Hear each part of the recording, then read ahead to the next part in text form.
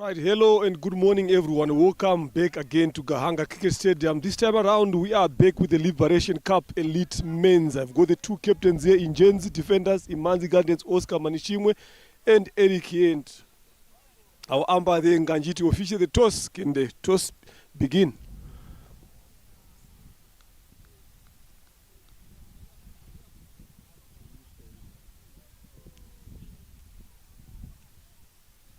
Tell is the call here. Tell it is. That means Imanzi Guardians, Oscar Manishimwe, you guys have won the toss. It's been a long time since you guys have been back again in this elite. Now we are back again in this Liberation Cup. What is your plan today and what should we expect? Of course, you should expect the more positives, and we want to bat fast. It looks like it's a good pitch, so we want to give ourselves a chance to go and express ourselves. We're aiming 170 plus. Yeah, that's a score we think we can defend. Yeah. 170 is what you're looking for. Now, you have played against these guys in this elite league. They've gotten the better of you. What is the plan this time around to make sure that you guys win against them? Yeah, it's just moving forward and focusing more on positives. It was not a good league last time, but this time round, it's all about making sure that we do the right things here on the pitch. Then you are ready to go. Okay, all the best in your innings. Thanks. Come, Eric. You've lost the toss. You've been sent into bowl. If you won the toss, what is going to be your plan? Yeah, as winning the toss was not mattering. What was mattering is what we do. They have won the toss. They have asked us to bowl first, so we are coming in and we are going to execute our plan on bowling plan. You've been playing very well last season. What should we expect this time around?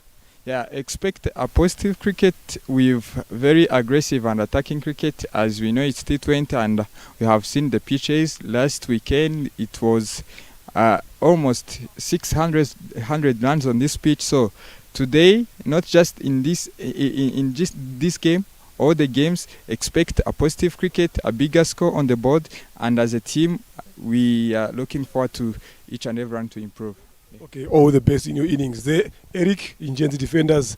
There you heard it, ladies and gentlemen. Imanzi Guardians winning the toss and they've elected to have a bet first. Good morning and welcome once again. This morning, we are here at Gahanga Cricket Stadium, the main ground, the main oval here where two teams are taking on each other. Imanzi Guardians taking on Ingenzi Defenders. Imanzi Guardians winning the toss and electing to have a bet first. It's looking to be an exciting encounter here, obviously brought to you by Dafabet, Firefox, RCA Sportsbox for the live action pictures right here at Gahanga Cricket Stadium. It's RCA Men's Elite Liberation Cup. They are the teams in Genzi Defenders. Eric Kubimana, the captain, Benhiro Christian, Didier and Kubimana, Elinion Shuti, Nakuzi Aremie, Theo Nest, Nitanga Wilson, Daishimie Theophile, Namoranye Chris Yusuf, Mohamed Nadia, Kunda Jean Michel, Tuizere Jean Bosco, Eric Uwiduhaye, Ingenzi Defenders, Imanzi Guardians, Oscar Manishimo, the captain, Abizera Jean Damasin, Iminyimana Zapi, Chishuzu Cedric, Kumisenge Daniel, Rukundo Confiance, Niyomugaba Eric, Mutiimana Clever, Mchodi Isenge Eme, Arnold Ishimwe, Manishimo Emmanuel, and Rukundo Jean Pire. That's the Imanzi Guardians lineup for today's game. And I'm not alone here today. I've got someone who's making a debut as well in this comms box. Would like to welcome him once again in this Men's Elite League Liberation Camp. Welcome, Eme Kuraija. Good morning.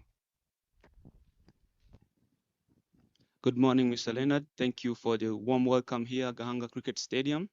And it's been a pleasure and happy to be here witnessing this game of cricket. Imanzi Guardians against Ingenzi Defenders. It's been a pleasure to be here. Thank you. Yeah, we're looking forward to have an exciting day today. We've got 3 days of good cricket coming your way at this ground. So we're looking forward to see some exciting cricket. This time around it's the T20 format. These teams played a couple of months ago in the 50th over. Ingenzi Defenders winning that. So can they do that this time around, a shortened version? And with the ball from at the pavilion end to bowl the first over is the captain himself, Eric Kubimana. Chooses Cedric, Manishimo Emmanuel are the two openers. Left hand and right hand combination. Up and over, first ball. That will race away to the boundary. Chizozo Cedric has opened his account of the first delivery here. It was a bit short and wide. Width there for the taking. It was punished. Very excited to see this young under 19 player opening up for Imanzi Guardians here in Kuraija. You have played again with them, you've seen them. What's your thought and what are your expectations on this game? My expectations is you cannot expect the game, you cannot expect the moment, but there are some expectations that you can make during the game. As I can see from here, the pitch is just for the batters. Anything that you are trying to play straight and not trying to go across, you have a lot of chance of scoring here. The other thing is we can also not play cricket without the umpires. It's the umpires of today's game. The main umpire is Gihozo, and the reg umpires is Desire. And this is my thoughts about this pitch of today. Yeah, it's a very good wicket to bet on. You can see from the first delivery there that went for 4. That one kept a bit lower. So it's something that the bettors should be watchful there, especially early up in this morning. The uneven bounce on the surface. It is a lovely surface to bet on, like what you mentioned. If you play more straighter, be more calculative as well, you will be able to cash in runs. So they spoke about 177 is what they are targeting on this surface. So let's see what approach they're going to use. So it's a very good surface. First over here being bowled 2 dots so far, following up that first ball boundary. Up and over. He's not looking back. Cedric. That's another good shot to the boundary there. I like to see this young man betting. I'm telling you, he's very much animated the way he does his shots, the way he goes about his betting. What I like about him again is plays fearless cricket. He's not afraid. Have a look at it again there. A touch fuller. He wasn't that much wide, but what he did there is just open up his front leg to access that offside where there is no one there, and 2 boundaries in this over. Lovely shot there, Amy. The intent here is really well, and he's attacking in the light position. He should be playing more of those shots because he's going too straight, a higher chance of scoring. And the 2 fielders outside, we are still in power play. You still have a chance to score boundaries. And the most important thing is how he's executing the shots, which is also seem to be making a difference in this game. And hopefully he will have a good inning today. Yeah, I just wish to see him betting a bit longer. Good comeback there from Eric Kubimana. It was there. He just didn't find the gap there. Chizuzo Cedric. Fall in the slot. Should be in a chance for just a single. If they can be able to sprint, they will get 2. Yes, they've done that comfortably. Good running. Yeah, what a good start of the first over. Getting 10 runs on the first over there from the youngster. So after 1 over, the score is 10 Imanzi Guardians. You can see there the dugout nicely chilled. Got some good batters in their dugout as well. What they're just looking for is just a good start. Hope to see things going there. And this is exactly the start they wanted. Especially from a youngster there, Chizuzo Cedric. Looking to be positive. Emmanuel Manishimo as well is that kind of a batter who is aggressive. Again, he likes to play his shots. He's not afraid of throwing his arms onto the ball. So you've got both ends here with guys that are aggressive. So my question is now maybe who is going to be someone who's looking to anchor around, or both of them are just going to go and play their natural game and go for the attacking options. And to bowl over number 2 is Jean Michel Iradkunda. So interesting here, especially these two batters.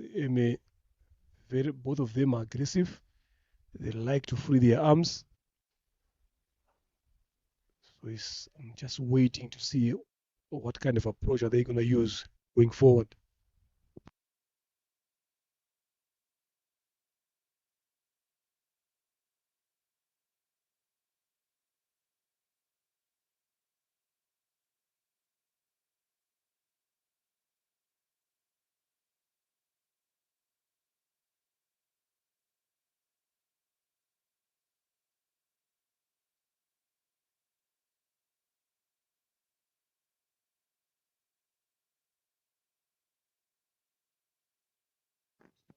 Uh, Good ball, a good start from Jean-Michel Iladukunda.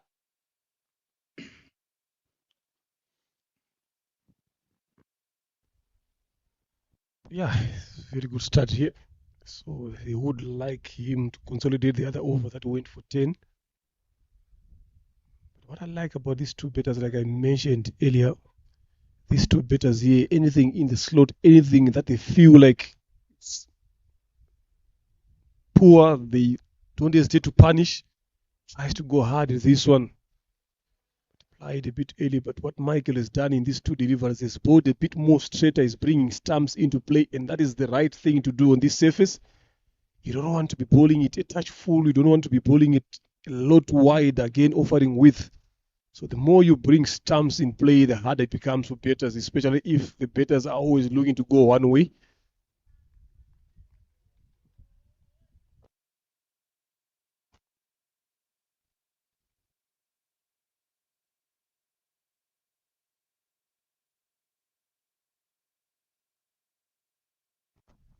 Exactly what I mentioned. Anything that they feel like is there for the taking, they will. He didn't quite time that one very well, Manishimwe. You'll be happy to get just 2 runs. It's a big boundary over that leg side, so it's never easy to clear. You can see that time just moved down the track. So it just shows that how he likes the ball coming to him. Michael is bowling a bit slower.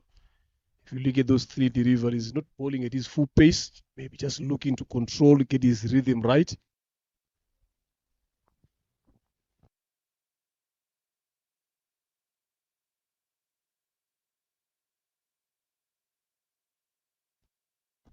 Again, another slower delivery there. Just deceiving Manishimwe Emmanuel. So this is what we're going to be seeing here, Eme from Iradikunda. I think he's just realized how the surface is here now. If you want to try to bowl a bit quicker on this surface, you get punished. So try to bowl those slow deliveries is the right way to go now.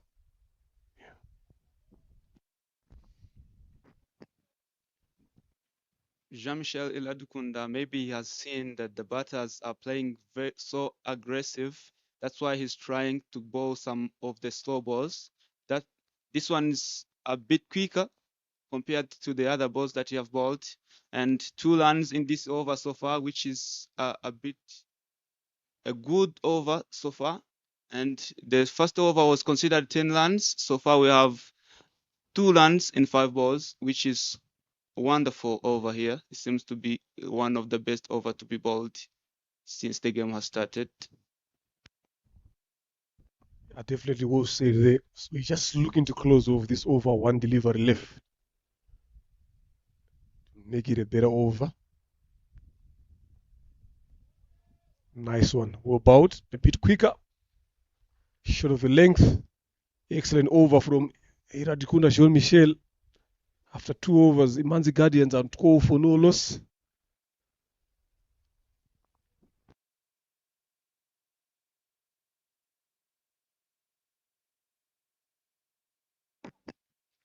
That was an excellent bowling from Michael Iradukunda.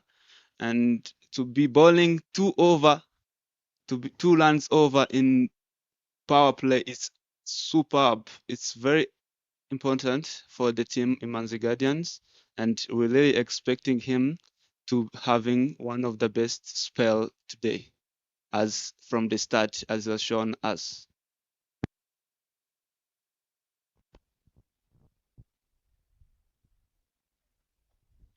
Nicely played again. Well guided. Some good soccer skills there from Beniro Christian. I was told that he was once a goalkeeper, but this time around he used his legs there, but did save his team a couple of runs. Another lovely shot from Chizuzo Cedric. Could be managed to ball his second. He was expensive the first one. You'll be looking to ball a decent over this time around. Deep square leg, a third man, two fielders on the boundary. Everyone is up in the circle.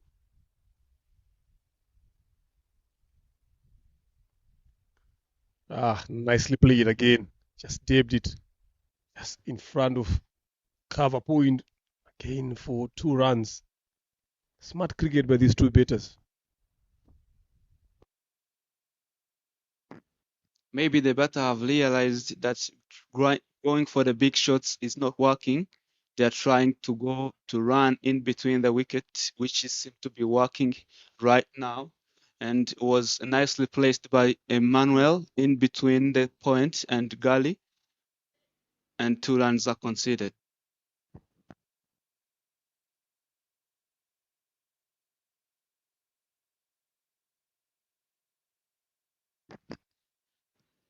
The first boundary of today's game from the 3rd over, and it was hit by Emmanuel, which he seems to be more aggressive, and as Mr. Leonard said, is always even with the bat ball, he's always ready to go, and that's what he has shown us today.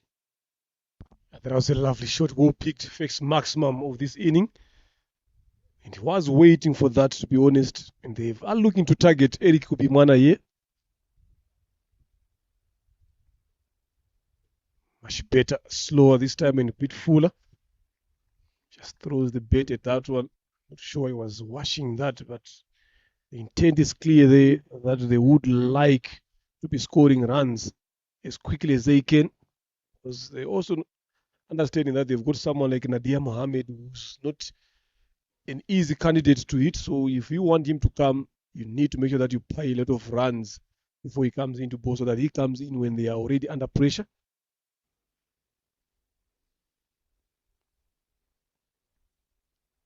Slow delivery there. There was a sound there. It looks like it came off the outside edge, but didn't carry to the keeper. So he has learned quicker here. Eric Kubimana, that if you want to bowl well on this surface, you need to be taking pace off.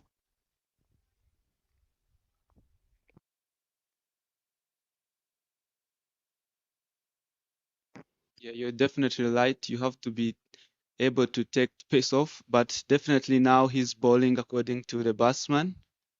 He have seen the more you go more shorter, the more he be more aggressive, and he can be able to hit you out for the boundary. But this time round, he's coming a bit fuller and slower, which he seems to be working. Now 2 dots after boundary. And the dots brings up the end of the over number 4, 21 runs for no loss.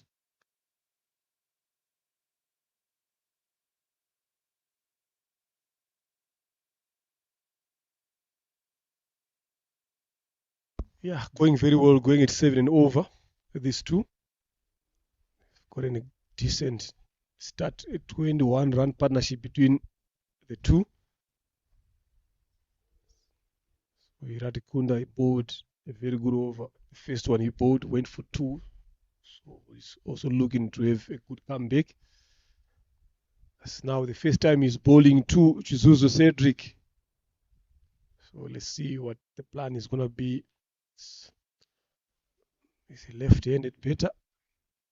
So obviously the line and the length, field set angles can change after every time they run a single. Oh, lovely, but not that lovely because it's a no ball there, signaled by the umpire Desire, overstepping the popping crease. It's not a good way to start you over there, but it was a good delivery. I'm telling you, just sending the message to the youngster. I'm coming up there, just looking for that badge. But it was also well watched and well left by him. So now, this is where it gets interesting. Free hit comes in.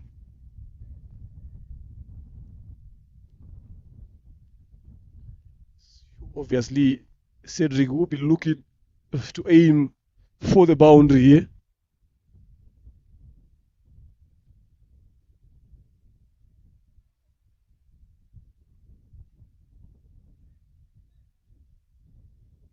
Just watched him a couple of months ago when he was playing in Uganda with the under 19s. They played some fantastic innings. Bottom edged into the keeper's gloves. Njenzi will be happy on that delivery because it was a free hit but failed to capitalize on that. Cedric.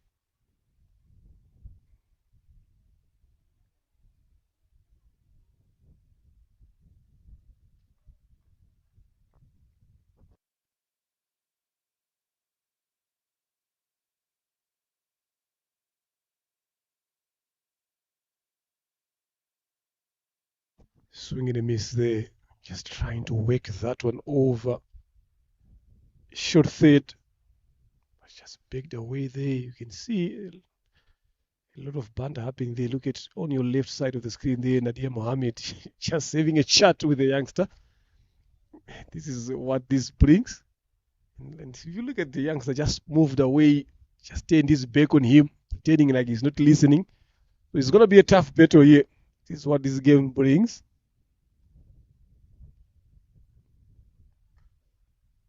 Pulled, couldn't find the gap.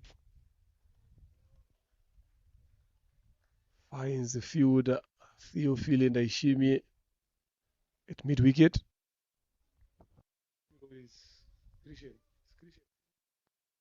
Mid-wicket.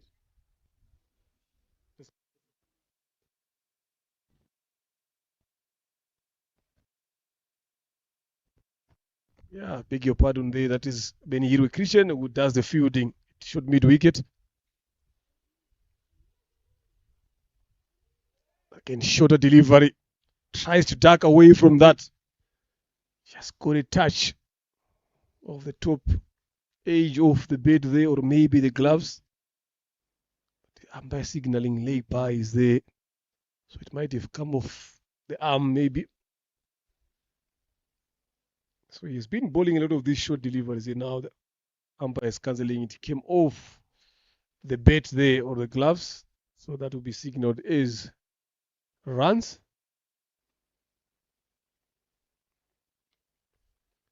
So he has been bowling a lot of short deliveries to this young Chizuzo, Cedric Iratikunda Jean Michel.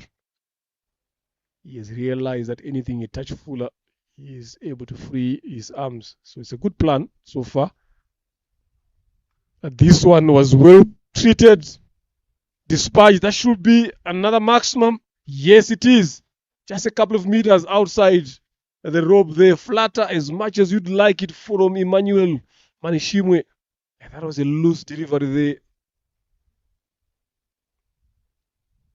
there. This was the other one that Iratikunda, that Eric Kubimana got hit the previous over.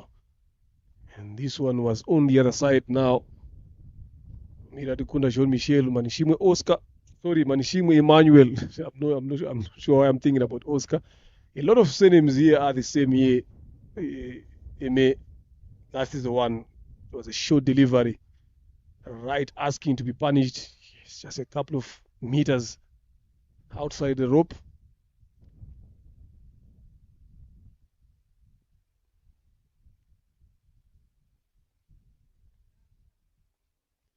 Again, another short delivery there. Just got away with that. But a very good over as well for Imanzi Guardians. After 4 overs, they are 29 for no loss. So what do you think EMA can be a good power play score, especially in this situation here? They are on 29, still 2 overs to come in this power play period. What do you think can be a good score on this surface?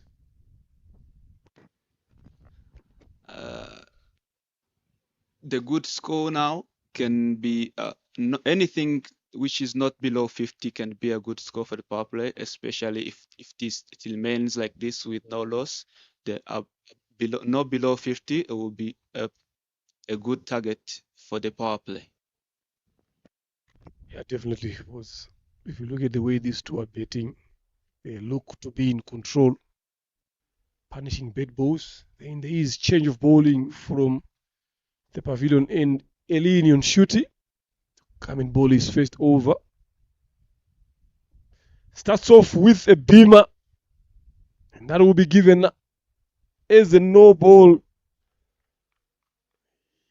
The ball might just have slipped off his fingers there. Still a new ball. So you gotta grip tighter now. The previous over, they missed a free hit. Now they've been gifted with another one.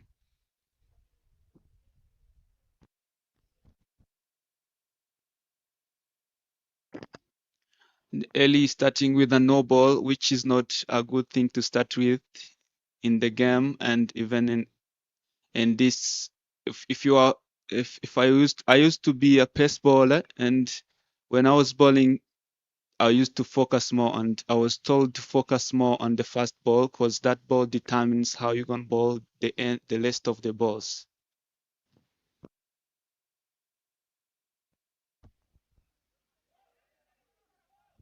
Oh, there was a chance of a run out there, but the skipper himself was not tidy in the fielding.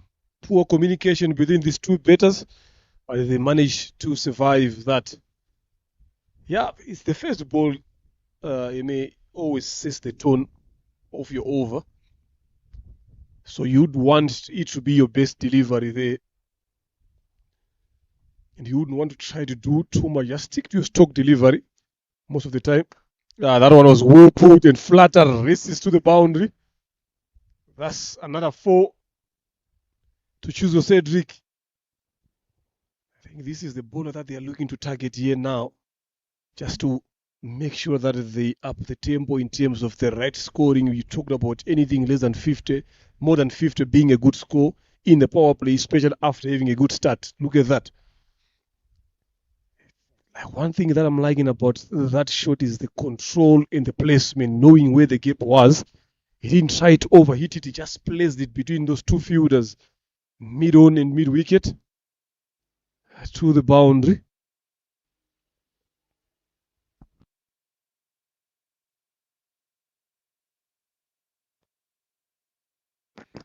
Straight like an arrow.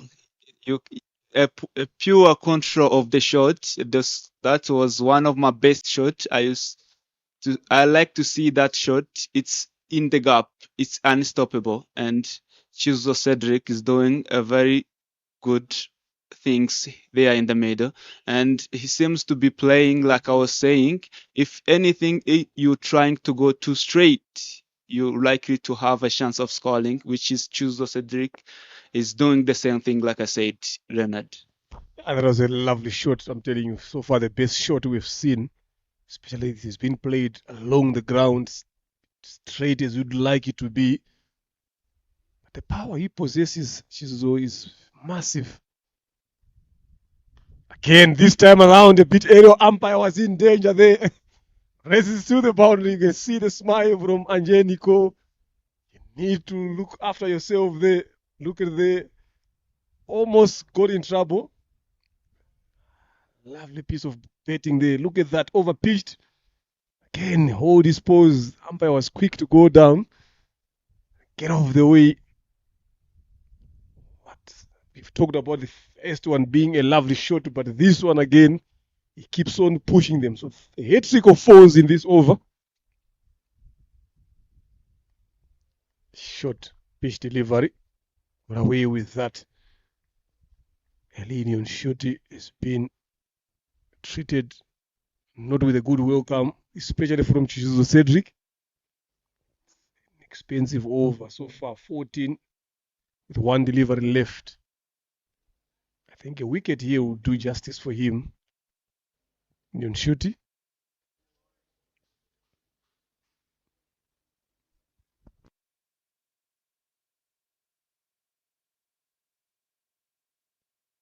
Soft ends, single taken. Good over. for Imanzi Guardians. 15 of this Elinion shoot is over. So after 5, it's 45 for no loss, heading to what you said about a very good power play here.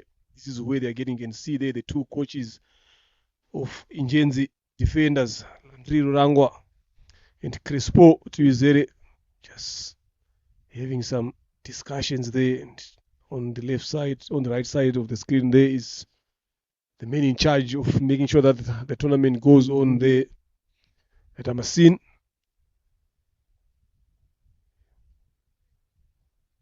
So it's going to be interesting now to see who's going to come to ball. Obviously, they will throw the ball to Nadia Mohammed. Yes, he is the one who's coming into ball. We can just close off this last over of the sections there. But to talk about that over there, I'm telling you, the previous over, those 3-4s from this youngster, I'm telling you, those were lovely shots. Yeah, you definitely right. That was an excellent shot from Cedric Chuzuzo, who was playing 2 straight, and it was an excellent execution of the shots and the balance and everything.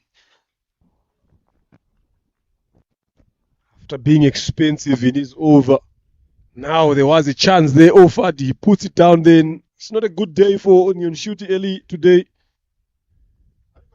Should have been an easy chance taken. But couldn't able to hold on to that. I don't think Mohamed Nadia will be happy with that. They needed this breakthrough. It was really a good chance for the team Ingenzi defenders, and they feel that they are being too generous, and he dropped a simple catch, which I don't think made Mr. Nadil it made him quite not happy.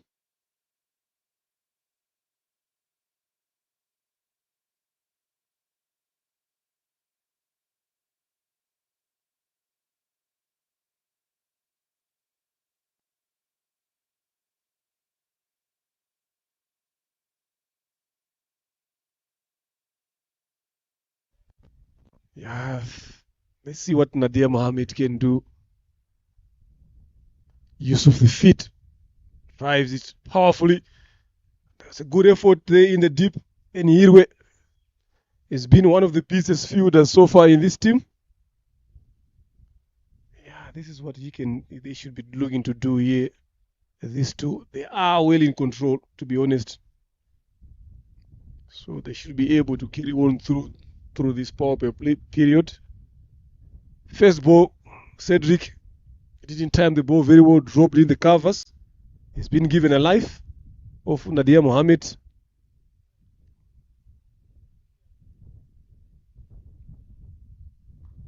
Pulled away powerfully again. Good effort there in the deep. Michael.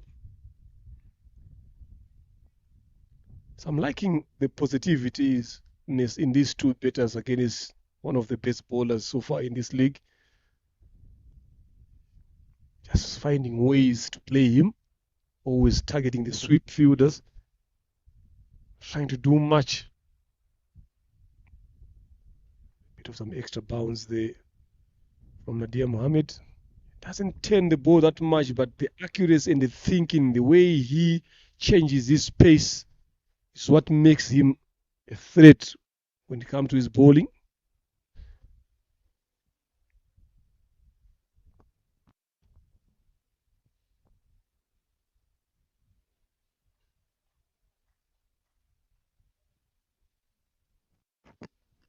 Comes up the end of number 6th over. The score is 48 for Noros. Yeah, a very good over there. Nadia Mohammed giving away only 3 with a chance that has been put down. So that shows the quality that he possesses. The first time he comes in, creates a chance. So power play done now. So they will be looking to spread the field. These two set batters, Manishimu Emmanuel, 18 of 18, and Shizuto Cedric, 27 of 20. Excellent. 48 run partnership between the two of them.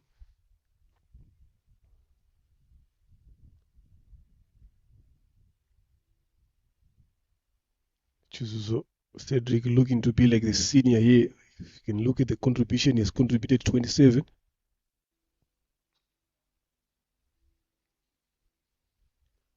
Bowling change again, Akuzaremi as the honest.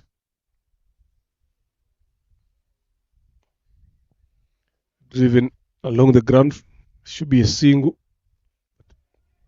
Fumble there, but Manishimwe was not even expecting to come back for the second. This is where we talk about awareness again, especially in this shorter format of the game.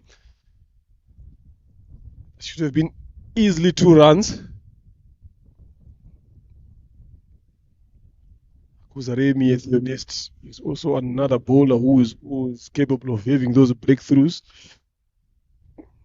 So they will be expecting him to do that job for them. They desperately need that wicket.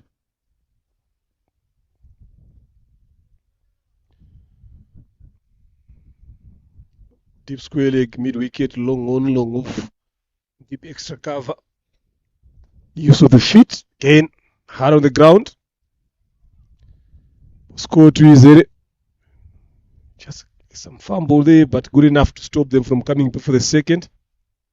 50 comes up for Imanzi Guardians.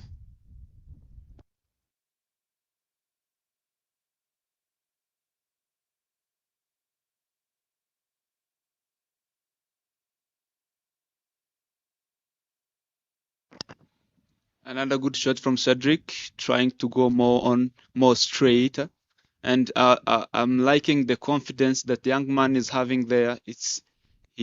He's appealing like a senior player while he's still a young man and trying to try and make good shot there from the deep, and it goes for a 6 from Emmanuel Manishimwe. It was played at ease there. A good sweep shot. Look at that. On one knee, just make sure that he has got enough elevation to clear the minute deep square leg. And this is what happens now when you take singles off the first deliver. They've taken 3 singles easily. Now you complement it with a boundary. They obviously you find yourself having probably 9 runs so far with 2 balls to spare. So this is some excellent betting from these 2 batters. Always rotating, and in between there they squeeze in a boundary. Makes the over very expensive. So this is smart cricket. Good plan today from Imanzi Guardians. The defenders need to come with a plan here. Need to come with a plan. These 2 batters are looking to be dangerous. They've laid the foundation for their team. What is expected from the 2 openers. And they've done it very well. And that ball will be... It's going to take some ball boys to look for it. Just went through the fence there. Third umpire just comes in with a replacement ball. So maybe this has given them a chance to regroup. Ingen's defenders have to come up with ideas here, come up with plans now. They wouldn't want to see this partnership going beyond 10 overs. With this rate of 8.55, it would take them around 170 plus.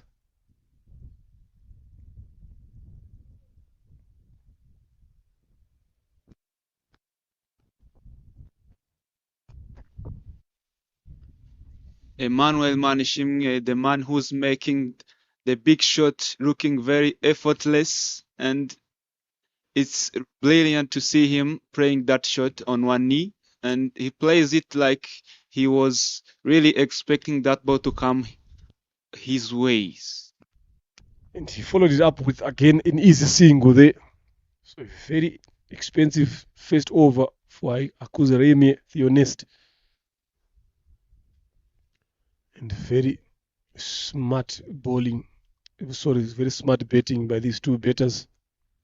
Not giving these bowlers time to settle.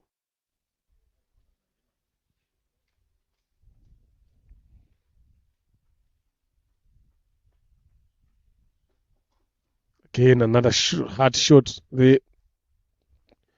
Deep mid wicket. Another single. A very good over. 11 of this over. For Akuzaremi, the honest. Manzi Guardians are well in control. It's 59 for no loss after 7. Exactly the good start they needed. Yeah, I'm telling you, they need to come up with a plan here in Genzi defenders. But what I know is patience is going to be key, because 1 wicket brings many. The moment they get a breakthrough here, it will take 2 or 3 batters to settle down. So they need also to be patient here in Genzi defenders.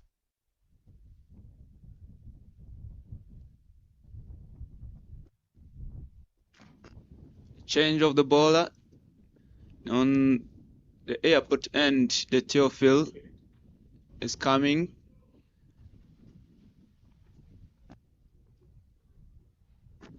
Cedric is having 30 of 23 balls, one of the best innings so far. And Imanishim Emmanuel is having 26 of 21 balls, which is a good start for the team Imanzi Guardians. And stroke hard but straight to the bowler and no run conceded.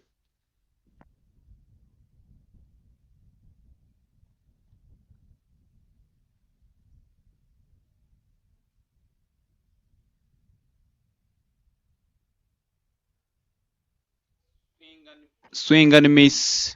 Cedric trying to go across and missed.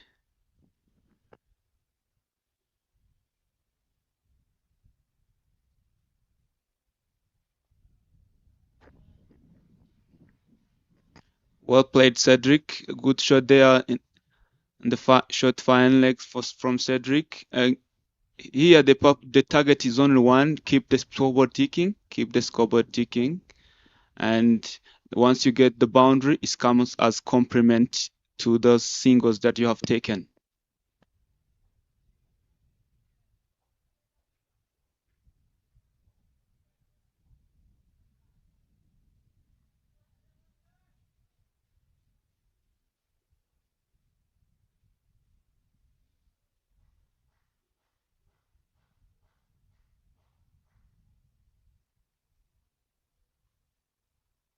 Going hard, but straight to the fielder. 2 runs are considered. You can see the intent from Emmanuel is to try and maximize, and he's not giving the bowlers a time to settle.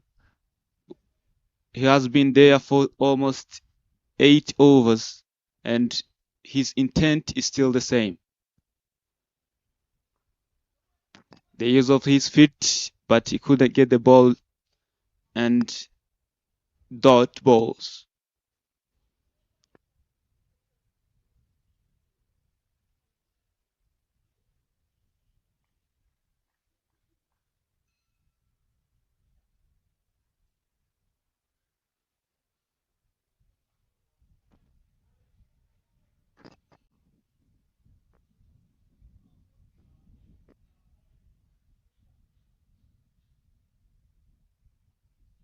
A good over brings up the end of the over number 8, and Theophil has bowled one of the best over and was well needed. This over was well needed. 2 runs considered in this over, and it brings up the end and the 63 runs in 8 overs.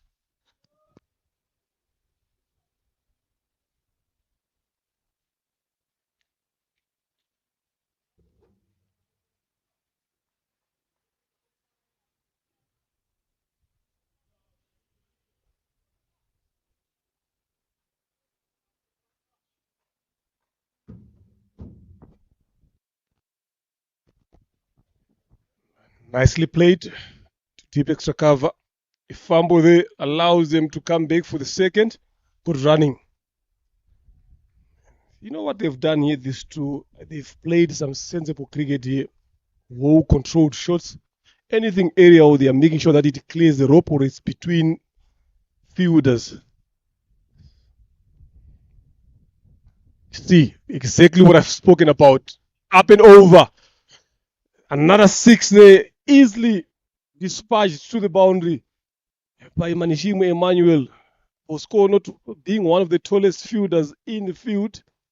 He had no chance whatsoever there. Look at that again. Use of the feet. up and over. This is what I've been talking about. The execution has been excellent. Anything aerial, it's clearing the rope. Hard on the ground, they are finding the gap. The good fielding there by Theophile in the covers. So they are playing some good cricket, these two batters. 71 partnership between them. What more can you ask for? Slow through the air there from Hakuzi Remi at your nest. So Manishimwe coming down the track, just took the pace off.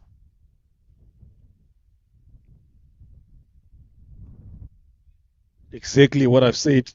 Finding gaps has been the order of the day for these two batters. So another very good over for them. 9 runs so far with the ball to come. Patient here, like I said, is going to be key. Yes, you haven't taken a wicket here, but you need to be patient. Wait for that one mistake. Then make sure that you capitalize on that. It's always nice to bowl to new batters in this consolidation phase.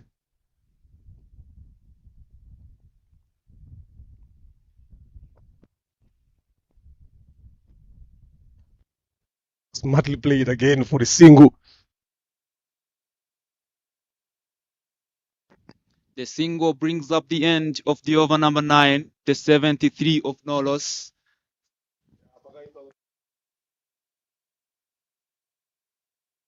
If you have been watching the game since the over number 1, the one thing that you could be happy for to be watching in this innings, this batting partnership here, the intent hasn't changed so far, and they are trying to play one of the best cricket you can really expect from a cricket batsman. And Daishim Yetiofil comes back again from the airport end, and his first over was one of the best over bowled so far after power.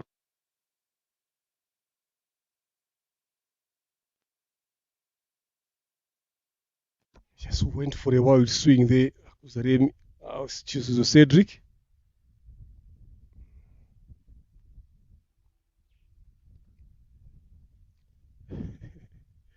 I don't think he wanted to play that single there. He was looking to hit that one, but because of the slowness it was bowled, he just able to adjust on the last minute just to punch it down in front of him. There's a bigger gap in front of him and the fielder there in the covers. Allows him to rotate. Something that they've done well so far is rotation of strike.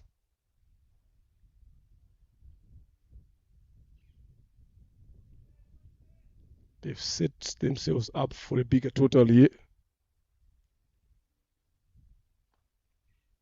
Nicely bowled. Good shot, but straight to the bowler.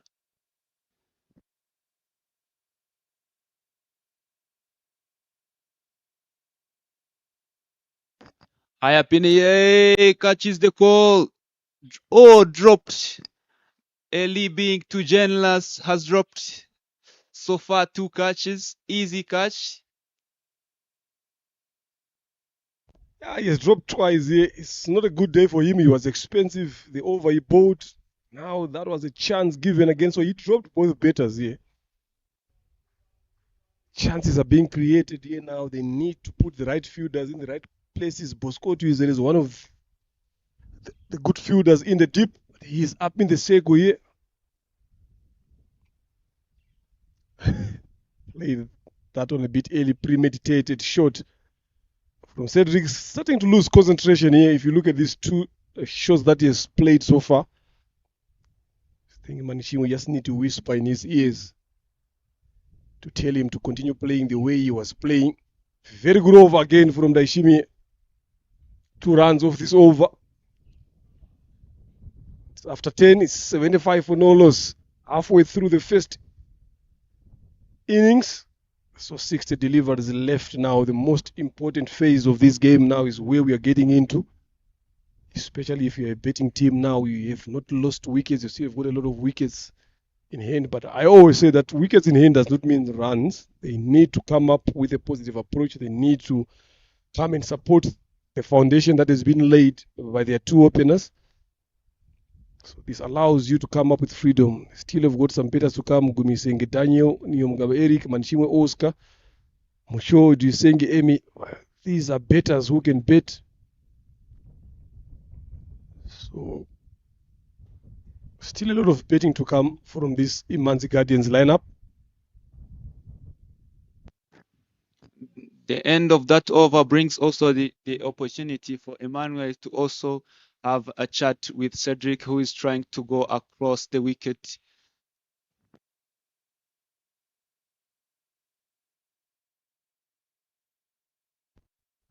Yeah, another good shot there.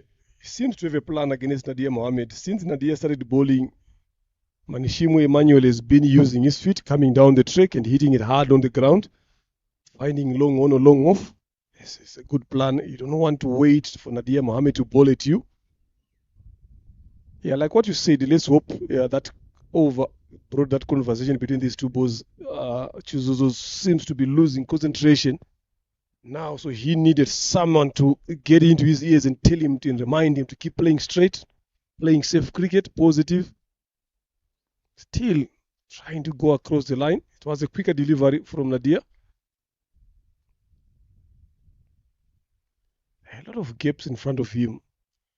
So he has been going very well here, striking above 100. So he just needs to keep knocking the ball around. Manishimwe has been finding boundaries here. Again, a premeditated sweep shot. Misses it completely. Bisig now, there's a leg by. I think the easiest thing that he should be doing now, Cedric, since he has been having some trouble here, is just to rotate strike. Bet a bit longer again, come back this game.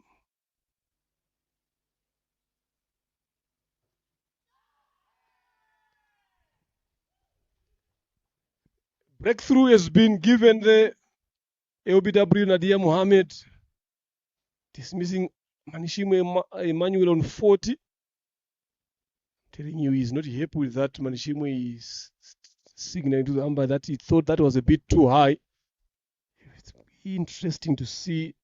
Have a look at it again. Yeah, I think he just got unlucky there. Unfortunately, probably it would have just been passing over the stumps. But that is the breakthrough that they needed. The dangerous Manishimwe Emmanuel going for 40. 4 sixes. Not a single fall in this inning. Interesting. It came at the right time, this breakthrough, Eme. It brings up the end of one of the best inning for Emmanuel, and the batter coming in is Mucho Dusenje Eme.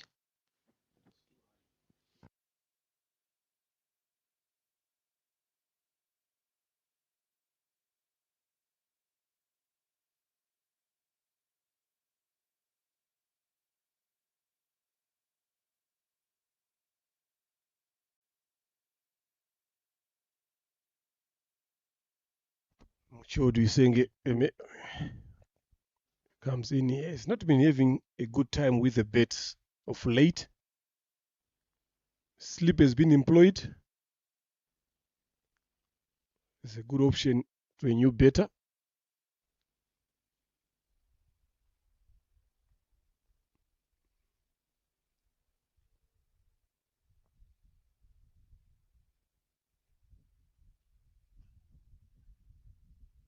Off the mark straight away.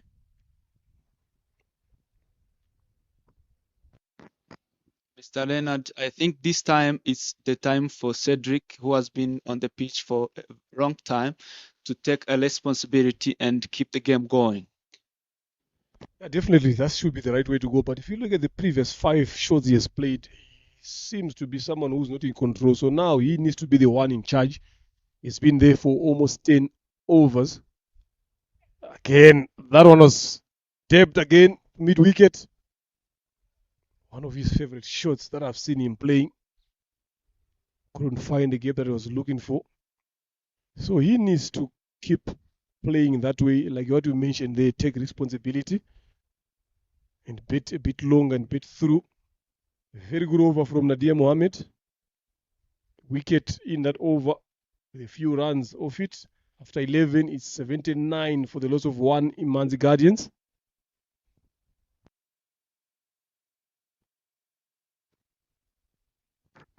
This time around, the man Ingenzi defenders is now dominating the game.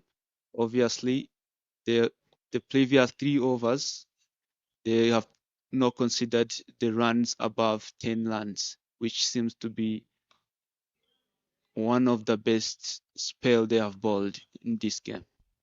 Yeah, especially if you look at Theophil and Ishimi, the way he has bowled 2 overs, he's given away only 6 runs. So that is where the game changed. It was hit hard again on the ground for a single. So that is where the change came in. That is where things started slowing down.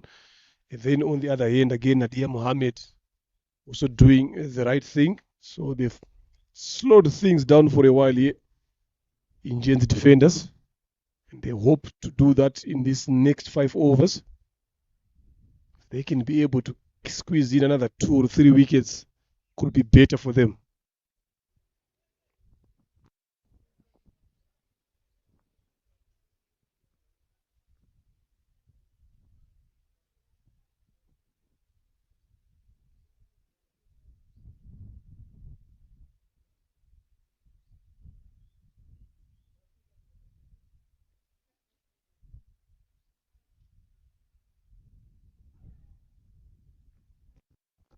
Lovely delivery there.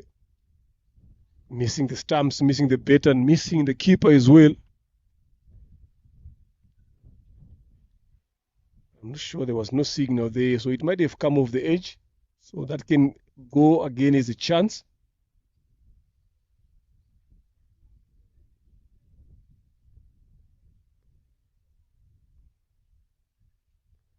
I'm smelling another wicket coming through here. Once if you look at the way, especially the set better there, Cedric, the way he's been playing of late.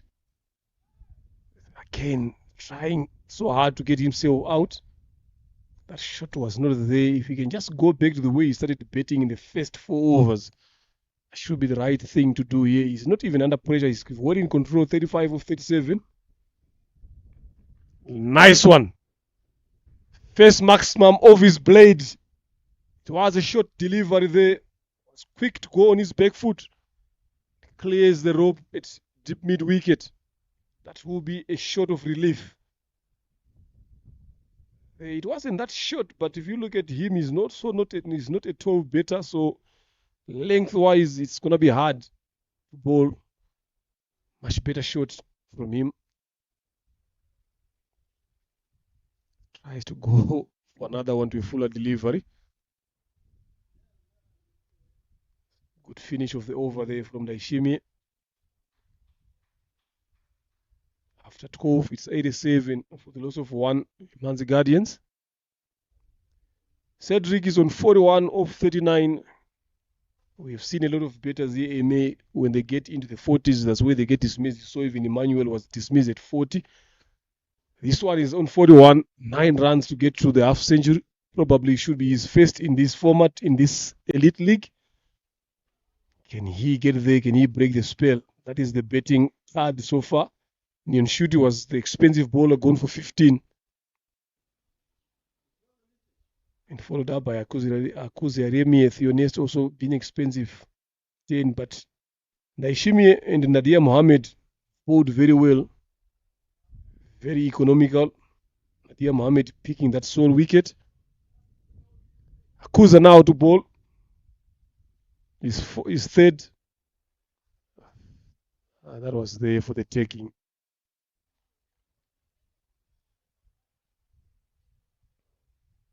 But what I'm liking here now, Nkuraja, is this Ingenzi defenders, the way they've slowed the game, especially these 3 spinners. This is exactly what they wanted. That is the only way that you can put the batters under pressure, bowl a lot of dot balls, quick overs. Driven along the ground for a single.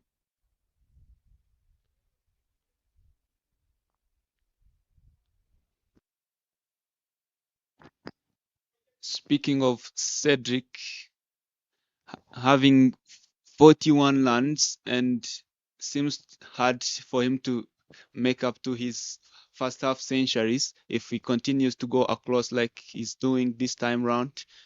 And I'm thinking like Mucho Dusenje could approach him and advise him as the man who has been on the pitch the long before him and advise him. But unfortunately now he's bought out, like I was saying. Yeah, there was no celebration there whatsoever from the fielders. I'm not sure if they were aware of that. They chopped onto his own stumps. He's been trying to play this shot a couple of times, but this time was unsuccessful. So gone again in the 40s. A well betted 41 from him.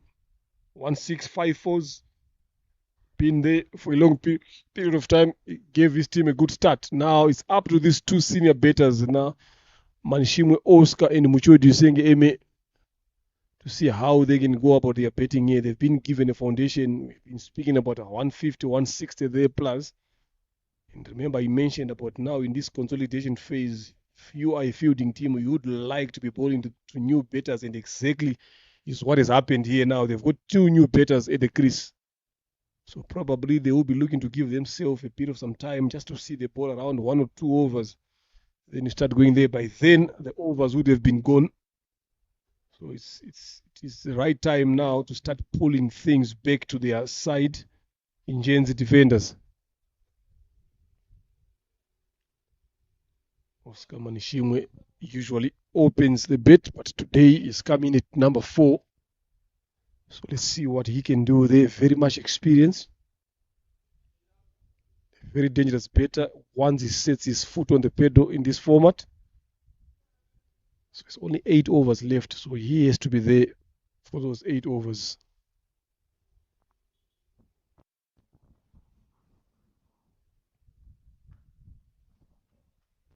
Off the mark straight away with the first delivery.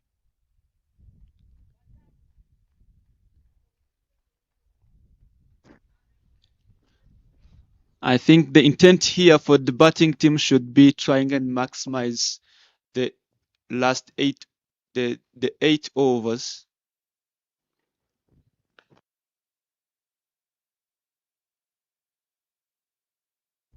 Excellent work there from Hakuziaremye, and also excellent work for Ingenzi defenders, and they are proving that being champion was not by accident. And there's a saying that says you can only be champion when you're only champion minded. Yeah, we'll say they've pulled this back. It's in these last 4 overs since over number 10. From over number 9 there, that's when they started pulling things back. So they've done well in this period. So they are looking forward to continue. Naishimi Ethiopile continues to bowl. He's bowled very well, giving away only 14 runs in his 3 overs. Yet to get a wicket. The other chance he created was put down. But despite that, he has been very economical in his bowling. Swept away. Can only be a single. So boundaries have dried up since that last 6 we saw from Chizoza Cedric.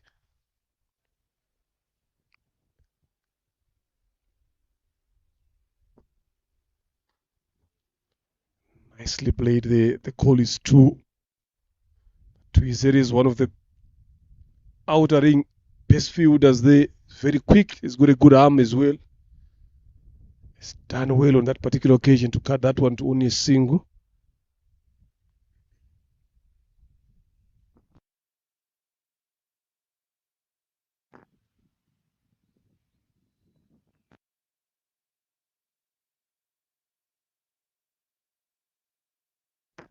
The Oscar is trying to go across. The best advice that I can give is trying to go more straighter and harder. Yeah, that was a full pitch delivery. They should just punch it down to long off, in my own opinion. That one goes hard, up and over. Boundary comes in. Again, another relief for Oscar Manishimwe and Imanzi Guardians. Yeah, it was way too short from Daishimi. And it goes the punishment it deserved. Rolls away to the boundary for 4. So they will be looking to do that a lot, especially in this period that we are going into. So only 5 runs away to get into the 3-digit figure mark. Ah, lovely. Flat 6 again. Manishimwe Oscar not holding back. This was a well-controlled shot. We've seen some good shots earlier on, but to be honest, Nkuraija, this is one of the best so far, according to me. Look at that. Use of the feet again. They've been using this plan against spinners. It has worked for them. So it's something that they've set down and planned. And with that shot, 100 comes up. The 100 up for the team. Imanzi Guardians comes up the 100, and a good shot from Oscar. 2 straight. Like I was saying, anything you want to try, go hard, but straighter. Yeah, those are the shots to play on this surface. And what I'm liking is they are not losing shape.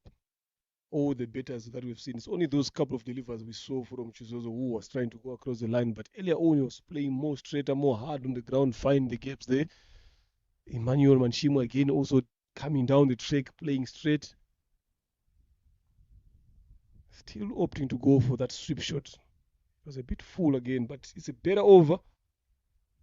12 of this, and Daishimi is over. It's only one over that has been expensive. He's been bowling very well, so he couldn't finish up well. Finishing up on 26, but not bad. Again, after 14, it's 101 for the loss of 2. Into the last 36 deliveries now.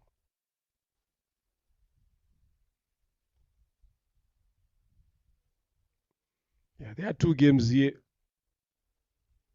on this ground. The afternoon one is going to be Mena Centurions taking on Ingen's Defenders. In the afternoon, in Manzi Guardians will be taking on Ingabo Titans as well.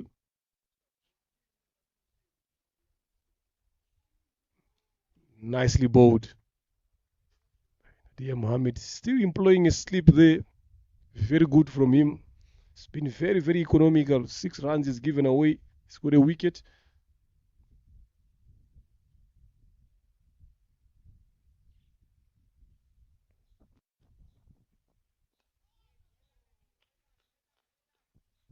You see now, this is where things get interesting now, because you would want all the better to be scoring from the other end. I'm sure you're saying he's faced 9 deliveries on 4.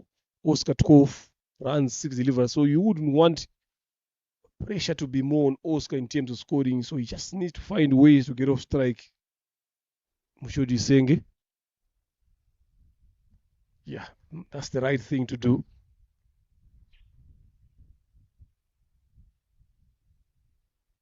The more you face these dot balls, the more you keep applying pressure to your partner on the other end. So you need to share the responsibility here.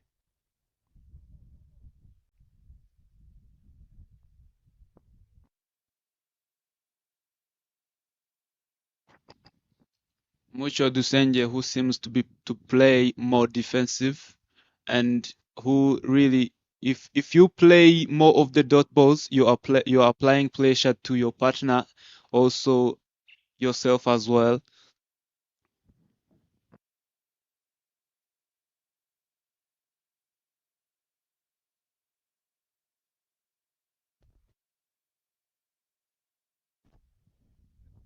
Leg by Signot trying to go for the sweep. He's not been successful with his sweep shot a couple of occasions. Manishimwe Oscar. We saw him using the feet coming down the track. He was successful. I think that should be the plan here. We saw even Manishimwe Emmanuel doing that to Nadia Mohammed, and it worked. Much better this time around from Mucho.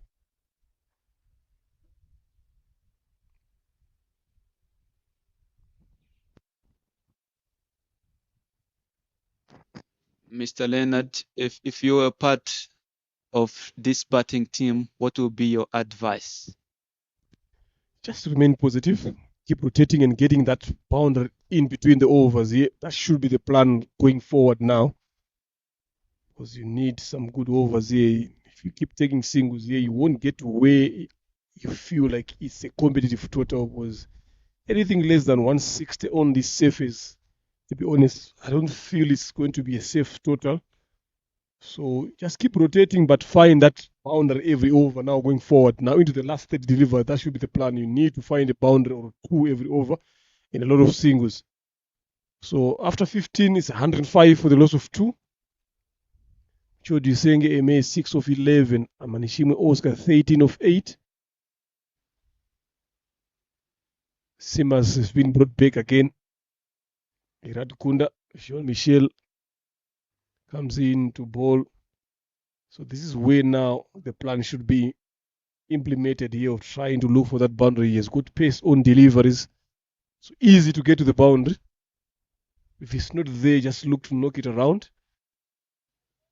There's a lot of guys on the boundary, a lot of sweepers there, plenty of gaps in front, plenty of gaps over mid wicket.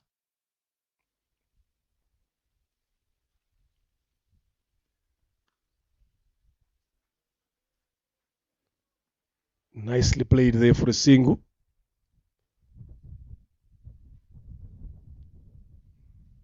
Still looks to be a good surface to bet on. That's why I'm saying anything that is less than 160, I don't feel like it will be a good total.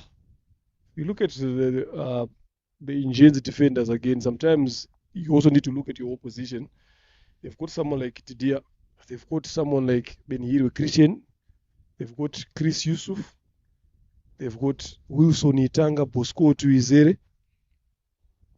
Kubimana Eric can hit a few as well.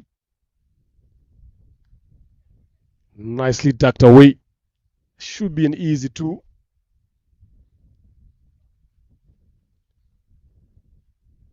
Yeah, 2 runs comfortably in the end. So that's something that you also need to look at.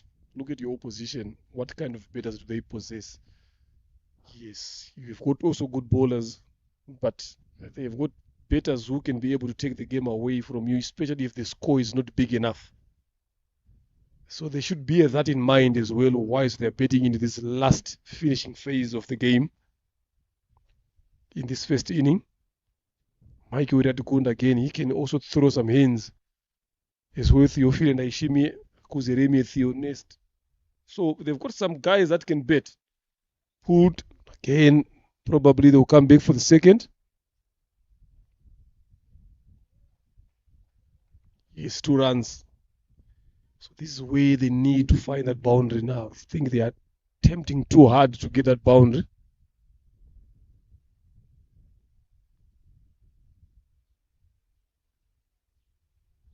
Field change there. Nonshuti Ali has not been having a good time in the field. The ball is always finding ways to find where he is.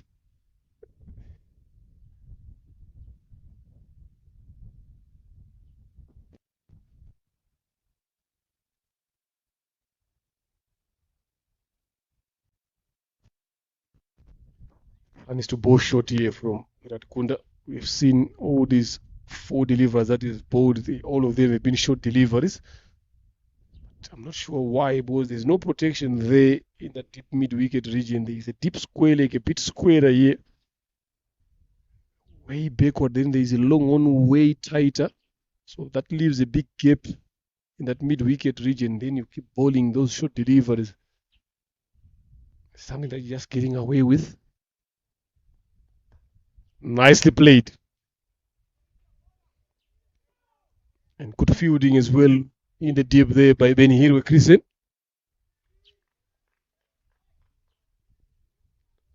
A decent over so far, especially in this period. 6 runs off it. 1 delivery to come. If he can finish it up with a dot, that could be good enough for him and his team. For Manishimwe, Oscar, you will be eyeing that boundary rope any way he can get access to.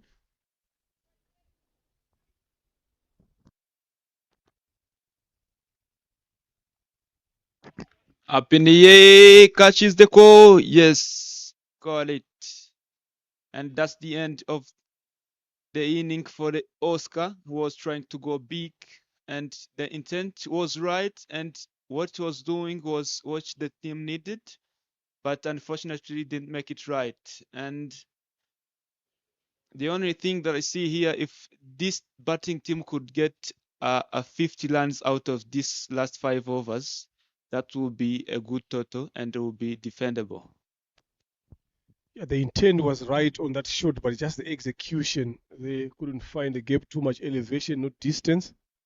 Yeah, you said it very well here. They need to get some runs here in this phase. Last 24 deliveries here, so it's 111 for the loss of 3. Manishima going for 14. In comes Kongisenge Daniel. So this is the finishing phase now, where you look to start using your power hitting abilities.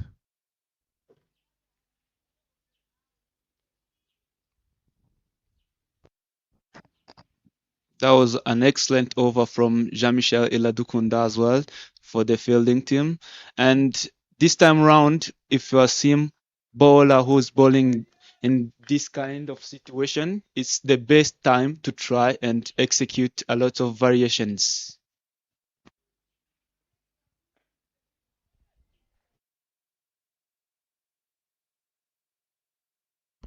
Yeah, that one nicely played as well.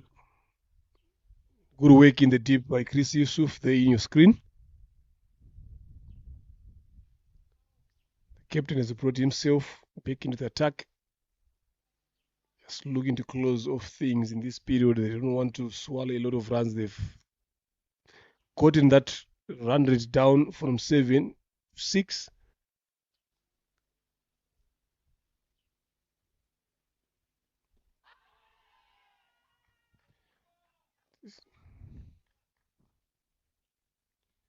Just trying to go across the line there to a fuller delivery there. Muchodu Isenge. Smart bowling there from Eric. Yep. Straight through the stumps there. Umpire Nicole Giozo did not hesitate to nod the head quickly and raise the finger up. And that is a wicket fallen there. Muchodu Isenge gone for 13. So remember, like what I said that time when I was counting wickets, I'm like, wickets in hand does not mean runs as well. They gotta do something. So look at how now they're all of a sudden they're starting to collapse.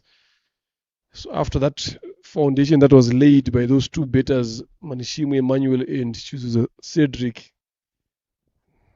never seemed to be a partnership coming through from the other batters to come. Got a lot of experienced batters here, but now they're just failing to do the simplest thing to do. Just get a partnership going on. Just keep knocking the ball around. If a loose ball comes, you get it to the boundary. And you spoke about playing straighter. We saw all these LBWs, all the batters trying to play across the line. So this is something that they need to be watchful again. So 140 now seems to be a bit more harder to get. Because you've got 2 batters at the crease. None of them is here to get off the mark.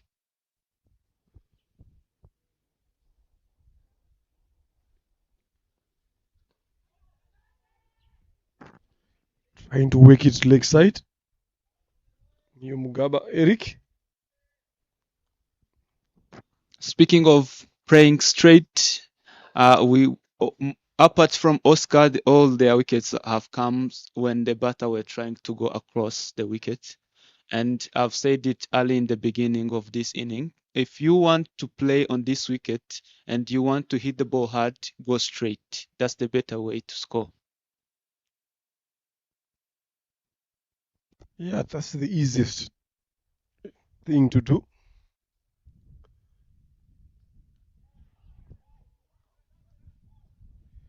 full and straight Yorker, and he's trying to go leg side again.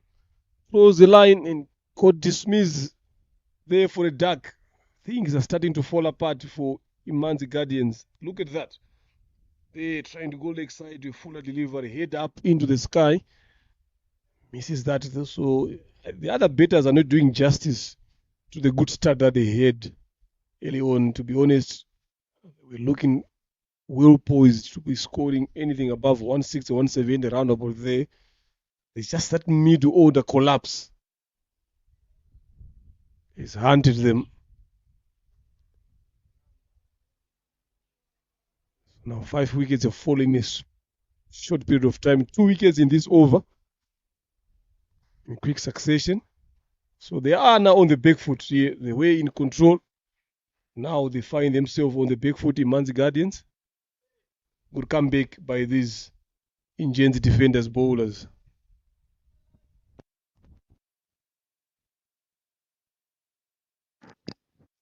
In the first 10 overs, the Imanzi Guardians seem to be in control of the game, but this time round they're struggling with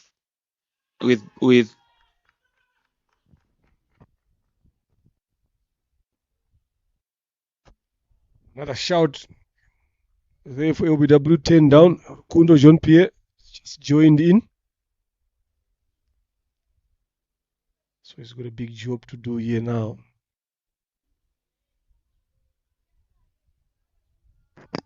Go over here from Kubimana the early. Ame, sorry. I'm seeing Elin in shoot just close by here. Up, score under it. Again, wicket and wicket taken. Kundo John Pierre trying to launch that one over the top. Excellent over from Kubimana Eric. 3 wickets in this over. A very good comeback. Only 2 runs is given away in this over. Very good comeback from Ingenzi. All these batters have gone without scoring anything on the board. Yes, it was there for the taking, but it's just too much elevation. Again, poor execution. Finding one of the safest pair of hands in the field to Izere, Sean Bosco. So now they are all of a sudden on the back foot here in Goraija. At one point, they set themselves up for a bigger total.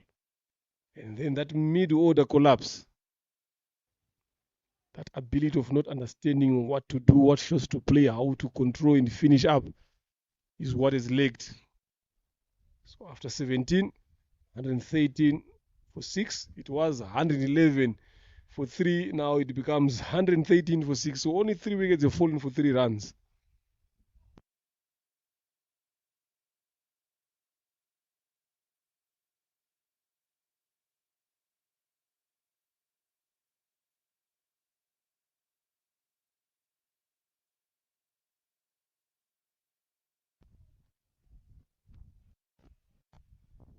Off the mark there of his first delivery as first. He has been seeing wickets on the other end. Daniel Bimenyimana Zapi is the new batter who just joined in.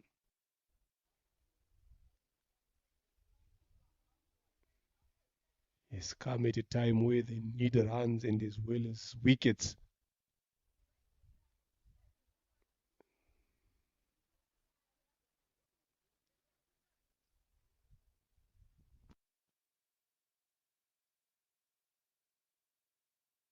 Nicely done there by Zapi. Just wake that one through that gap between gully and point. A boundary comes in. Look at that. Very well played there. Knew exactly what he wanted to do. And he does it to perfection. He is a bowler himself. He knows that he needs something to bowl to and defend. So he needs to pile up those runs. Give them a decent total.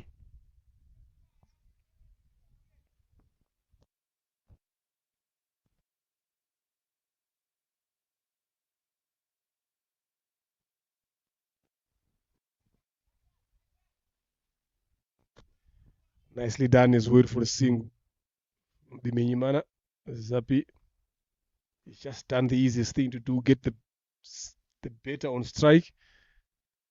So it's up to Gumisenge Daniel now to get those big blows in this deep end of the inning.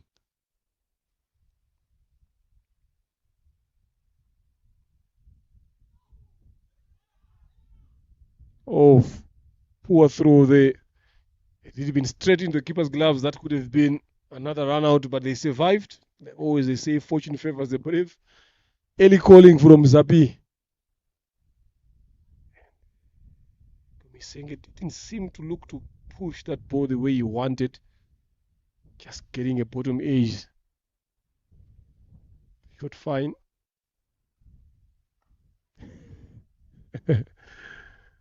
These are bowlers' shots. They always need to find ways to get runs. He does that well. Landed safely.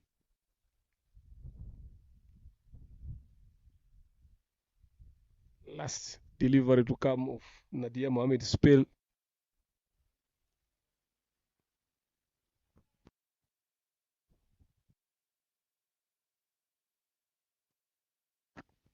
The dot ball brings up the end of Nadia Mohammed spell. 17 or 4 overs just for 1 wicket.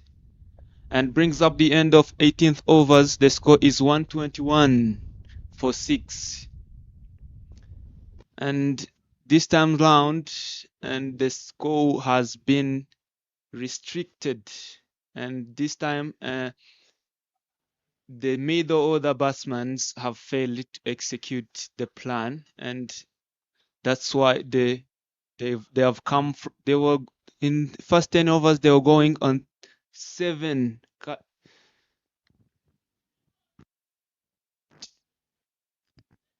Current run rate was 7, and this time round it's 6. The great work from the fielding team, and you.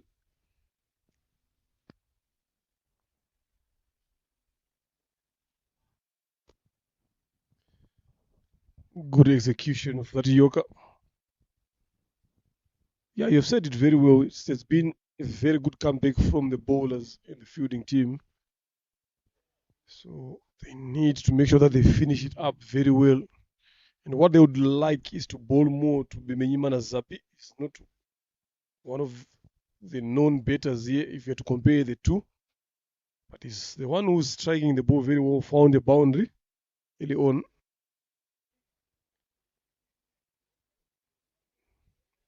Mix up. Drama happens and manages to come back there. He had two minds. Wanted to throw, wanted to run with the ball there, Eric Kubimana. But in the end, could not be able to effect that run out. I'm telling you, there was a bit of some miscommunication. If you can have a look at that again as well, just to see what actually transpired. Look at that. He had enough time to get it to throw underarm to the fielder who was there, but chose to do that by himself. Look how disappointed Theophile is. Just needed to throw that ball underarm to him, and that's the job. But he chose otherwise. But in the end, he couldn't effect that run out. Zabibi Menyimana survived by run given.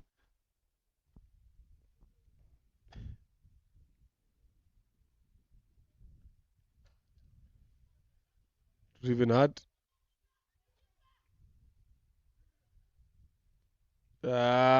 This time they couldn't survive. Wanting to come back for the second with the keeper closer there and the ball is in hand. I'm telling you, that was very suicidal from both batters here. Gumisenge goes there, good fielding there in the deep. Nadia Mohammed just throwing it there. Just desperately looking for runs. But someone like Daniel Gumisenge, who is a renowned batter, should not be able to be looking to get runs in that particular way. Should be able to find the gaps, play proper shots. He's been out of form for quite some time now. Both formats, even in the 50 overs, even in club cricket again, he's not putting in some runs.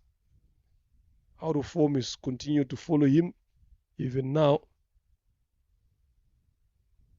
Should have done better there, to be honest, on my own opinion. Umisenge should have been there until the last 6 deliveries.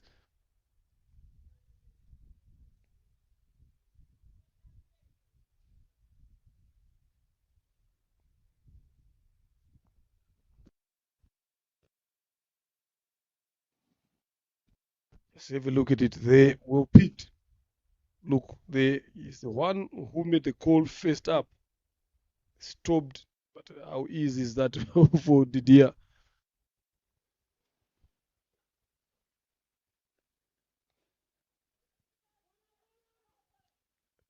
Sapi Bimenyimana is just taking off every delivery. I'm telling you, he just wants to put runs on the board, but you need to find gaps to be able to complete those quick singles. Speaking of Daniel, he could have survived that run out if he didn't stop halfway, because he hesitated a bit, and then that's the end of his inning. Shot to straight. Yeah, lovely fielding there in the deep by Bosco. But it was a good shot from Avizera Jean Damascene. Sensible shot there. Great effort by the fielder there, Bosco to Izere, who also took a good catch in that region.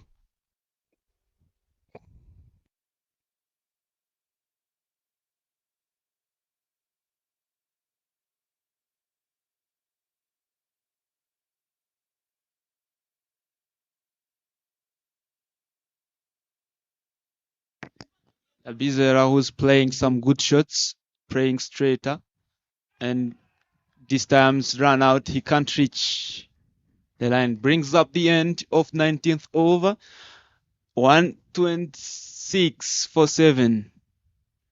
And good over again from Kubimana Eric, the second best from the previous one. All 3 wickets in just 2 runs.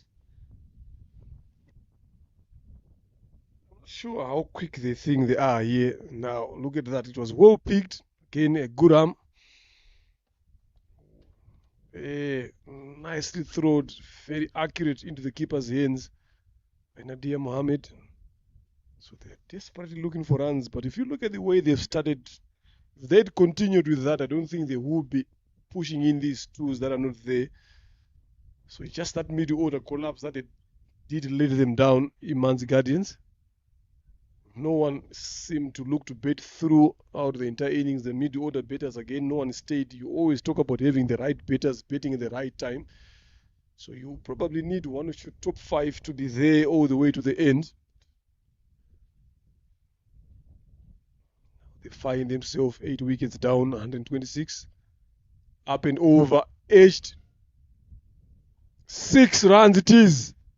A lot of power there from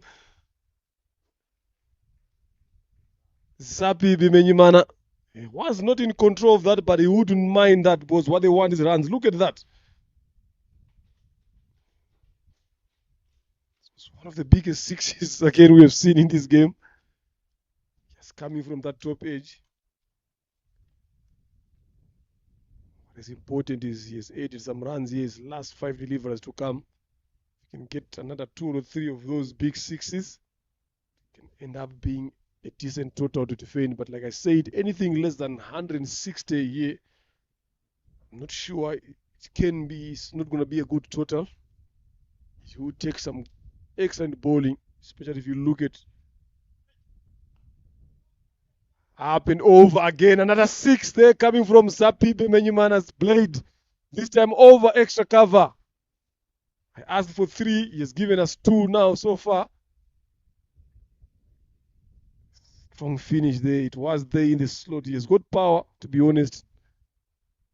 So he's just trying to put there. He is a bowler himself. He understands that they need runs on the board. So he's doing that for himself and for his team. So 2 sixes in 2 balls. I still feel like they needed a couple of more runs here, because anything less than that total that I've spoken about here, 160, I don't think it will be a good score to defend here. Especially if you look at the batters in this Ingen's defenders lineup. Up and over again. I asked for 3. He gave me 3 as well. That's 6, number 3 there, Nkuraija. I asked if he can give me 3 sixes here to put a decent total on the board. That is poor execution bowling from Iratukunda Jean-Michel. Score being tested twice again in terms of his height on the boundary. Oh, the ball's flying over his head now.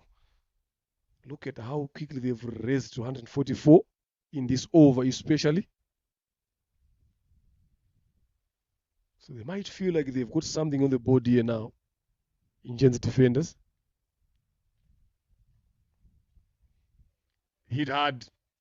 Will come back for the second, if not 4. Wow, 4 runs it is. Again, poor fielding there in the deep by Nyamuranye Chris. So this over is looking to be the turning over here. It's 22 runs in 4 balls. Graija. Excellent batting there from Zapi Menyimana, trying to execute one of the best shots of cricket we can see, and the brilliant finish here, the finish everyone could really expect and would wish to see, as tail ender Zapi is executing one of the best cricket shots, and this was team needed. Now it's 22 runs out of 4 balls. 2 balls remaining. Let's see how it goes. Abini, a proper shot of cricket over cover, and ends up for 6. And the 4th 6 of the over from Zapi Menyimana. As Mr. Renard has asked the 3 and now has given 4 with also another boundary. The last ball. Yeah, poor execution again from Iratukunda. 160 here, they're edging closer. Now they feel like they've got something there to bowl it. So this is actually good what they've done. The good recovery, especially in this last over. It has been an over of boundaries. 4 6s and 1 4.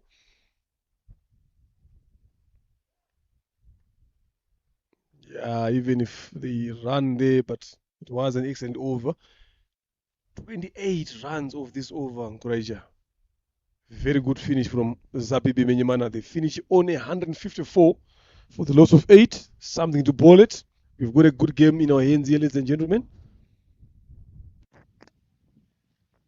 The dot ball brings up the end of one of expensive over, if not the most expensive over of the day, and Zapi Menyimana has played really well. I can feel and see the motivation that brings to the team in Genzi Guardian so far, and this time round they have a score on the board, something to defend.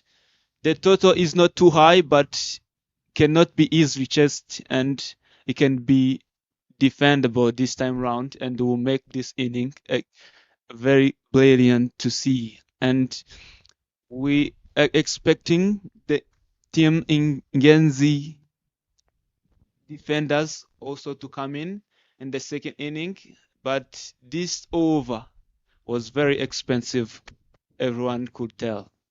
Yeah, 28 runs of that over, excellent from Zapibi Menyimana. So in the defenders will be needing 155 to win in their 20 overs. So they've got a decent total on their board. Look at that there, the betting card, especially the top 2 betters there, Chizudo Cedric and Manshimu Emmanuel, 41 and 40. Then that middle order collapse his way. Then that brilliant inning, 34 of 11, striking at 309 from Zapibi Menyimana, 4 6s and 2 4s. That's how it goes. They ended up putting on 154 on the board. Very disciplined in their bowling as well. Ingenzi defenders giving away only 6 extras. Look at that. Nyon Shuti, expensive. Iratukunda Jean-Michel, expensive as well, 15 and 11. But Nadia Mohammed being economical, going at 4. Pick of the bowlers was the captain himself with 3 wickets, giving away 25 runs, 4 overs. And that is what happened there. 6 extras they've given away. So they have 155 to win. Partnership. The big one up top, 77 of 66 deliveries between Manishimi Emmanuel and Chizuto Cedric, followed up by the one of 28 of 6 from Zabibi Minimana and Rukundo Confiance, and the third one, Manishimi Oscar and Muchodi Senge Eme, 23 of 20. So that is it, ladies and gentlemen. We'll be back shortly for the run chase.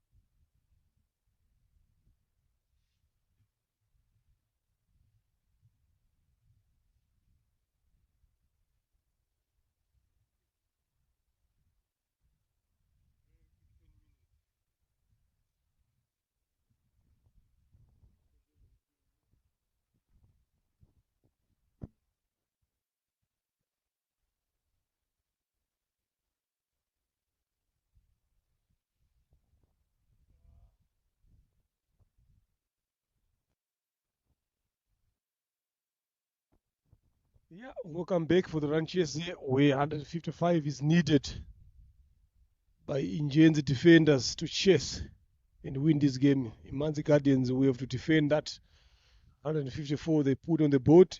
It's looking like to be an interesting game here. At one point, we thought that they would not get anywhere closer to that total, but they've managed to do so. We've been speaking about it as a betting track here. We spoke about anything plus 160 plus being a good total to defend. At one point, we thought 180 was on the card, but that mid-order collapse saw them to be where they are. But a brilliant knock at the end in the last over of 29 runs by Zapi Bimenyimana, who will be the one to open the bowling from the airport end. In this defense, two openers there is Didier Ndikubimana and Nyamuhoranye Chris Yusuf for Injenzi defenders. Welcome back, Nguraija Eme. What's your thoughts here now? Speaking of the previous inning, the first inning, and on 18th overs, the projected score was 133, which was a maximum, and it shows how Zapi has performed really well to end up with 154 after two only overs after 18th overs, and the chase is on, and as expected, Didier facing the first ball, glanced away, and one lands is conceived. Of the mark of the first delivery, the Ndikimana Didier. So, Chris has got a big job to do. He can hit the ball far, but it's just that ability to stay a bit longer.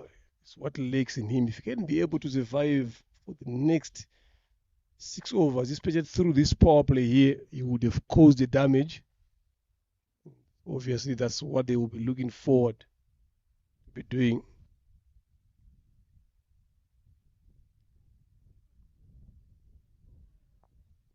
Bottom edged there.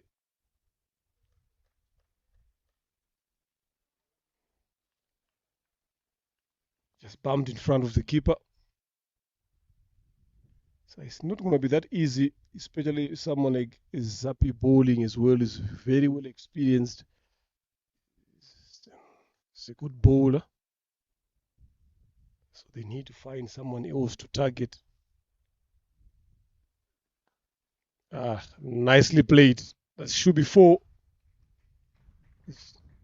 How easy was that from Didier Ndikubimana to play that delivery? It was overpitched by Zapi. Just punched it there. Look at that. Didn't try to overhit it. Just placed it through that gap in the covers. First boundary in the first over.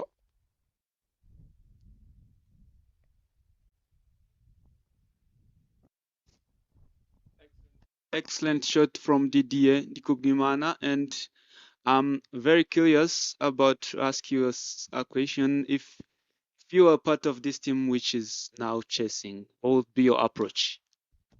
Just go for the total here.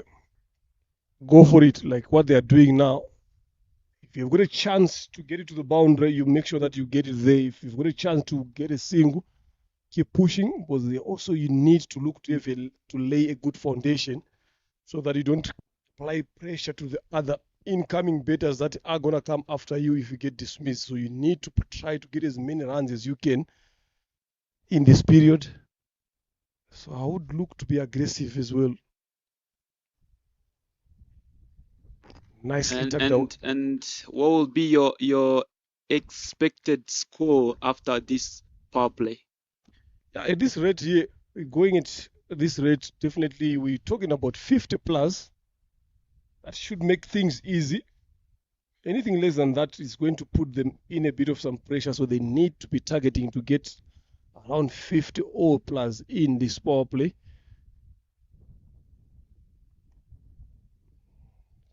Nicely done there. A quick single from Didier Ndikogwimana, nicely placed. It brings up the end, the over number 1. Only 8 lines are conceded. Yeah, it is a betting track here, Eme, I'm telling you. So there's nothing much for the bowlers on this wicket. It's a flat surface.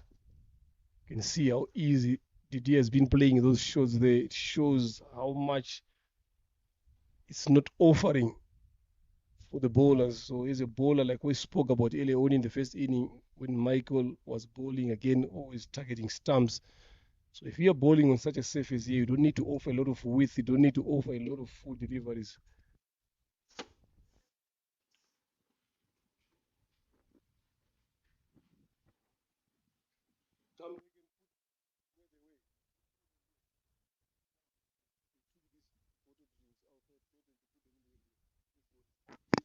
Lokundo Confiance coming into the attack from pavilion end.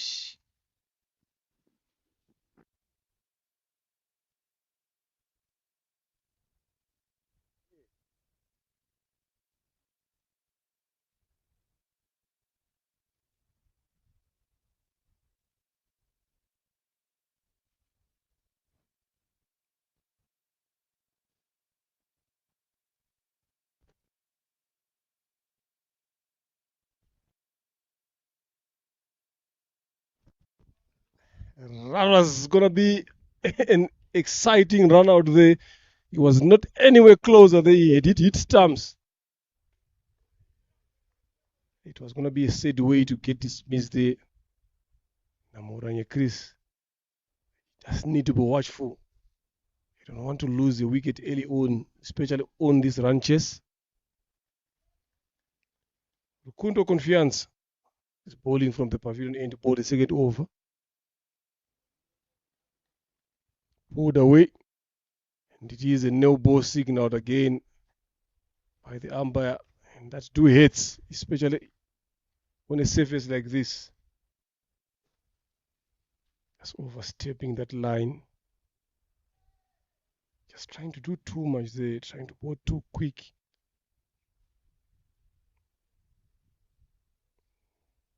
Just asking the umpire just needs to know how far he has moved there.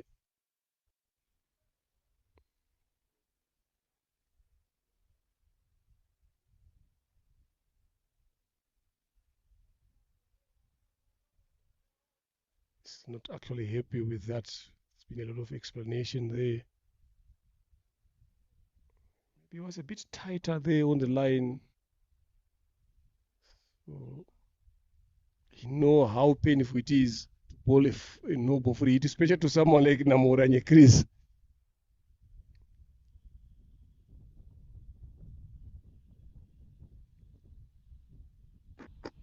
For the batsman like Namolanya Chris, who always let it to go for a big shots.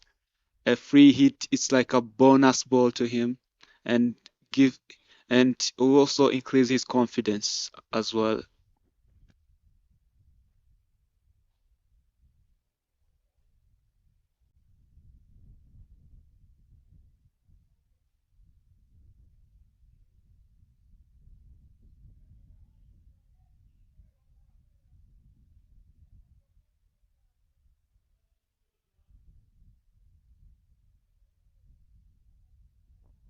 Not sure what is happening there. There seems to be a lot of misunderstanding there.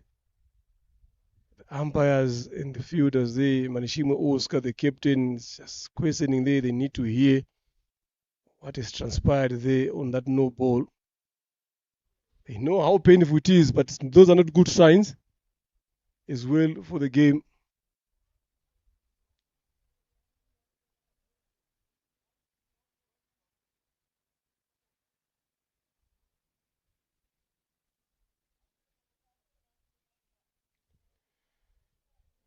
Games like this always brings tension because every run counts.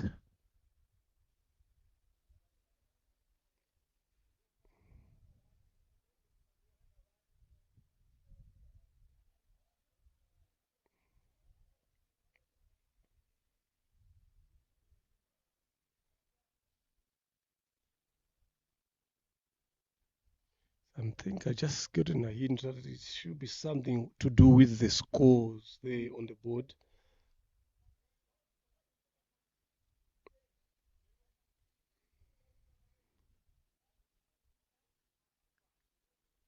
Yeah, I think that is where the chaos was all about.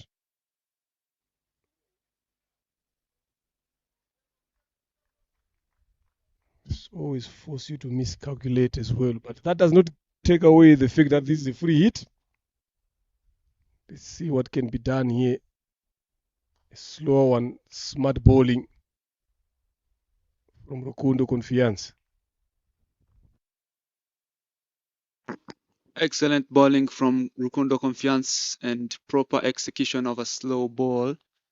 And that's really a good thing that he has done so far.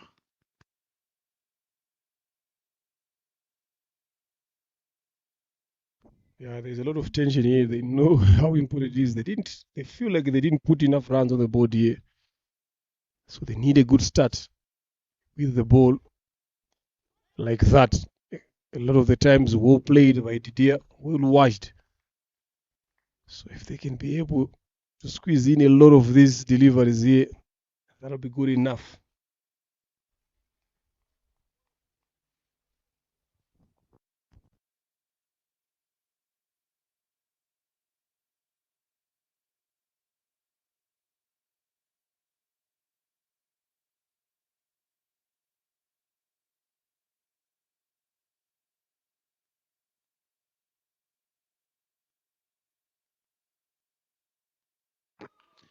Excellent bowling again from Confiance, and who seem to be doing amazing. That's the line and length that every bowler should be bowling at this time.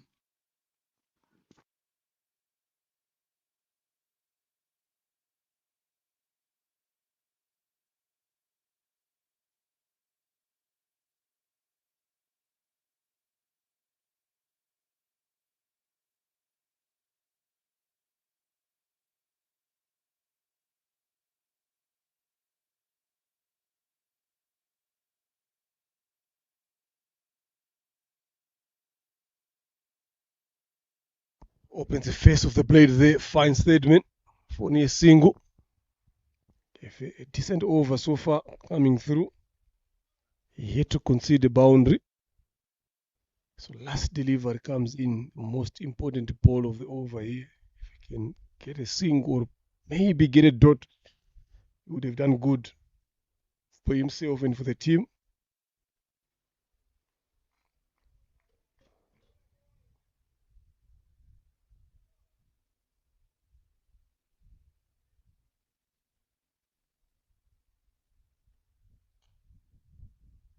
Talked about not conceding a boundary. The boundary comes in. As you saw it coming, someone like Unyamura and Chris will be always eyeing the boundary there. Was successful in that. Very good over for them as well, Ingen's defenders. It's after 2 overs, 17 for no loss.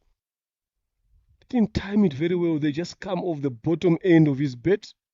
It's just the placement again. You can see he's not happy with himself. He knows that he could have done better with that delivery, but it doesn't matter. They've gotten 4 runs of the last delivery of that over number 2. 138 of 108 balls is what they need.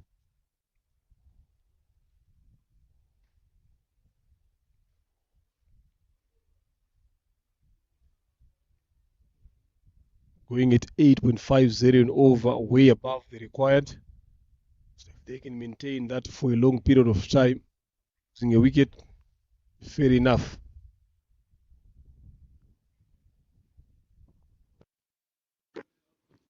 Comes up again, Zapibi Menyimana from Airport End. So far, they are bowling really well, and if they keep this up, I think the chance will be created.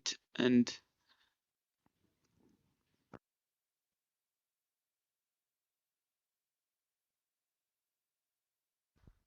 Nicely played there to the boundary for 4. Still opening his face of the blade there, finding that region. There's no one there. It's never easy to put someone in that region. It's just a matter of the bowler bowling a bit more straighter onto the stumps.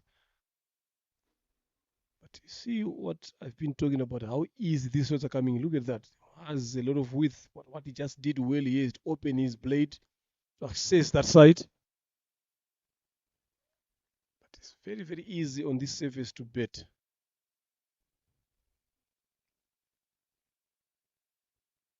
Nothing much for the bowlers here to take upon themselves.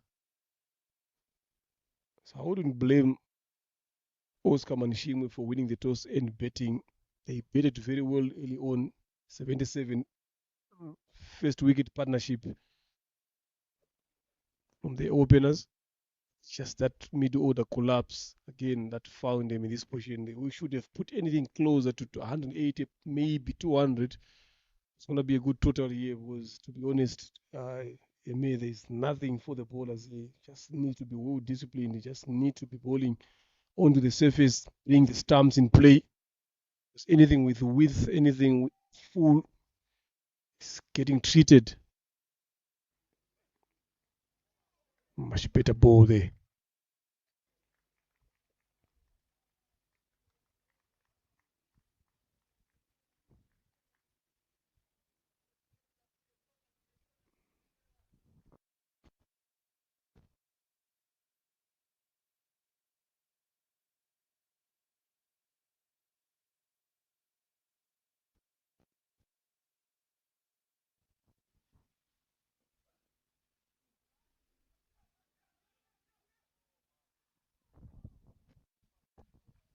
Good running in the end there.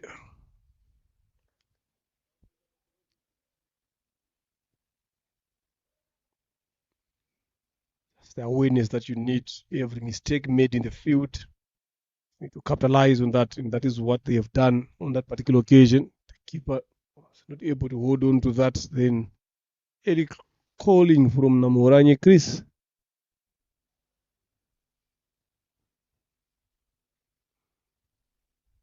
Two delivers left. What is going through his mind here, Chris, and also what is going through Zapibi Menyama's mind. He knows if misses, he disappears. There we go. First maximum shot and disappears again. He was well aware of that. I'm telling you that anything that you miss your length there, it would definitely disappear outside the stadium. And that's what actually happened. That's why that man in your screen there, Namoranye Chris, is there for. Shot got dispatched for a maximum.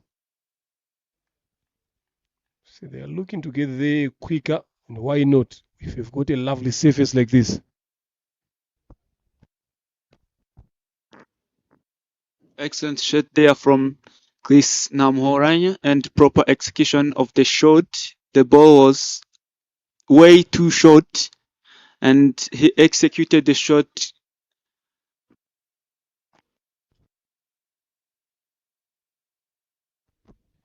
Bottom edge there for a quick single. A very healthy over. Again for Imanzi defenders. Or Imanzi guardians. It's been an expensive over there from Zapibi Bimenyimana and Injenzi defenders here. It's been a successful over. They need more of that. Look at that rate has gone up as well. So now we need 126 of 102 deliveries.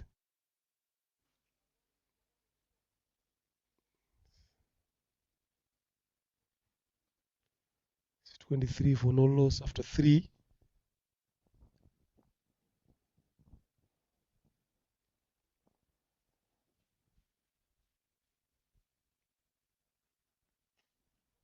Namoranye goes there down mid wicket. There's no one in that region. There's a deep square leg. It's no time or enough speed to cast that one off. So I'm telling you, each time Namoranye is on strike, you always brace yourself for these big hits. Look at how well he picked that one. Execution is perfect. He seems to be struggling there. I think he's just maybe probably pulled his hamstrings there.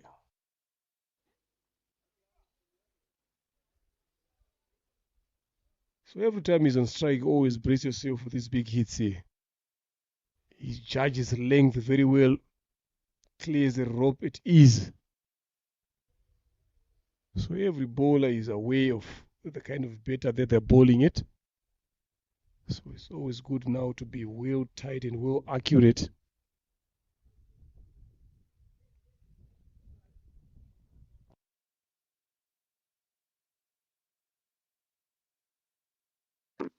But I think here confiance should come a little bit on the off, because if you can see from that shot, the ball was away into his body. That's why he could easily execute it on that side of the field. Yeah, very well said. He listened to you, but it was a way too wide now on the off. If you can just come a bit closer to that off stump and probably the fourth stump, been an ideal line to bowl. Now you can see with that shot here, and that should be the plan. Missed the line again and goes for a 6. The second boundary for Chris Namhorai, and confiance missing the line. Like we have been saying, he should be trying to play more on the offside. Like they have set the fielder outside and deep extra cover. He should make him in use.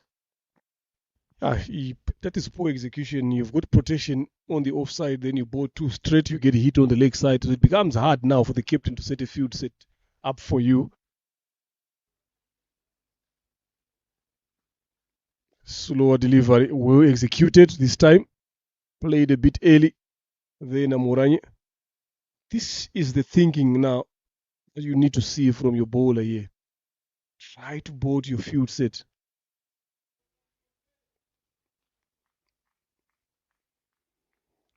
It was well picked. It's got power behind it. Again, good enough elevation to clear the rope onto the mound there. So if you see players like Namoranye playing like this, even if you spread fielders to the boundary, he doesn't care. Catch and taken there. It's the plan you spoke about there in Kuraija. It has worked. This is what you need to do. Bowling to your field set. You spoke about him bowling way outside of. This is exactly what happened now. Just got that thick outside edge and comfortable catch there by Oscar Manishimwe. So Imanzi, Guardians have taken an early breakthrough. The dangerous looking Nyamoranye goes back to the dugout. 40 for 1 after 3.4. So exactly what you mentioned there early on about bowling it wider. Side after making play into the covers. That is what exactly happened. You went too far on that, trying to go hard at it. Didn't get enough of that. Just get that edge there. Have a look at it again. There. Brilliant bowling. Lovely to see bowlers bowling that way. Lovely bowling there from Confiance. It's like he has been listening to what I was talking about, and it was properly executed and ended up giving him a wicket. That's the award of doing the right thing.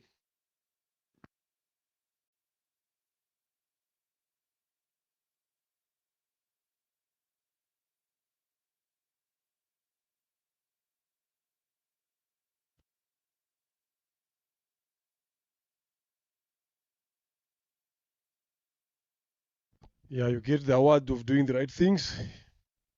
And this needed this breakthrough. Maybe probably trying to get in another 2 or 3 wickets. In comes Nitanga Wilson.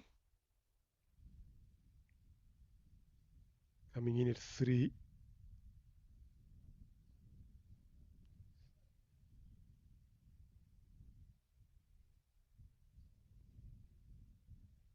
Partnership is going to be the order of the day.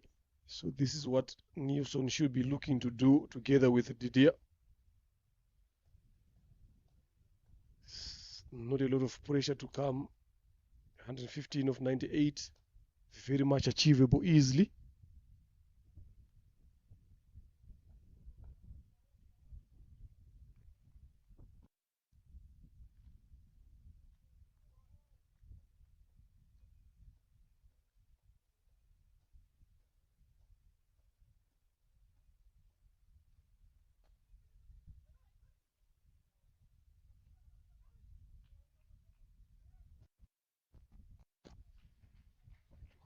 Chance for a catch, bounce in front, chance of a run out again, hits the stumps, ricochets into the gap, and they manage to get a single. So he's off the mark, Nitanga Wilson, of his first delivery.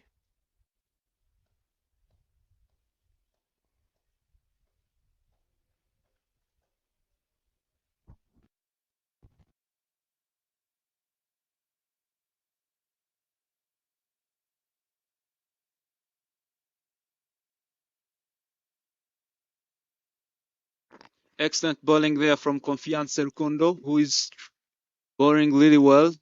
More on the offside, letting the batter play more straighter and not giving them a chance to go across. Brings up the end of the fourth over. The score is 42 for 1. Yeah, Didier will be looking to play a very crucial role here. He should be looking to anchor the innings. He has got the ability to bat deeper as well. A lot of experience. So he knows exactly what is needed.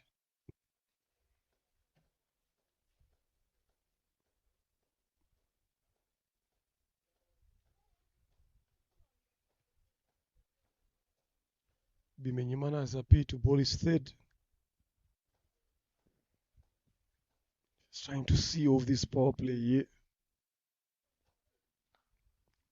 That was treated up and over. Another maximum there this time around is Ndikubimana Didier. Short delivery there. Just went up to it again. A bit airborne. Look at that. Lovely there. Up and over.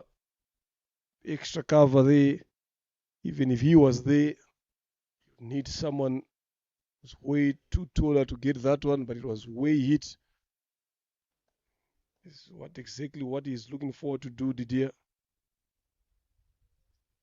Taking on Zapi Bimenyimana, we still goes back to the same conversation about the surface here.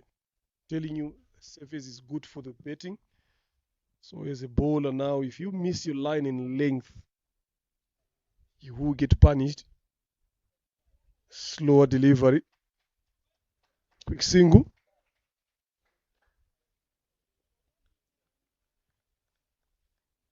So you gotta be accurate here as a bowler on a surface like this. As a bowler on the surface like this, you just need to be consistent with your line and length. Anytime you miss, the ball is coming the way you bowled it. There's nothing special with the ball movement or anything like that. It's a batting pitch, and what you only have to do is execute a variation and be consistent with your line and length.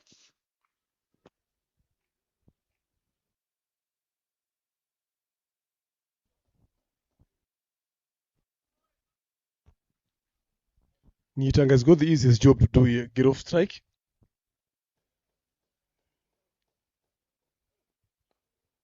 Another slow one. I don't think he was expecting that from Zapi Bimenyimana. You can see the Wilson, he feels like he would have done better on that particular occasion. But it was way too slow. Because you're not expecting him to bowl that way this early. It's all about talking about watching the ball as well from the end. This time around, well watched. Knocked around deep square leg. Good running, 2 runs there.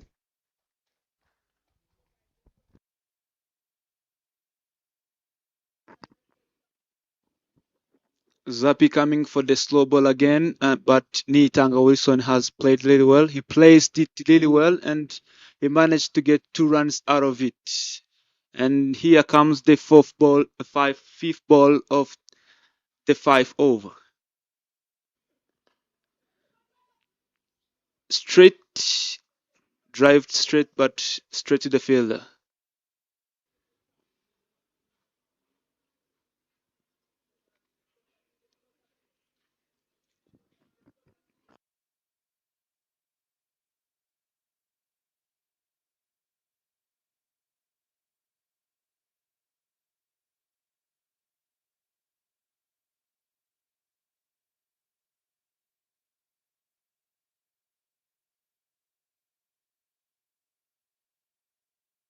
A quick single again from Neat. Brings up the end of the fifth over. The score is 52-1.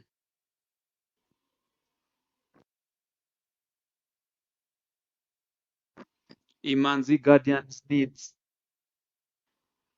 104 in just 90 balls. Yeah, they're going at a good rate here. So well in control. It's the last over of the restrictions, the power play.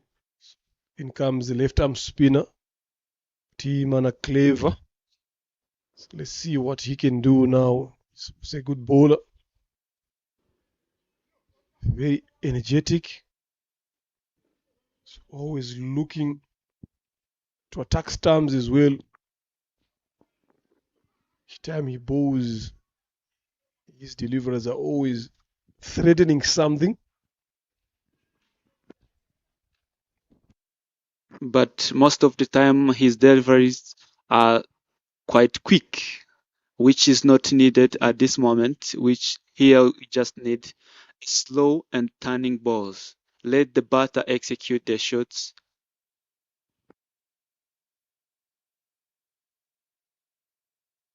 So let's see what he can do there.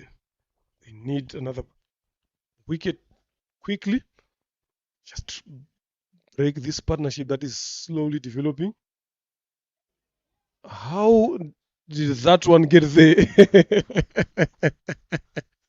came off the back of the bat, off the splice there of Didier and Huimana. It was a quick one, like you mentioned. I'm telling you, no one can be able to stop that. If that ball wasn't quick, it would reach that far. That was I was talking about. At this moment, he just need to be bowling the ball very slow and maintain his line. Otherwise, he's quite a good bowler as well.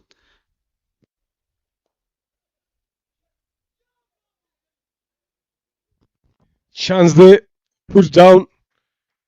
Avizera John Damascene in extra cover. Should have been taken easily. So Nitanga Wilson survive.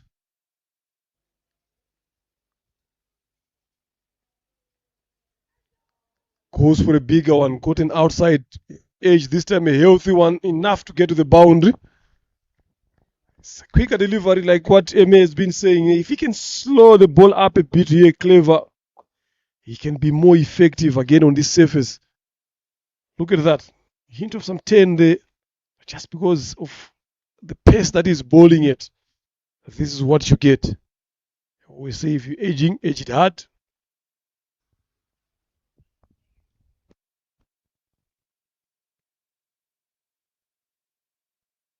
If that ball was way slower, the catch would have been taken in the gully. But this time, excellent bowling from Trevor. This time round, the ball is very slow.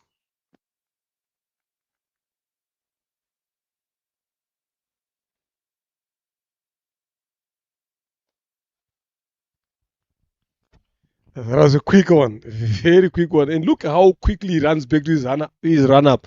He doesn't want to give the batters a lot of time to breathe.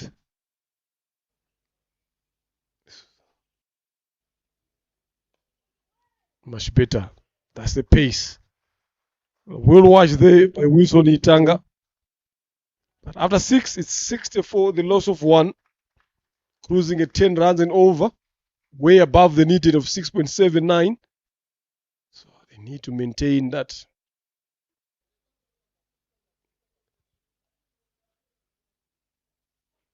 Power play done. You can see the signal there from the umpire. So let's see who comes in to bowl from that end. John Damascene Abizera, we just dropped in Itangawiso on the previous over. He's been handed the ball now to bowl his first over.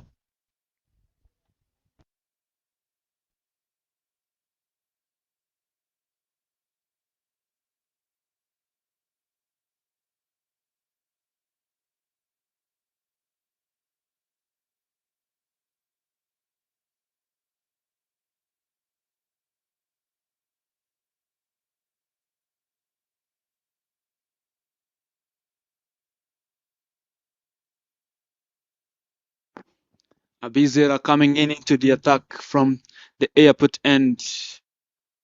The previous over is just dropped a simple catch, a baby catch in the cover, but this time round he's been given a ball.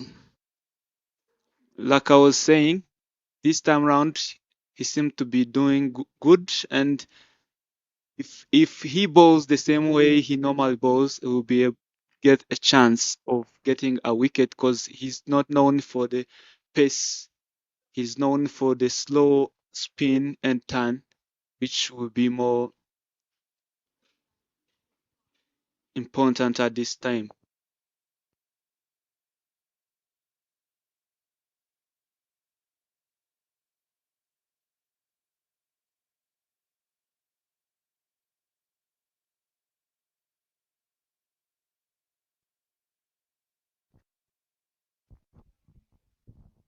I was interested in coming back for the second there. But good calling in the end.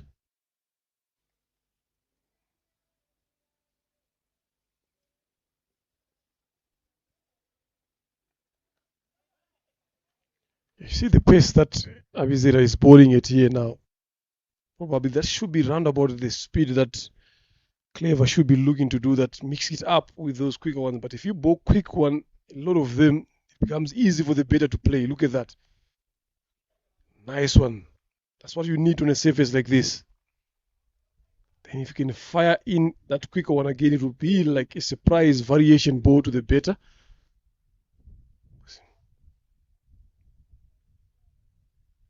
On the leg side this time. Wide given. Been disciplined here in terms of extras, both sides.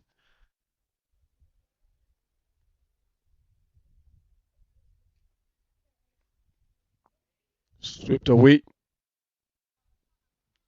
That will rest away to the boundary, finds the gap there between deep square leg and deep mid wicket. Well executed by Didier there.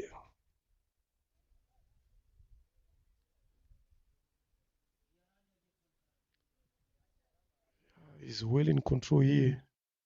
27 of 20.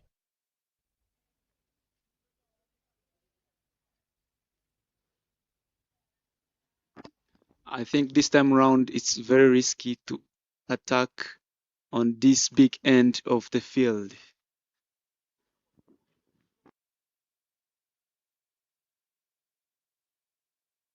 Brings up the end of the over number 8. Sorry, the end of the over number 7, 6-7 for 1.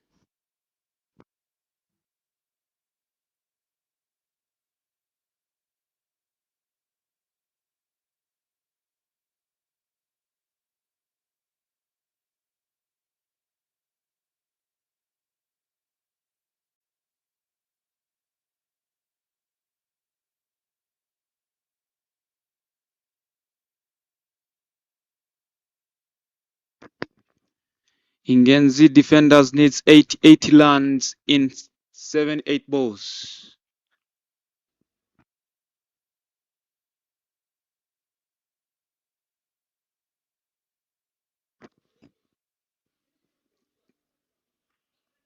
Clever back into the attack, but still bowling that quicker balls. 2 runs in the favor.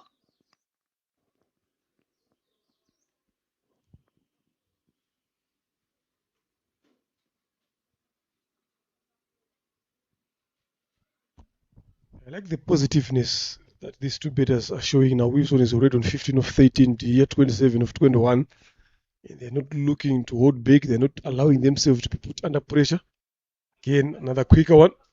The fielder there just puts a hand onto that. Enough to stop them from getting 4, but good running in the end. They managed to get 3 runs. Every run counts. Excellent running by these two.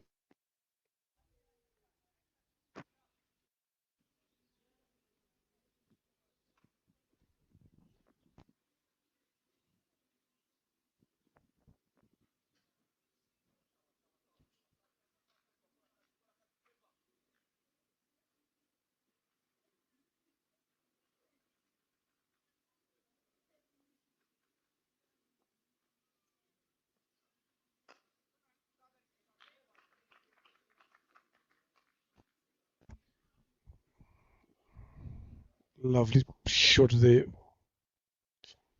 Couldn't find the gear, but it was well played as well. Good fielding of his own ball. Mtimana.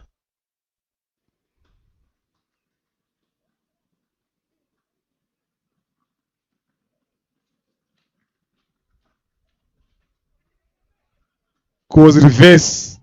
Finds a fielder a bit slower, like what Nkuraija has been saying here now from Clever. Mutimana got the better of Didier, who went early on that innovative shot and finds Eme Muchodwisenge. He's also a wicket keeper, so these should be easy taking for him.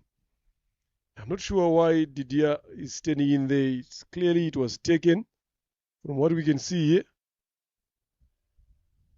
It's really in the hands there. I'm not sure why he was standing in there. If you look at it again, just to have some clarification. Yes, there we go. Yeah, nicely taken. Good catch in the end. Lovely. This is what they were looking for. That breakthrough, especially the one of Didier was looking to be comfortable. Going for 27.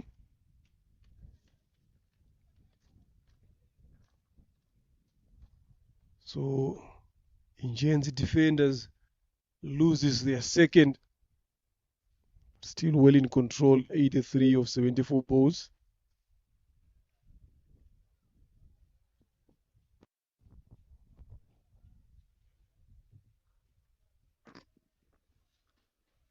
Excellent bowling from Clever, and like I was saying, the slower ones will make a difference.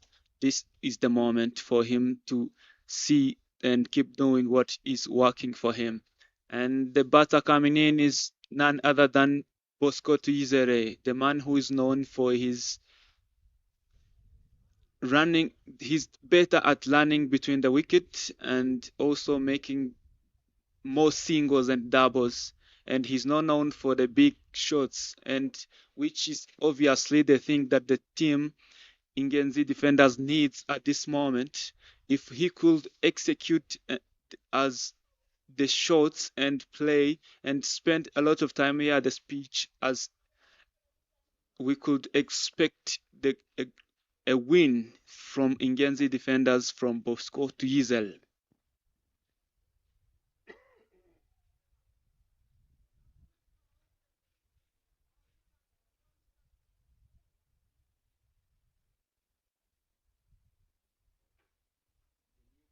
New batsman coming in, Bosco Tuyizele, and 2 balls left to the end of the over.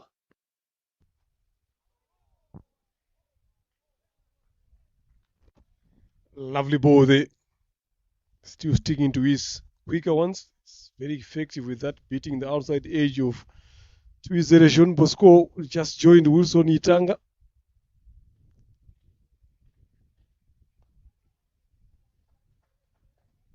Off the mark this time.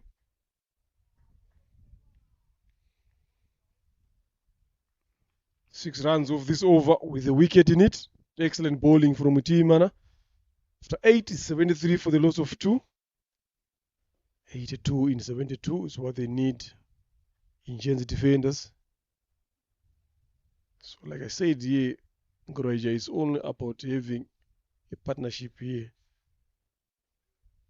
So Didier has gone, Namorin has gone, they had a partnership of 40. Then they had a decent one of between Didier and Nitanga Wilson, got broken in the previous over, so now they need to rebuild again. These two, Tuyizere and Nitanga Wilson.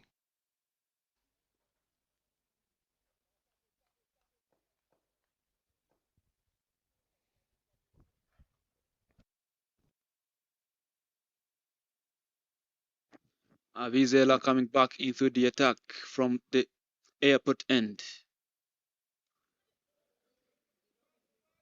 Pulled away and passes through a fielder. Poor fielding from Dani Gumyosenge, and that brings up a boundary for Team Ingenzi defenders. Mr. Leonardo, what can you say about Been the done fielding? by spin there. Look at the technique of that long barrier again. Gumisenge Daniel should have done better there. Should have been only a single.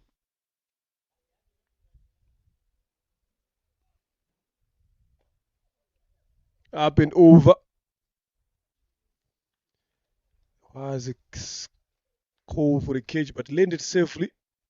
Just a couple of yards in front of long off for a single there from Tuizere. Sean Bosco. So the difference between these two spinners here is this one is a bit slower. Clever is a bit quicker. He's got one slower delivery in his over. Most of them will be coming to you. But this one now is not an easy candidate to hit because of that slowness on the 7. He's got some 10 as well. Abizera. If you can look at that shot previously, Wilson tries to go big at it, but didn't time it very well.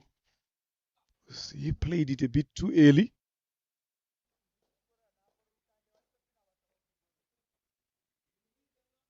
Down the leg side. He's trying to ball it on that thigh guard region. Doesn't want Bosco to free his arms there.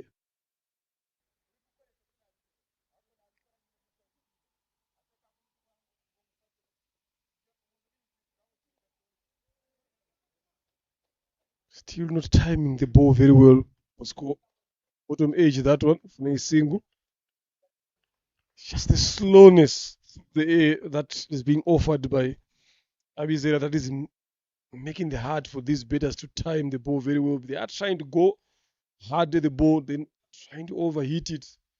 Then timing goes out of the way. Much better from both players, the bowler and the batter. So is this way things start changing? As you can see now, the rate has gone down to 9.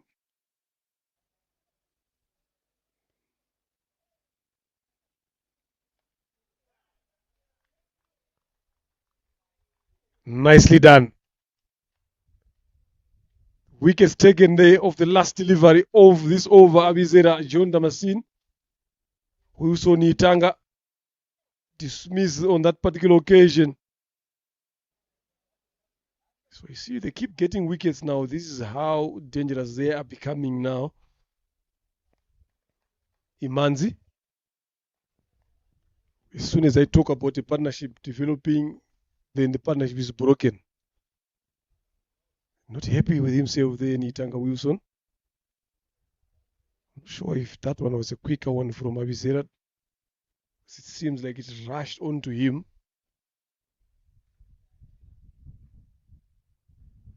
Yeah, just bottom edge it onto his own stumps. Just unfortunate there. Now in comes the big hitting. Then here were Christian. Like I said before, if the bowler is bowling like Avizera is doing, it takes a timing. You can't go and try to go big for every single ball. It takes you to have that timing, and which is definitely when it's combined, that timing when combined with the pressure is very hard to find, and you definitely find yourself making a mistake like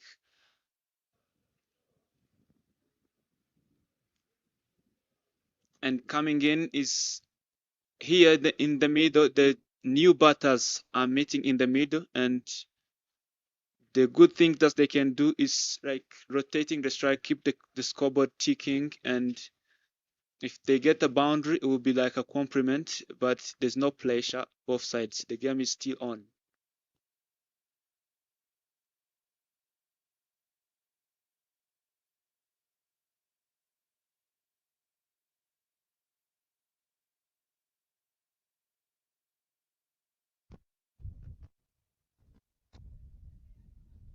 Bowling change. New Mugaba Eric starts off with a dot there from the pavilion end.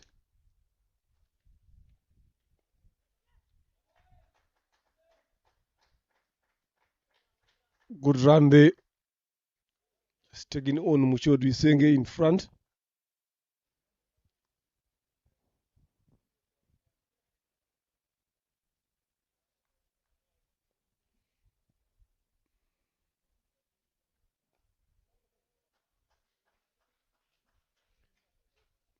Nicely done there for a single. Eric Nyomgaba is also not giving them enough time to go underneath his deliveries there.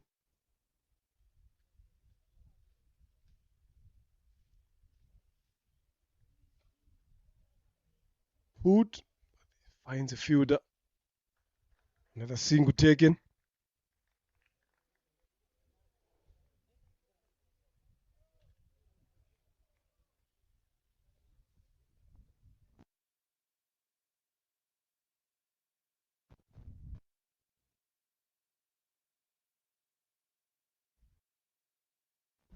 What Neo does, he also goes through his overs quickly.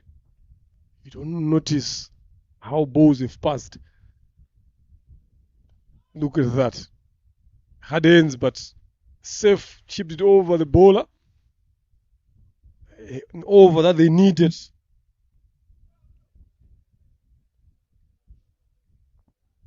Excellent over to be bowled by Eric Nyomgaba. Only 4 runs needed. This is the over they needed the most. Much more of these overs will make a difference into this game. And comes back against Abizera from the airport end.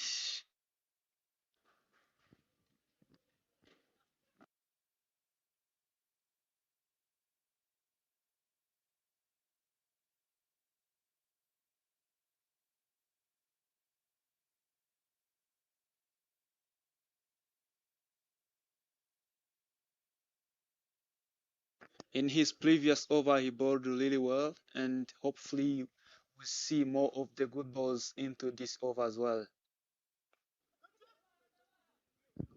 Glanced, but made it the boundary.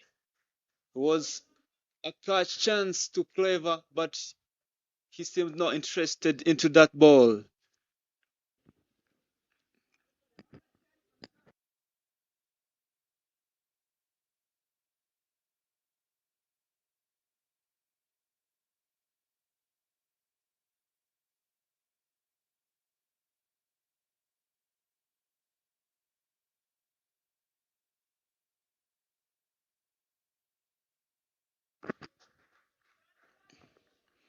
Cut it away through a deep extra cover region, but 2 runs are conceded.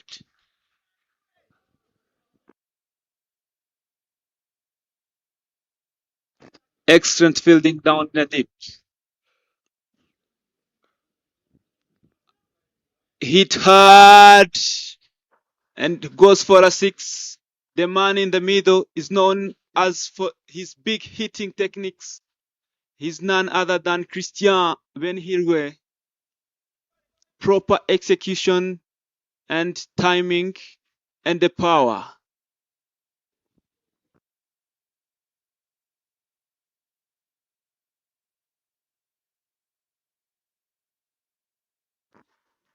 This time round, he goes too straight. Loft it over the mid off. And that's one of the biggest 6 we have seen today, apart from the one played by Zappi. That's one of the biggest, for sure. Yeah, that's been here for you. Look at the strike rate already. It's 20. His first 7 deliveries already on 20. 100 up comes after that 6. So that is the power and ability he possesses.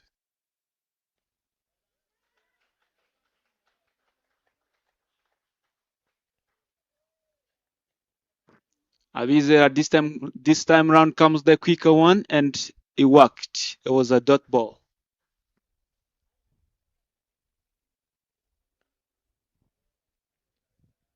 Nicely done. Finds long on.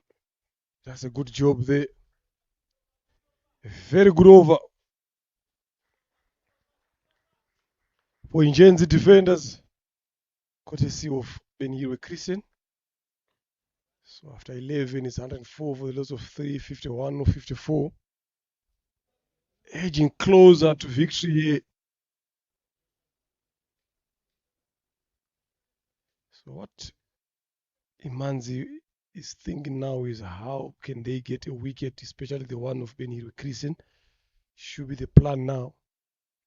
You need to find a way to make him quiet. You need to find a way to dismiss him. But you can't dismiss him when he's playing shots like that. That is out of here. Over to the mound there. Eric Nyomgaba, you can see he knows that was huge. Telling you that went miles. It's there for the taking. Don't bow balls like that to him. Look at that.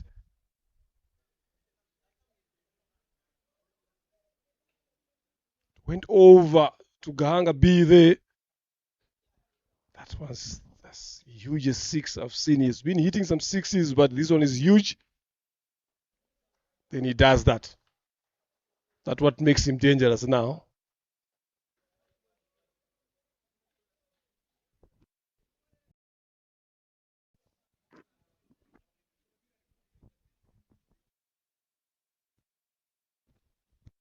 See how quickly things change here. I mean, one point you thought that now they are in control, then one point goes the other way. Good running again.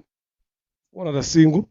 The funny thing that I've come to find in this game of cricket is you can expect who's going to win the game, but the moment you can never expect.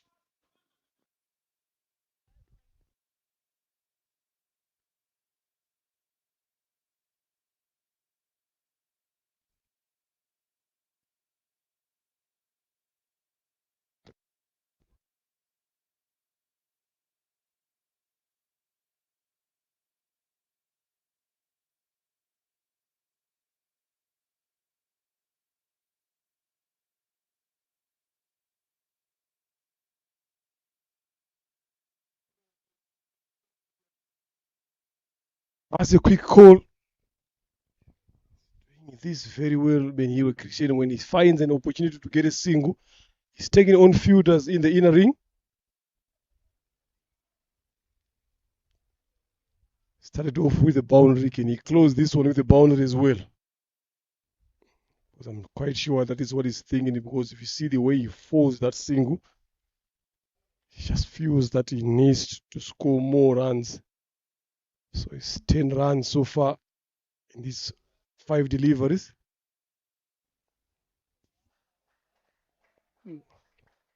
Why there's a chase there. Good effort by the fielder, Confiance, to save 2 runs for his team. But other than that, it's a good over again anyway for Ingenzi defenders. 12 runs off that over. That moves them to 116. A loss of 3 after 12, 39 or 48. Quick partnership here between these two. This is actually what they need. If you look at the difference now between the two teams, this is where the difference is now in the middle order here. Where Imanzi failed to have some meaningful partnership in the middle order. They collapsed early. Now this is what Ingenzi defenders has corrected. Bosco Tuizere is playing the anchoring role on the other side, making sure that he's always there. Remember, we talked about having the right guys and the right batters are betting at the right time. This is exactly what is happening. You're definitely right. And 2 runs brings up to the end of 12 overs. The score is 116 of 3. And the things that the first inning, the team Imena Guardians have failed to, Imanzi Guardians have failed to execute. That is the one which is being executed by the team Ingenzi defenders, which is making them they playing really well, and they have also driven pressure away from them, and now the pressure is up on Imanzi Guardians.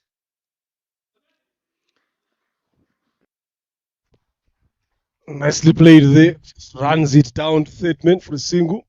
This is the wisest thing that Bosco has been doing. Just making sure that he gets off strike. He doesn't face a lot of dot deliveries. Rukundo Jean-Pierre is bowling his first over from the airport end.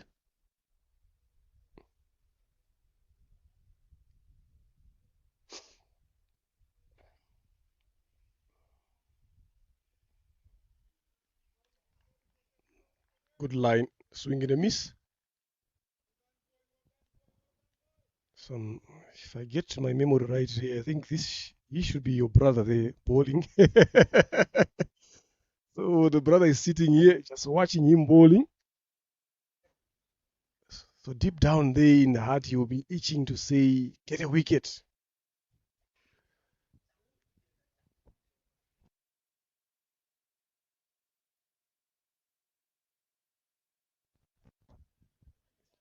Chance put down.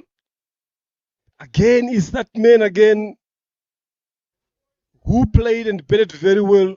Manishimwe Emmanuel puts that one down and should have been easily taken. That could have been the end of you, Christian. You don't want to be giving a lot of chances to a player like him. And they've done that. Now this is where the difference is going to be. Catching conversions.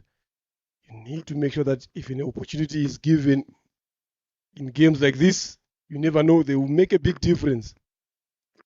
That second chance they have given to Christian is going to cost them this match, obviously. That chance would have changed the game completely, but unfortunately it was not taken. And talking of Rukundo Jean-Pierre being my brother and his bowling, and I think this time round why the team has the trust in him to bring him at this particular time, they expect him because he's known for some variations and slow bowling, and I think this time round he should be executing that kind of bowling. Yeah, he's a good bowler. He's got some good off and leg cutters that he bowls, some good slow balls as well. You can see the other one that he just bowled here that was dropped the face off, leg cuttish.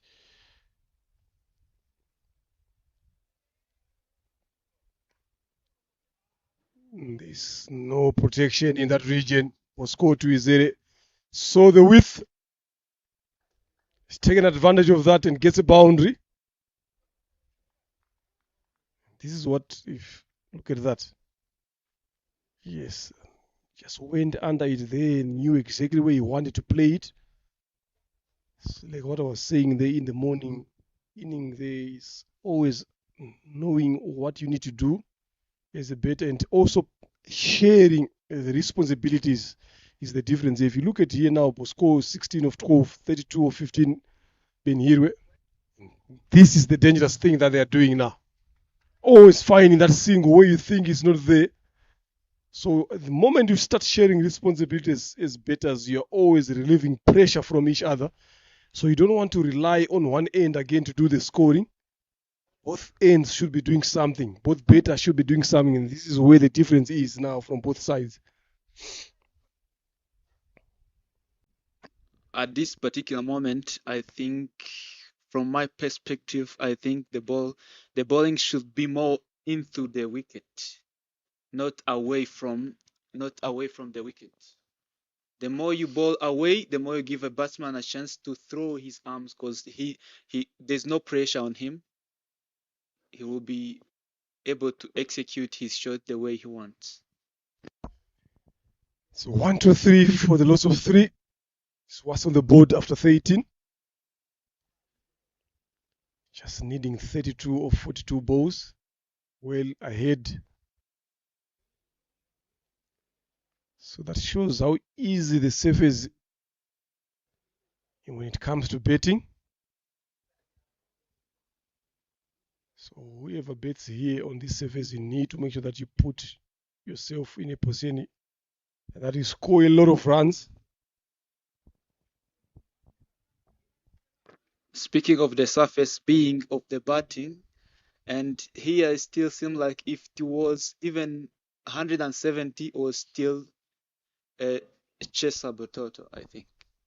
Yeah, we will be talking about 200 on this surface here, especially with the power that these guys possess. Up and over, catch the call, and catch taken on the second attempt. Daniel Gumisenge this time around makes his presence known. That is the end of Chuizere Jean Bosco, 17 of 14. Played a wonderful knock for his team. They needed this breakthrough. Has it come at the right moment or is late now? Because what is needed is not much. But one wicket brings many, you never know.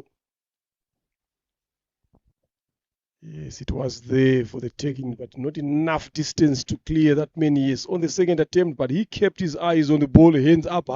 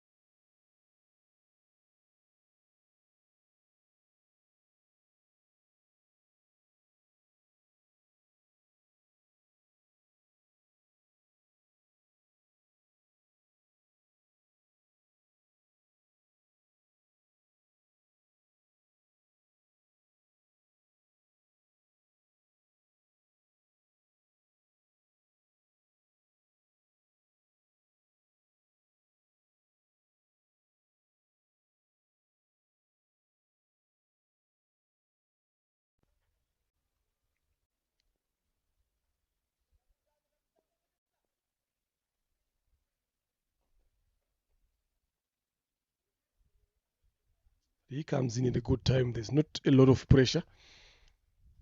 You've got someone who's on 32 of 16. Just keep asking for him to get off strike.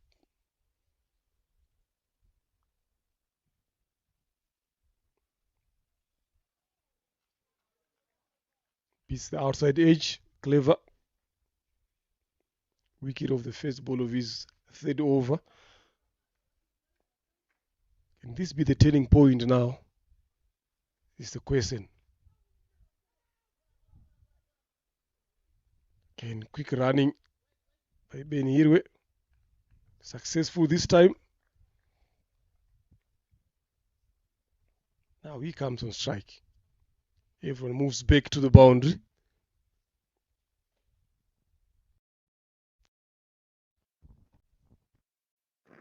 At this time round, I think Reva should be attacking more on the offside because he's bowling through the shortest end.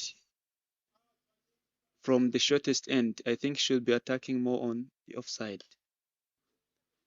Goes high. Did he get enough of it? Yes, it is. Whenever Christian continues hitting the boundaries, he continues to make the ball flying over the Gahanga Cricket Stadium. He didn't time it very well, but he manages to clear the rope. You can see Sapi Bimenyimana is one of the tallest in the field. Nicely done again. They will be looking to come back for the second. Good running. Excellent landing from Benigre Christian, and after 6, a double is considered. He has been running a lot today. He's not relying on his power, but he's also relying on placement, pushing the sweep fielders on the boundary for twos.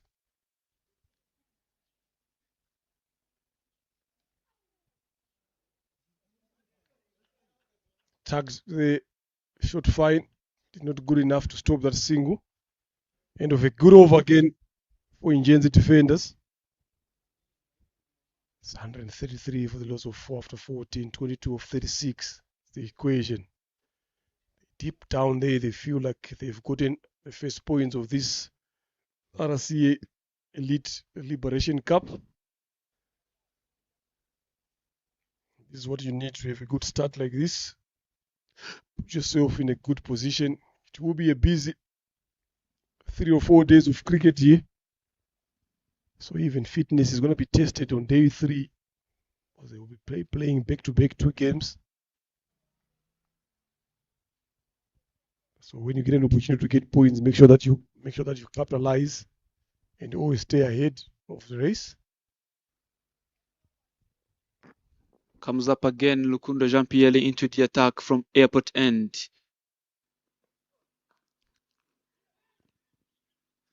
Excellent bowling there from Rukundo, a pace-off. And this time, a good batting there from Christian Venhirwe, 41 of 19 balls, a crucial batting for the team. This is what the team needed. Yeah, into that zone of the 40s. We haven't seen anyone crossing that mark, 50-run mark. So can he be the first one today on this ground? Edged it. One bounce to the boundary.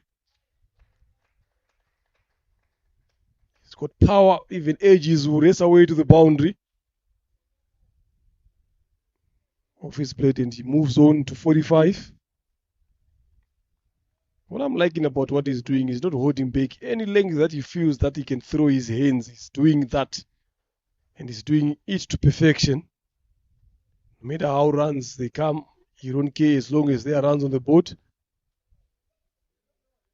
Should he be the one today who is crossing the mark of 40s? Again, same region, same results. One bounce 4. Moves to 49. These are not bad deliveries, to be honest.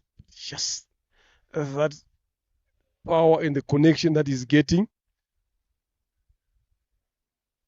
Then Hero Christian just racing to the target here.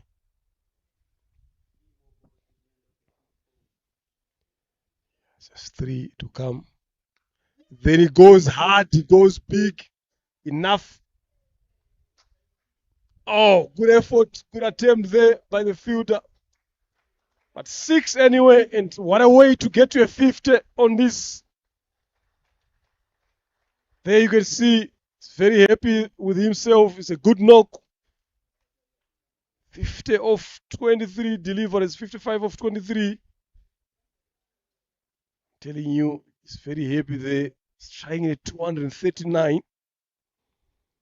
That's how dangerous he can be. 5 6s and 3 4s.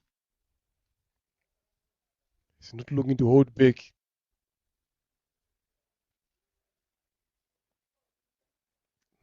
Effort delivery from Jean-Pierre Kundo.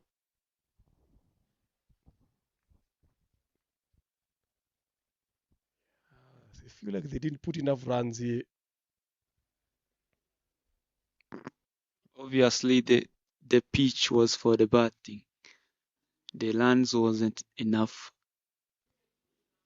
at this particular moment. They should have put in more runs just to test them. This one was pulled away this time around on the other side, square leg region. One bounce, races for 4. That is what any Hero Christian can do. Look at that. Well watched, well executed. That's another healthy over for Ingenzi defenders. Now they need only 4 runs to win this game. On 30 deliveries. They've batted well. They've bowled very well again, especially from over number 9 to over number 16. That is where they managed to pull the game back and make sure that they come and chase 155 runs to win.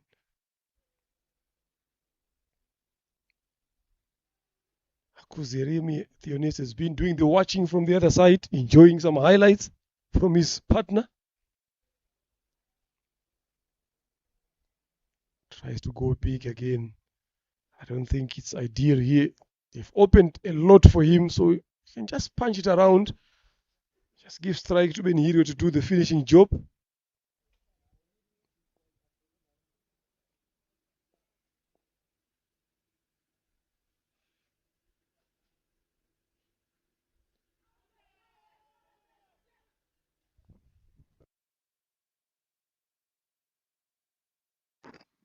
Akuziyaremye looking to go across and the ball ended up hitting the pads, and this he's out for LBW, and which was not needed. If you can see from here, he just need to punch the ball straight and give the strike to Christian to finish the game.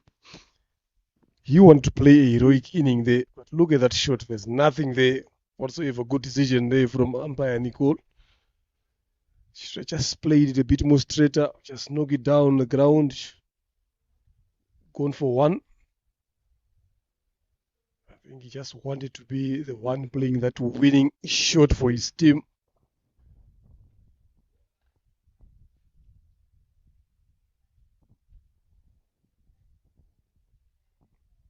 This is where now is Imanzi Guardians, you'll be feeling that if maybe we have put in another 40 runs or so, or maybe hold on to our chances that we were offered. You never know, we might have put on a fight.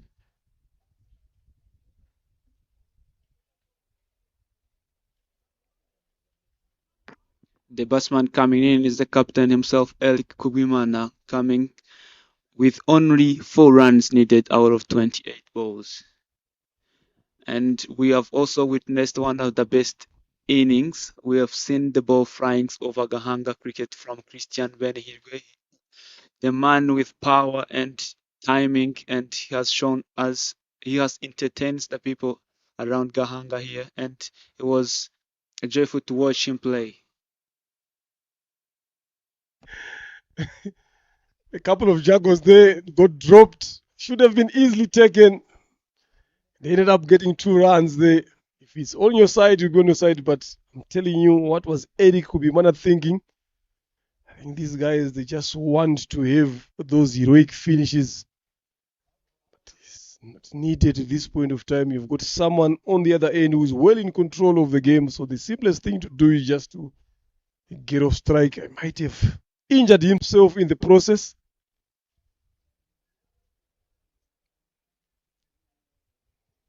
Only 2 runs needed to win this game. It was a chance offered, easy as you'd like it to be, but was put down. Just look at that. Mutimana Clever is proving he's worthy. He's proving how dangerous he can be. Yeah, the landing there was not one of the best. If you can see from this delivery from Clever, this time round it's slower. Maybe he has come to realize that the slower balls are the ones which are creating chances. And from the ball that got out, Hakuziyaremye was even slower as well. And this would have been done early in the beginning of his spell, I think. Very well said there. Up on his feet.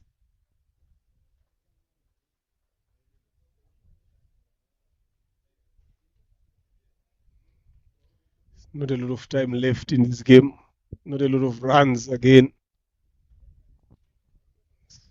Just one hit away from registering their first win. This Elite Liberation Cup brought to you by RCA Tafabet, Sportsbox and Fireflies.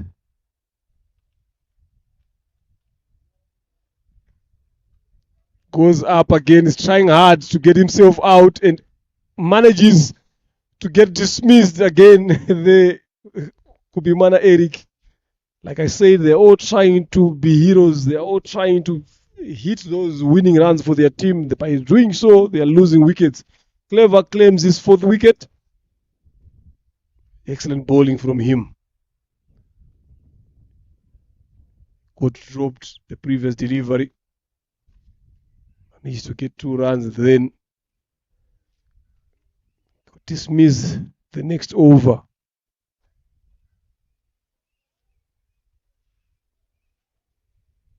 This is where you wonder where is the match intelligence is a better. I don't think they should have been able to bet this deep. It's a game of cricket, it happens, but it all goes back now to the mentality, to the thinking.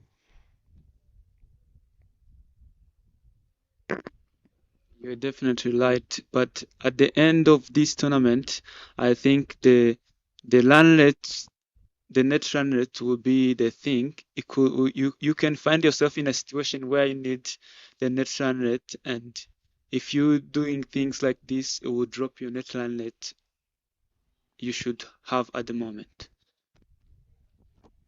Yeah, it just need to be watchful. They've been put in a winning position already.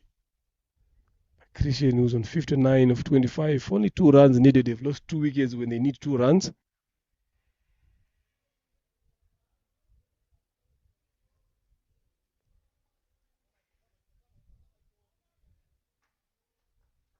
Siradikunda, Michael comes in.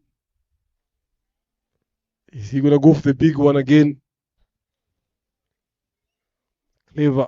Can he be clever enough to get his fifer? It's the perfect opportunity now.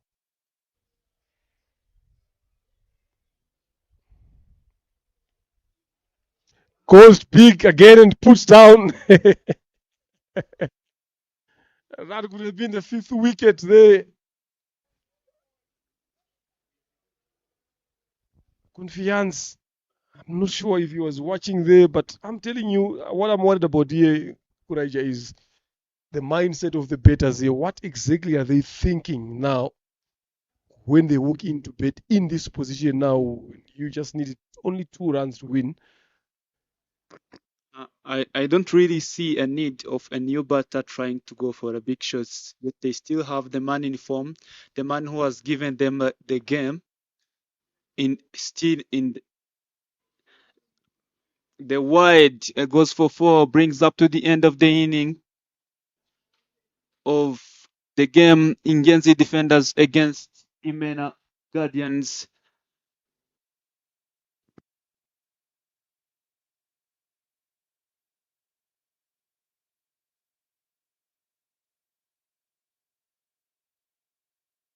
Yeah, good finish there. It was fired down the leg side by Clever Mutimana. I think he was disappointed with that drop catch. He could have taken his 5 wickets there. But other than that, Ingenzi defenders have managed to chase at ease that 155 they needed inside 16 overs. They've done very well. They've bowled very well. Then the batting, again, exceptional. So this is lovely to see. Winning the first game of the tournament. You set yourself up for a strong finish.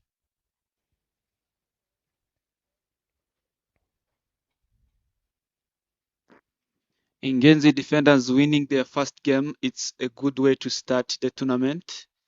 And the man who helped the team to score was none other than Christian Benhirwe, the man who comes from where the high mountains are found, almost 100 kilometers away from Kigali, come and execute the perfect and masterclass of good cricket T20 batsman here at Gahanga Cricket Stadium.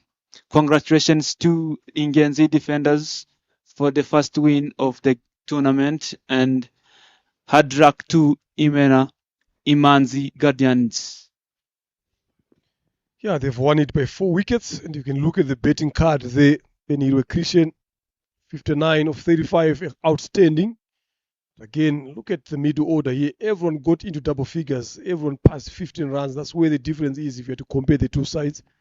Didier starting up there with 27. Namoranye Chris 24 of 10. Then Nitanga Uso 19 of 17. Bosco played a good anchoring inning, 17 of 14. Then Benhirwe Christian outstanding 59 of 25, and that led them to this 4-wicket victory.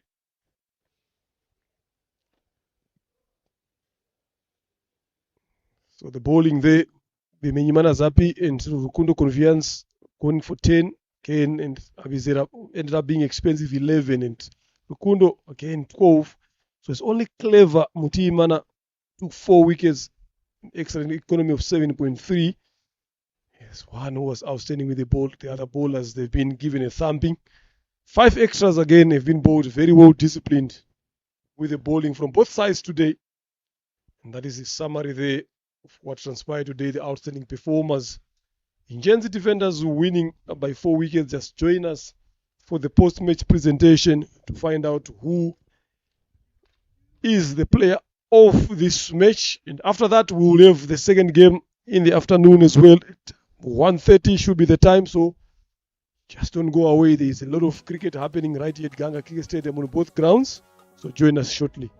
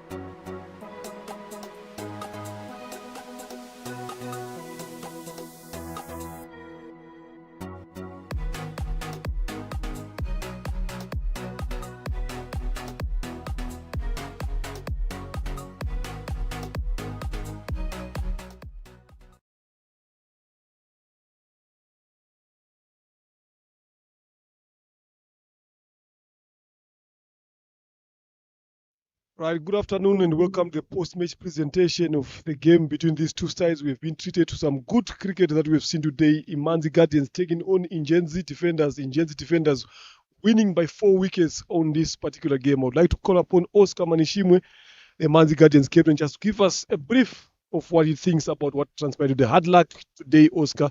You've lost the first game, but it was a good effort. Where do you think you guys have fallen short? 150 was not a good score. It was not good enough according to how the pitch was playing. We didn't put enough score. So, as I said, 170, 180 was a good score, but we didn't achieve that. So, yeah, that's where I think we fall. That's where we think we crashed. Yeah. Going into the next game, there, what lessons have you learned? Yeah, looking forward to stay more positive and make sure that we use the pitch, we use the advantage of what as it is the batting pitch. So we want to use advantage and then we bat fast. Thank you very much. All the best in your second game. That is the captain of Imanzi Guardian, Oscar Manishimwe. I would like to call upon the winning captain today in Ingenzi Defenders, Eric Kupimana. Congratulations there against skipper. Very easy chase for you guys chasing this score inside 16 overs. What was the plan there and what were you telling your players when you guys were chasing this? Yeah, as I said it before, we have a plan and we were able to execute it. The only thing that I was saying in the dugout is to keep ourselves positive because we all, as a team, normally have a plan, so we follow that plan and to be easier for us to chase the target. Going into the next game there, what is the plan and who are you playing? Yeah, the plan is the same. We execute our plan because we have a plan as a team. Once we reach on our plan, we know 100% that we are going to win. Yeah, we are going to play against the MENA Centurions. Yeah, they are good. It's a good team, very good team. But even as we are a good team, so it's a good momentum for us to take our first win here. So we keep that momentum as we go up there. And thank you very much. Congratulations again, skipper. That is the captain of Ingenzi Defenders, Kubimana Eric, and the player of the match of today's game who scored a brilliant 59 of 25 balls, none other than Benihirwe Christian.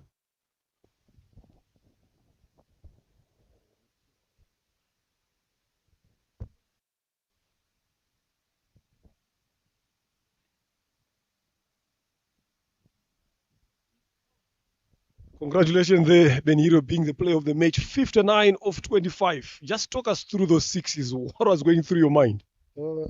I believe in chasing the ball in this short format. You have to strike the ball hard because when you go slow, it will not become easy for chasing those runs. And I was about expressing myself. So can we say from the first game, is it form coming in now? Are we going to expect a lot of this big hitting? Yeah, of course. Yeah. Fine. All the best and thank you very much. That is the player of the match from Ingenzi Defenders, Benihiro Christian, 59 of 25. Join us shortly as we are coming back for the second game on this ground.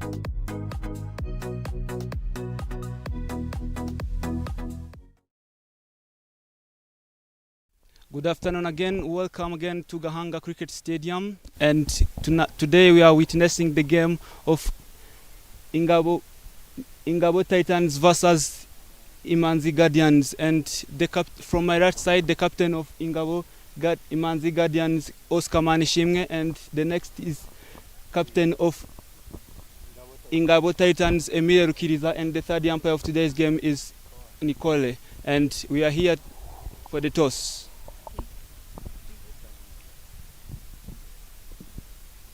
Head is congratulations, Emile, for the first win of the day. And this was the toss. You won the toss. What can you expect from you? We are batting first. Batting first. What's the plan behind, and why did you choose to bat first? Yeah, early in the morning we were supposed to bowl first. We batted first, scored 196. I think if we can add on that one and score 200 and plus, it will be a very good achievement. Do you guys really expect to go above what you have already set in the morning? Sure. And Oscar, unfortunately, you lost the toss. And what was your choice if you would have won the toss? Yeah, we also wanted to bat fast, but it's fine. We want to restrict them as it is the batting track. Let's restrict them under 160. Yeah, we can. Is chase it not that. going to change the way you've planned your day and going to affect the results? Yeah, yes, we wanted to bat fast, but also when you know the score, when you know the target, it's also somehow easy. So we are positive and we are ready to go. Good luck, best of luck, all the best. And this is the end of the toss. Ingabo Titans have won the toss and decided to bat first.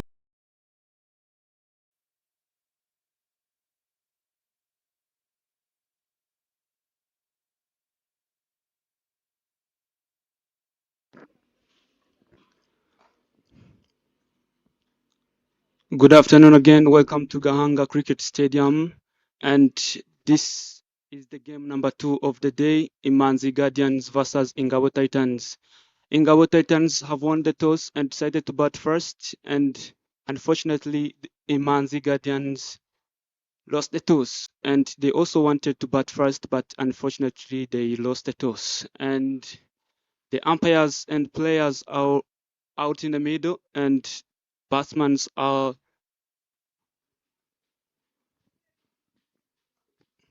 waiting for the batsman to walk in.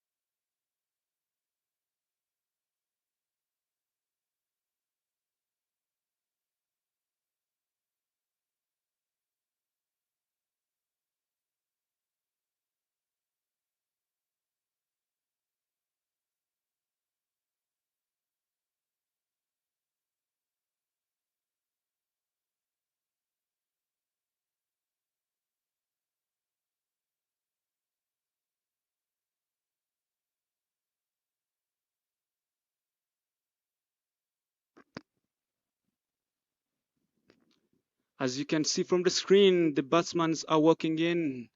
The batsmen who are walking in are none other than Hamza Khan, the national team player, and the regent of this cricket in Rwanda, and none other than Dusingizimana Eric.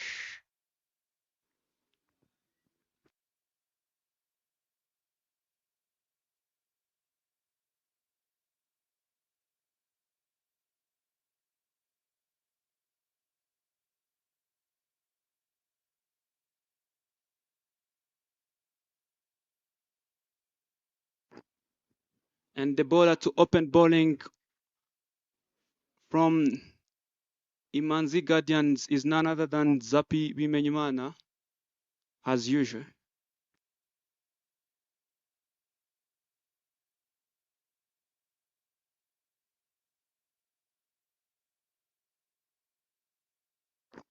The striker batsman is none other than Hamza Khan, and non-striker is Eric Dusingizimana.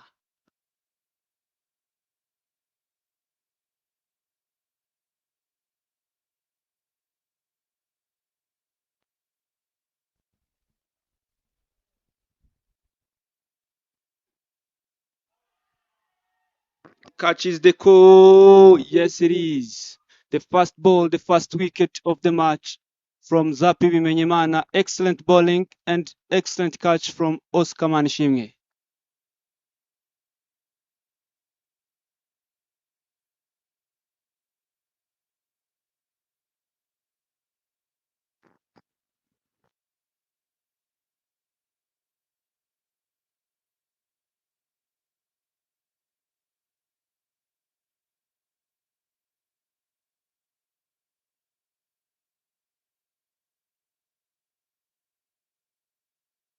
Now this time round, the new batsman is coming in.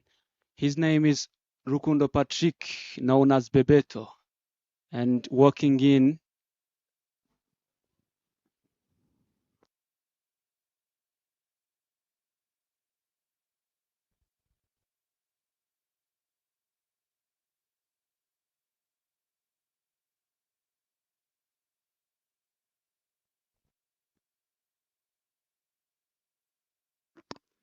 Five more balls to go for the first over of the inning. And good start there from Zapi Bimenyimana to start with the wicket. It's a crucial thing when you're bowling the first over of the day. It's rare. It's not always. It's hard to find the first ball and to get a wicket on the first ball of the inning. Excellent bowling from Zapi Bimenyimana. Missed that one there. How did it happen? First delivery. You enjoyed the the dangerous batter getting out of the first delivery. And look at that shot from Nyamimbo Rukundo. So you have been with the captain there, the toss. What was the explanation, the expectations? Yeah, the expectations from the captain was this pitch. They have also noticed that this pitch is for the batting, and they were targeting to have to maximize the score as higher as more than they have scored in the morning game.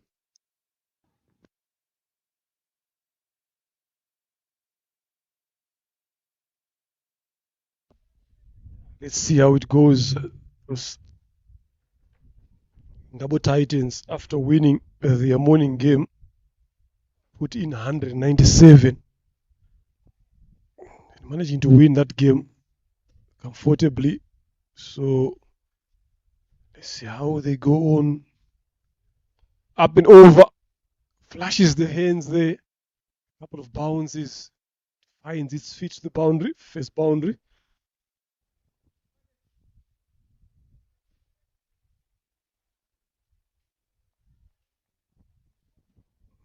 Look at that. This is what I've seen. I just had a glimpse of their game there. That is how Inyamimbo has been betting as well. He's not afraid to throw his hands to anything that he feels it goes. I think his manner there scored 82. He's still there yet to face. Oh, slow delivery from Zapi Bimenyimana.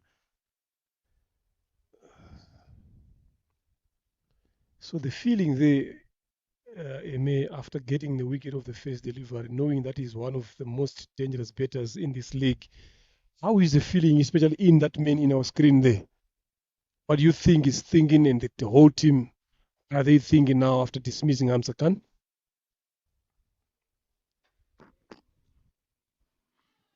They are feeling very happy because he's the one of the batter that they were expecting to challenge them. And the other thing is the problem with getting wicket on the first ball. Most of the times the bowlers expect to get more wickets in the same over, which is likely not true in most cases. But this time round, they have tried a lot of things, trying to go more into the wicket. That's why Patrick Rukundo was trying to go big, because the ball was a bit closer to in the slot. That's why he tried to go that big. But otherwise, he bowled really well on the first ball, and a chance of getting that man out is superb. Yep, after the first over, score is 4 for the loss of 1. And it's likely what you've said here, that they expect to get a lot of wickets. So there's sometimes they tend to relax as bowlers as well, because they know that they've taken the biggest wicket of the opposition.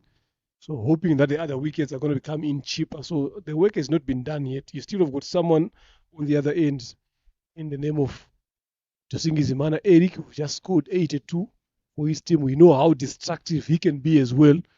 So you still have got someone to deal with. Iradikunda Patrick comes in to bowl from the pavilion end. There was a shout for an edge there, but the bowler himself is not interested. It's just the wicket keeper there, Manishimwe Oscar, in the first slip. So he's saying, Eme. That was way far there, but good bowling, good execution of that Yorker wideish from the young Iradikunda.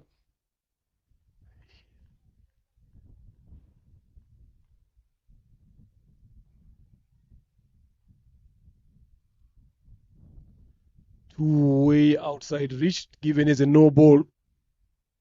He's trying to bowl it away from Eric's arc. Yeah, I think that's the plan that he has been told by the captain as well, that you don't need to be bowling around Eric Dusingizimana's arc. The power he possesses, the skill as well. So now it's a free hit.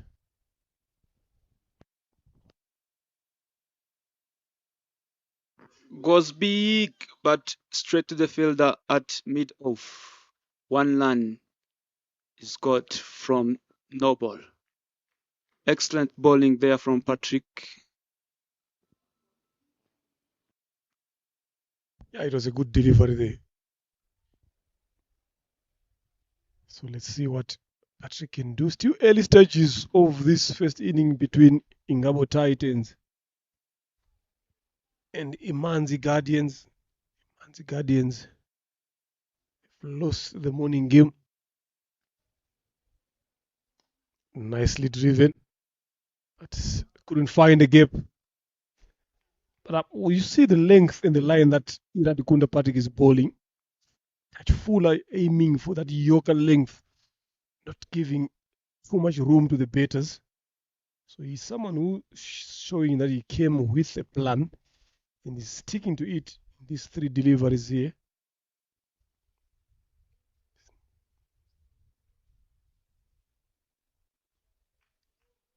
Good bowling there from Patrick Iladukunda, and he's really bowling the same thing that we was talking about in the early morning game, and trying to bowl straight and offside, because this time round he's coming from the shortest end of the ground, and where he's bowling it will be more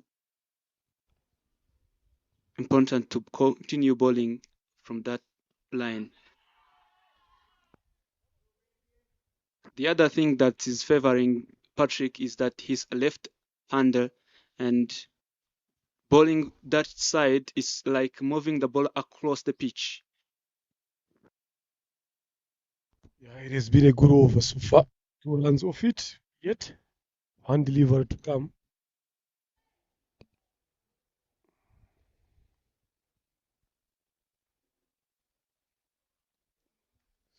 Trying down the leg side. A bit of some in swing there.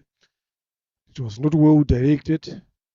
Not happy with himself. You can see there, head up, looking into the sky. Apologies to the teammates. Just looking to close this over very well. And that's the start that they are looking for.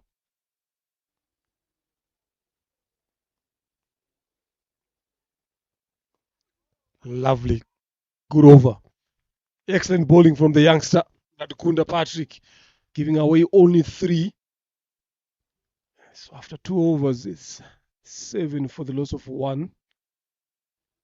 To see Zimana only faced 3 deliveries on 1. Yes, we know the damage he can cause. So now he's facing Zapi Bimenyimana. What do you think should be the plan here now, especially from Tusing Zimana after losing that wicket early? What should be his plan going forward? His plan should be playing more straighter and trying to stay in control of the game, because the more he spent time on the pitch, the more easier it become for him to score. I've seen it in a couple of matches that he played. When he played for a very long time, he become very productive than for him trying to go for the big shots in just the beginning of the match. Let's just wait and find out. Now, Bimenyimana is bowling his second.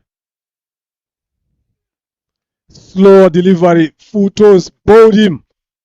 Trying to play around his legs there. He has been bowling these slow deliveries since morning when he discovered that there's nothing much in terms of pace on this surface. Smarter. Telling you, Eric will be disappointed with himself getting out of that full toss. Could have done better with it. Being unfortunate there. Look at that. Again, just moving away from a straight delivery. We have just been talking about the plan. What should we be thinking? What should be doing going forward? It didn't last long. Only lasted for 1 run that he scored. So they've lost their second wicket in quick succession in Ngabo Titans. In comes Kide Tuisenge, another experienced campaigner. I don't think he was expecting to come this early as well. Yes, it is a game, wickets can be lost, but sometimes coming in at number 4, you won't expect to see yourself coming in inside the third over. I asked again on the post-match presentation, Bimana Eric, what lessons did they learn? He spoke about being disciplined in terms of their bowling. Then again, when they're betting, he spoke about group wickets. That is something that he said they want to fix in this game. So they've started well with the ball so far.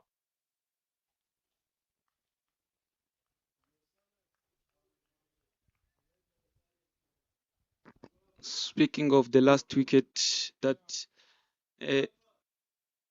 Ngabo Titans has lost, it was contrary from what I was saying. He should be playing. That's what he ended up missing the full toss and got himself out. It was easy when he was on front foot playing straight. It will be easier for him to play that ball. Yeah, he cleared that front leg. I think he was trying maybe to access the offside there, bringing the shoulders into play, but deceived by that. Sabi keeps on bowling the slow deliveries. They've been working. Shorter one. Just nudged down to square leg region. It's going to be a single there.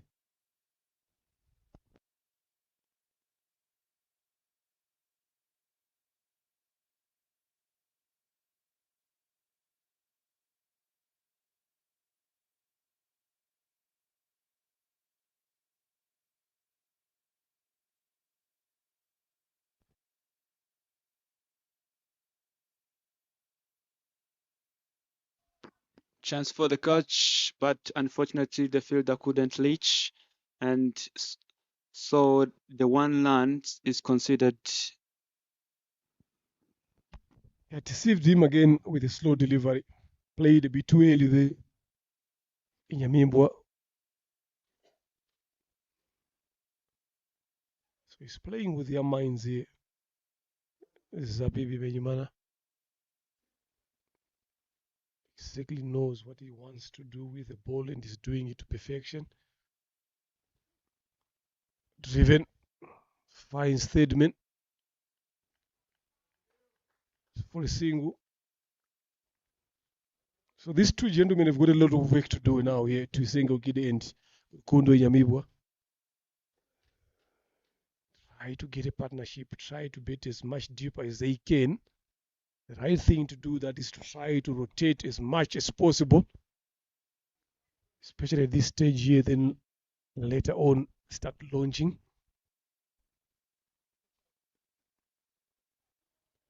Effort delivery strays down the leg side.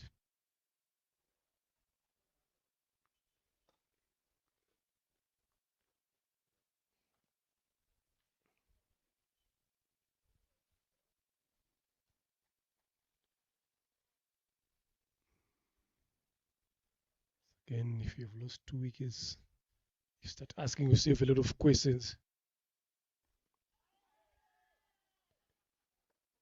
Full straight, miss that one. And another end of a good over here from Benyimana. The wicket in it gave away only 4 runs. So it's 3 overs gone. The score is 11 for the loss of 2. Still have got some power hitters in their lineup as well, the likes of Uyumana David, Kayezu Martin,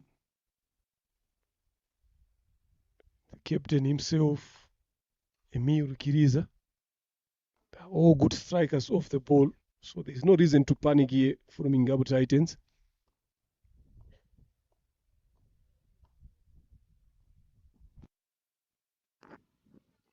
Comes back again into the attack, Patrick Iladukunda.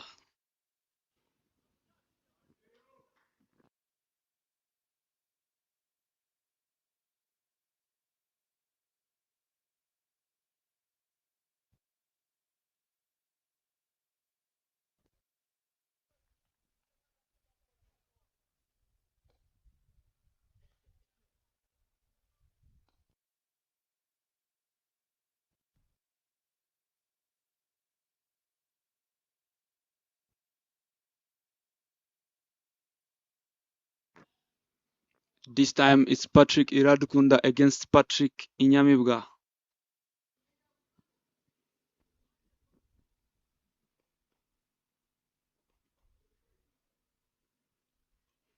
Good bowling there from Patrick Iradukunda, and like we said in the morning, anytime you try to go across for the ball which is really straight into the stump, you already beaten.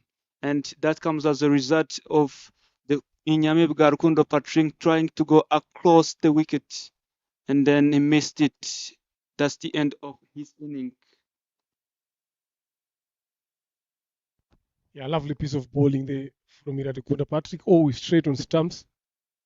And we spoke about it again as well, Eme, that anything that comes on stumps, we need to play it as much straight as we can. But he was trying so hard to access the leg side since he started batting. And this time misjudged that one. Didn't come up as much as he expected. But an important breakthrough again for Imanzi Guardians. They've taken their 3rd wicket. They will be the happiest of the 2 sides so far. Not much of runs on the board. It's only 12.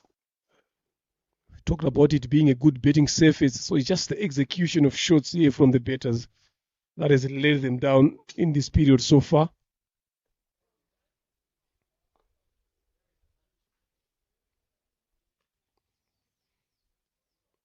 Uyumana David walks to the crease.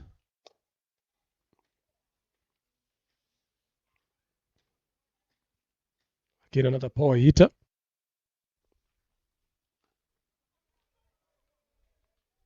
Off the mark straight away with the first delivery. Just playing it down that mid-wicket region there. So the good thing about Iradukunda Patrick is the way he has been bowling, the way he's been disciplined again with control. something that you can admire as a bowler, a left armer, possessing such skills. Look at that. He's always asking questions. It doesn't give batters a lot of room to work around with. So he's always forcing you to do something there. One slight mistake, then you're gone. Great potential.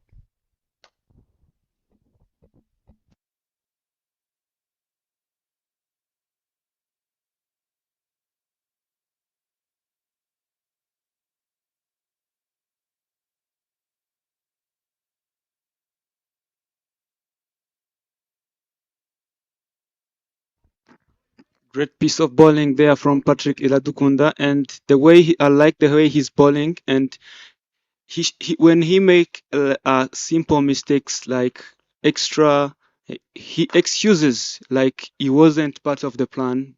He really doing things as planned. If maybe the captain have talked to him before the game start, and he's really executing the team plan as well. Dropped to the short mid wicket and fumbled, and the single is considered.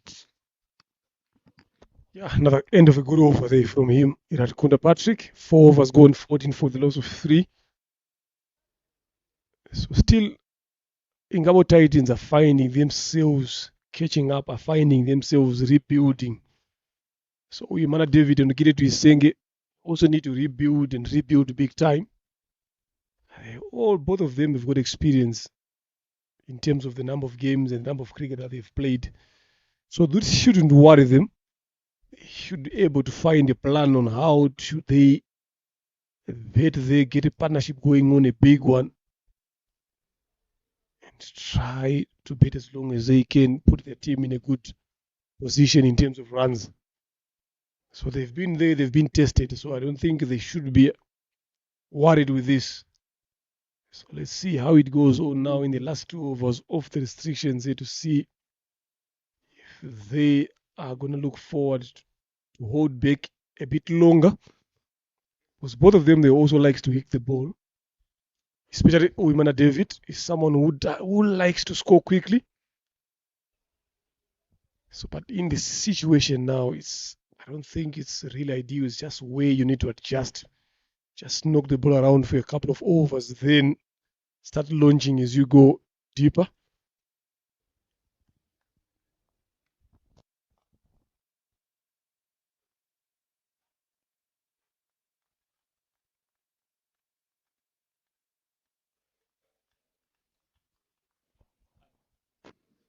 At the end of this over, we will be able to see the intent of the batsmen who are there in the middle.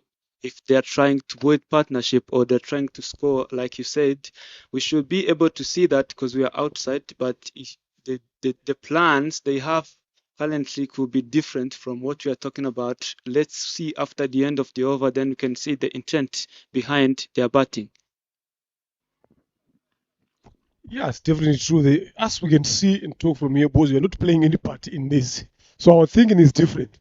What we see is different. So to them, they are in there, they've got a plan. So let's see how it goes. That one was a bit way wide above head height from Bimenyimana Zapi, knowing David's challenges. Up and over. Didn't get enough connection. Nicely done there in the deep. So you can see now the plan for David is again to both short. Was anything a bit fuller there on the fuller length, just that hard length again, anything that allows him to come forward and free his arms, he can be able to dispatch it outside the ground. So they've gone a bit shorter for him. Not comfortable with short deliveries with Uyimana David. And that's the beauty about playing together for quite a long time.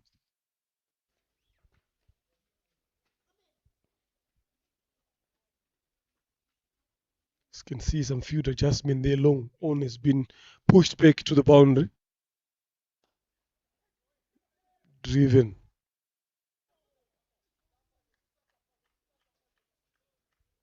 has an attempt for a direct hit there, but missing the stumps. And what you just also need to do is, as a fielding team, is to force the batter to play the game that is not his. Exactly what they've done to David here. David is not someone who likes to knock the ball around, but now they forced him to do that. They're bowling some good line and some good length, and also defending that with the field. They're putting the fielders in the right places in the fend that he tries to go big. Nicely played there by Okide Tuisenge. Boom. Straight on the sides, on the scoreboard. Maximum from Okide Tuisenge. It was a bit full, overpitched by Bimenyi Manazapi. Well executed. Look at that. This is what you have been talking about again. Look at how straighter he played that shot. The way he waited for it again as well is what is key to get this 6 runs that he has gotten.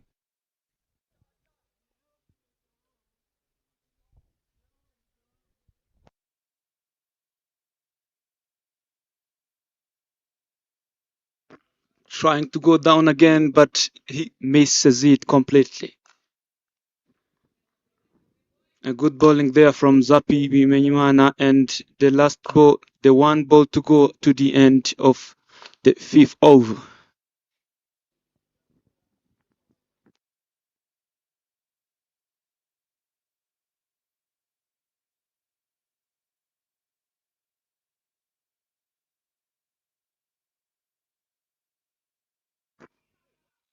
Dropped down to the mid wicket, and the run-out chance was also created, and unfortunately was not taken. Good over for Ingabo Titans. He needed an over like this. After 5 is 25 for the loss of 3. Yes, if they can be able to take these 2 batters, that is going to apply pressure onto the other upcoming batters, Rukiriza and Akayezu Martin. So, but they still have got a lot of work to do. They need to make sure that they take on this. So, Okide Tuisenge and David Wimana, with the experience that they possess, should be able to calculate this very careful. Always stay positive again. You keep pushing in. If a loose ball comes in, make sure that you punish it. If it's not there, look to rotate. Yeah, from the previous over, what did you see? What did you see them trying to construct the partnership, or did you see them trying to go for the big shots as we expected? Yeah, they did try to go. You see the bigger one that Okide Tuisenge tried to play. Then the next deliveries, they were trying to go big, but couldn't be able to make contact with that. Ended up getting those singles. So they've been forced now to play something that they are not used to. So they need to adjust and adjust accordingly. Stay in the game. Good effort there from the Menyimana Zapi. Puts down a chance there from Okide Tuisenge. That could have been a spectacular catch there if he had held on to that. Still hunting here. Imanzi Guardians, especially Iradukunda Patrick. Telling you, running a couple of yards, 3-4 meters to his left side, putting in a dive in the end. It managed to hold on to that. It was going to be the catch of the day.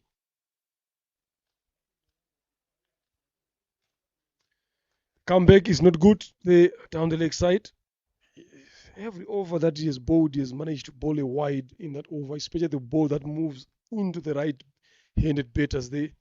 So what he just needs to do is to make sure that he bowls it in the right area, just around that outside off-stump line, and move it back on targeting the stumps in the batter spades.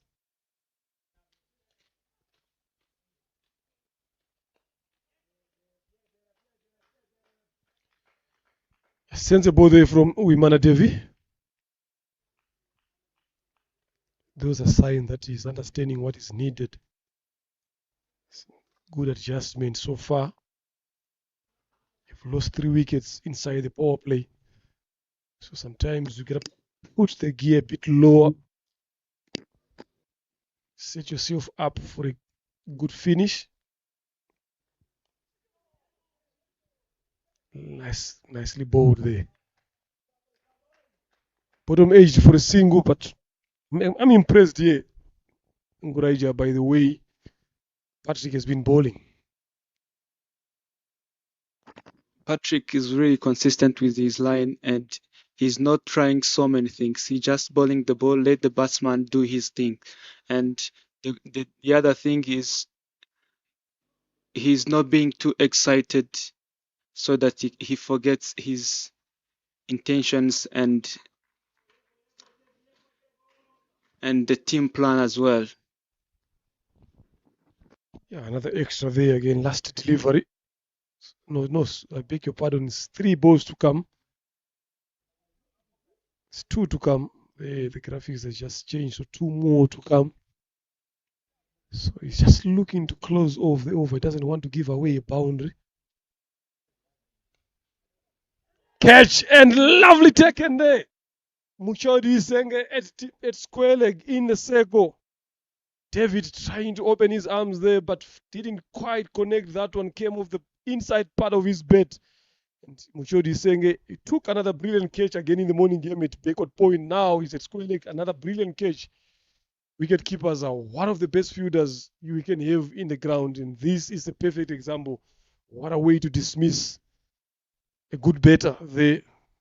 Ratukunda Patrick gets his second wicket. Have a look at it again. David tried to work it down the leg side, finds the safest hands in the field. Muchodu Isenge Eme. Ngabo Titans lose their 4th.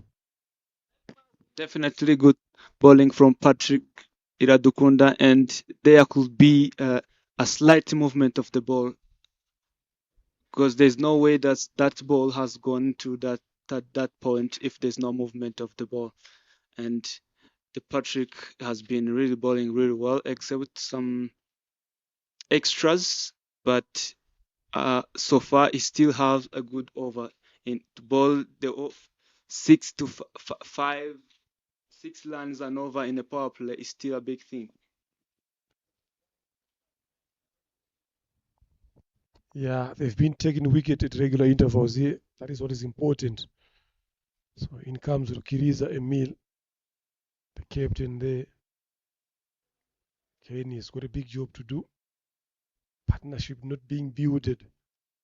But it's just credit to these 2 bowlers here of Imanzi Guardians. Sapibi Menyimana on the other end, and to counter Patrick, all of them bowling 3 overs right through this power play phase.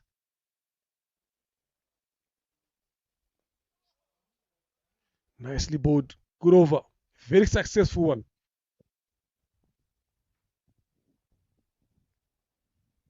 Power play done, 6 gone. It's 32 for the loss of 4. The lowest power play score we've had in today's games.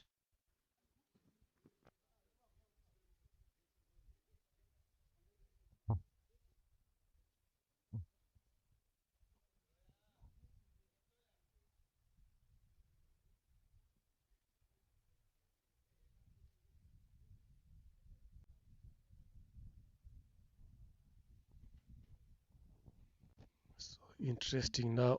The bowling changes. So this is where it's going to be important now. These 2 bowlers have bowled very, very well to get their team in this position. So now the batters, these 2, Tuisenge and Rukiriza, especially Tuisenge, who has been there for 13 deliveries. For 13, this is where he should be able to find a way now to get over these new bowlers. Ibrahim Nishimana is also one of the bowlers who doesn't try a lot of things. If he's in good touch, he's not an easy candidate to get rid of, but sometimes when he's not in form, he bowls all over the place. So this is someone that if I'm Okide to saying I'm looking to target now. You're definitely right, because most of the times he tries to go more fuller, hunting for the wicket, and goes okay there, goes out and 2 straight, like we said in the morning. We still every batsman who really tries to go more straighter is likely to get a score, and most of their shots will be successful and will be played as they thought it will go.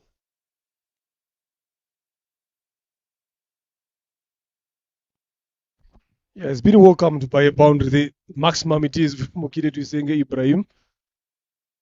Followed up there with a single. Yeah, the more you play straight and the more you watch the ball closer to the bat, the more successful you're going to be. You don't need to try to do a lot of things. There's nothing much happening on this surface here. No movement, no carry, no speed. It's just coming even.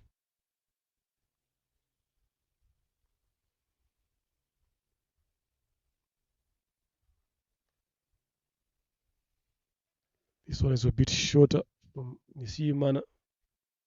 Pulled away for a single down to square leg. So this is the bowler that they need to target now. Up their scoring rate. Especially with what happened from the first deliveries already on the back foot. So 8 runs so far in 3 deliveries. So he should be the one that they should look to target more.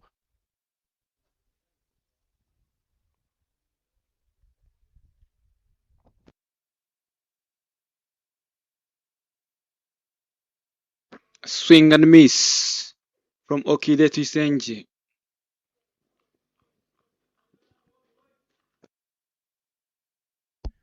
Yeah, it was a bottom edge there. Had it carried, that would have been something different. But this is the over to go big here.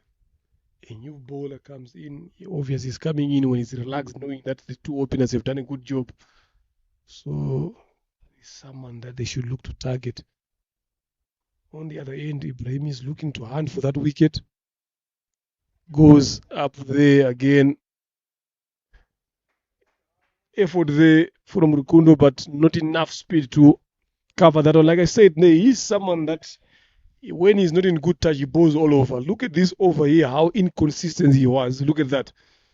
Down the leg side, short delivery. The first delivery was full, got hit for the six. The second one on the legs. The next one, it was a short ball again, pulled away. Then this fourth one again, down the leg side, short one, pulled away. So there's been a lot of inconsistency in terms of line and length in this over from Nishimana Ibrahim.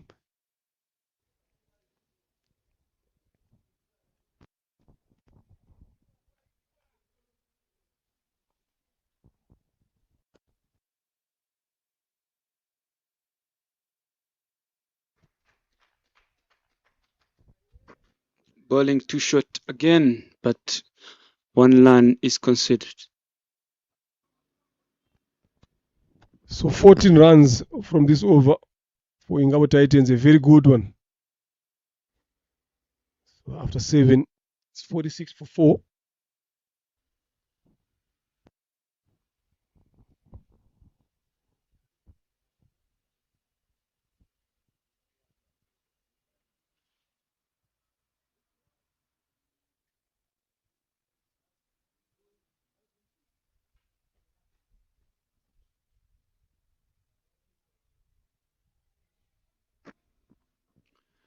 Patrick coming back into the attack again for his last over of his spell.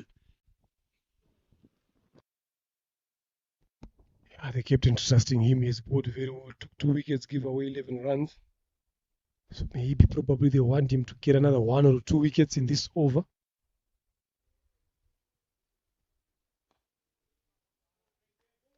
Nicely played.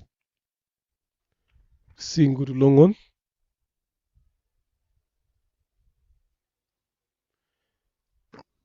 Nicely played by Emir Kiriza, and you can see the intention behind that shot is more about rotating strike and keep the scoreboard ticking, which is really what the team in Ingabo Titans needs at the moment.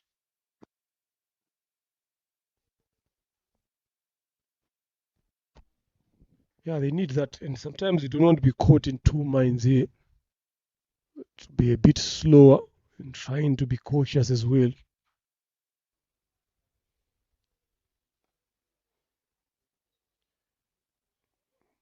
Another nice delivery there. Again, asking questions on stumps.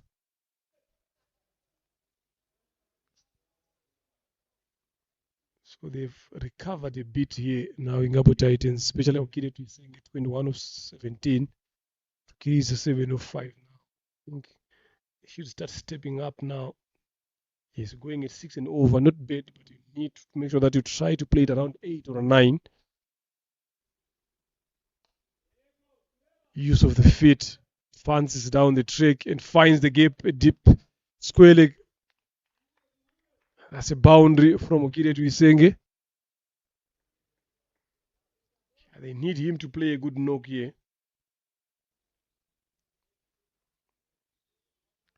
Runs are under his name in this game if you are looking forward to win.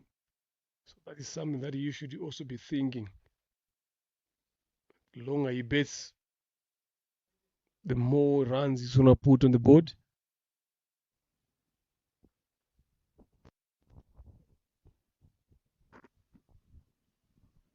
And he's also putting a pressure for the team Imanzi Guardians. His wicket, they have to fight for it. They have to fight for it and work for it, because otherwise the more he spend time there, the more he'll have a chance to score. And the way he's playing this time around, trying to play more straighter, it's very hard to get him out at the moment.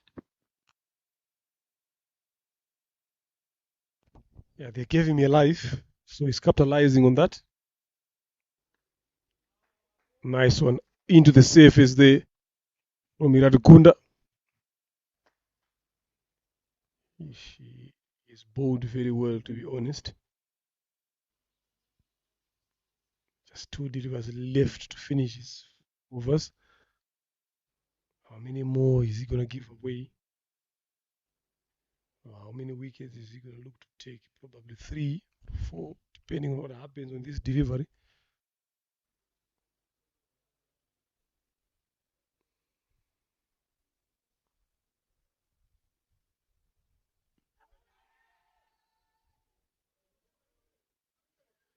With a shout there, Ambayanganji Abdallah not interested in that.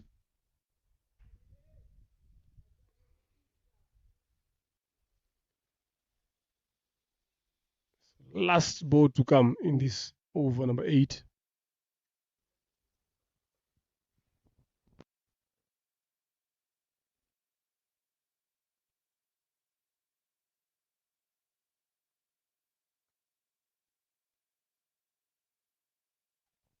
Down the leg side, the bowled in that area quite some time, especially that ball that comes inside is failing to put it in the right area there. Iradukunda, and it's always coming off the last ball of his over a lot. So I think in that bid to try to close off the over, not giving the batters room, his way is overdoing it, then he misdirects the ball down the leg side.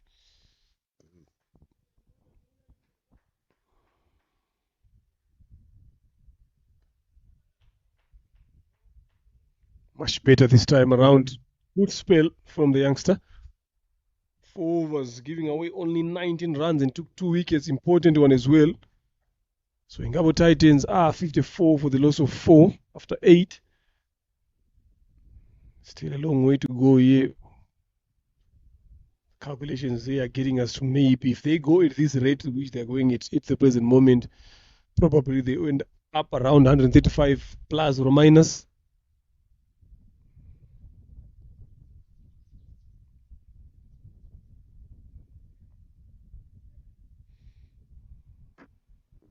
This marks the end of excellent spell from Patrick Iradukunda, who has bowled 4 overs, 2 wickets and 19 runs.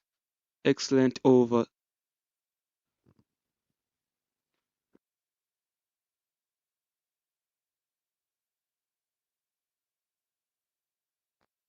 Yeah, he bowled very well. That's a good spell from him.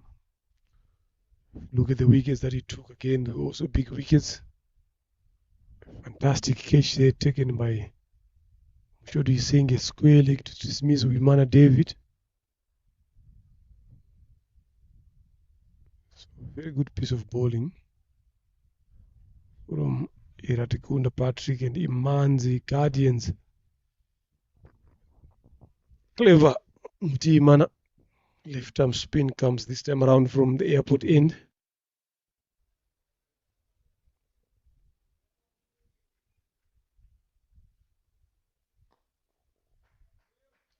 Overpitched and driven to long off, single. Okide Tuisenge.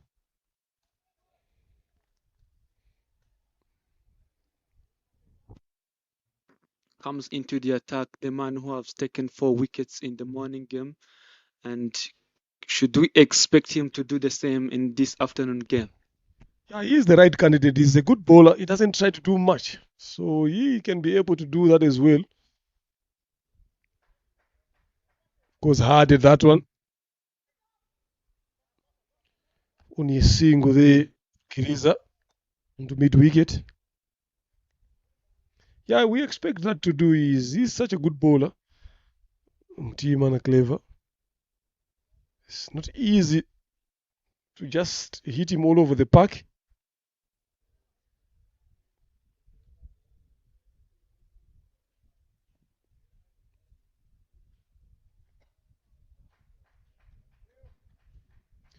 Advance down the track. Finds long on there on the boundary. Another single taken. So 3 singles in this over. So the plan now is to look for that odd boundary now. Just to stay in that rate of 6 to 7 and over. Sensible betting.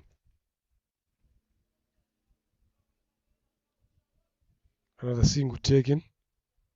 So yet to bowl a dot ball in this over, clever.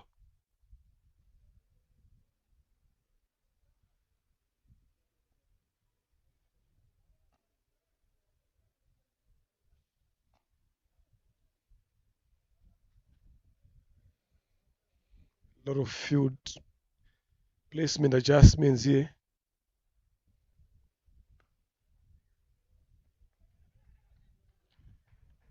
Dodbo comes finally.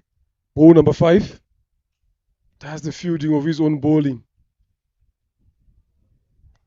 I like the way they've set up for Okide Tuisenge. They've got a mid off and a long off, but the long off is a bit wideish. He likes to play in that region. Tuisenge Okide. Second dot delivery in this over. Excellent over from Clever.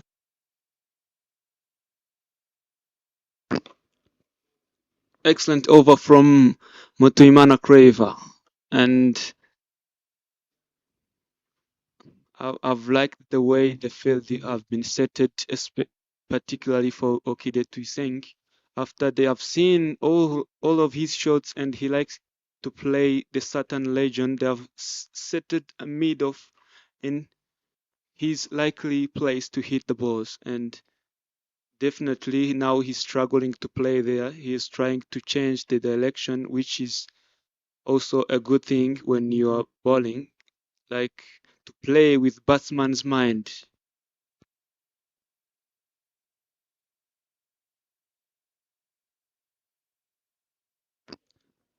Comes into the attack, Eric Nyomugabo from pavilion end, and this time round he's bowling against Rukiriza Emir.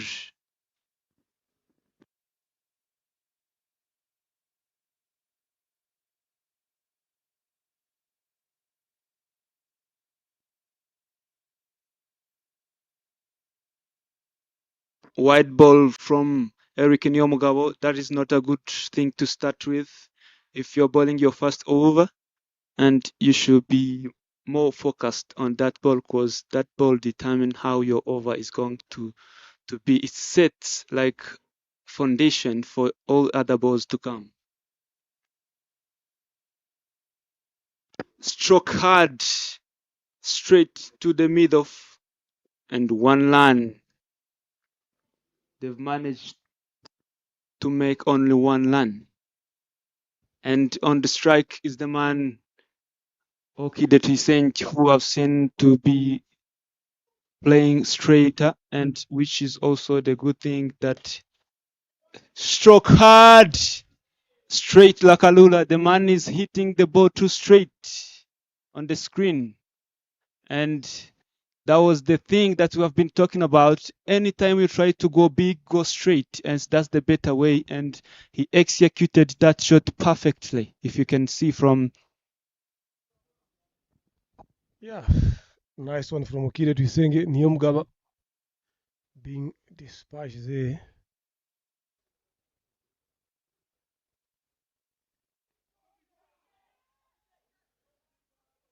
Makes it back on time. But wicket keeper Oscar Manishimwe not happy with that. Just needed a look from RCA. You can just have to watch again for the second time. Just to see how close it was from here. It will be interesting to see that again.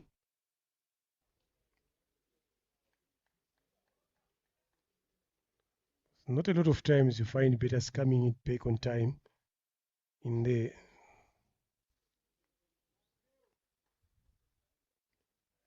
That was needed a side-on view.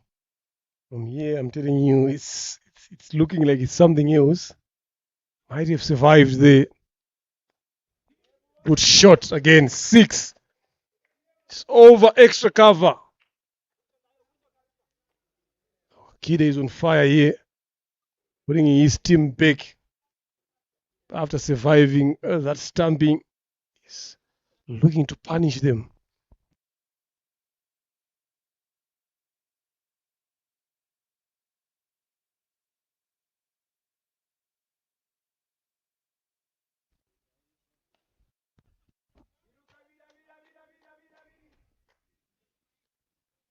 Tries to do the same again, but didn't time it very well. Just chipped it over extra cover. Mushodi Senge for a single.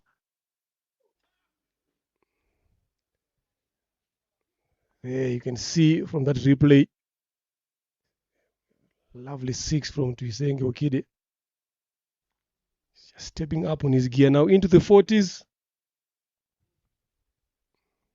26, brilliantly batted there from him.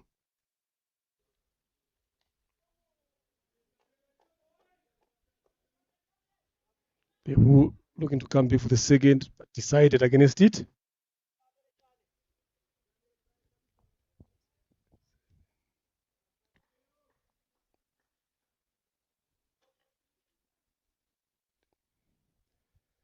So 17 runs so far in this Eric Nyomgaba's over. Very expensive. Again, up finds Bimenyimana Zapit long over, does a good job. 18 runs of this over. Very successful over for Ingabu Titans.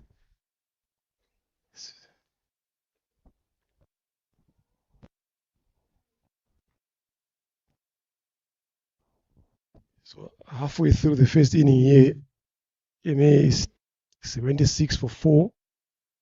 So obviously 150 plus is on the cards if they continue betting in this way. So they need another bowler here now. Iman's Guardians. Okay, that's nothing much to talk about in terms of the top order batters, top 3. So it's only David Wimana who get a partnership with Okide Tuisenge, and Okide now is doing it with Rokiriza Emil in the middle order there.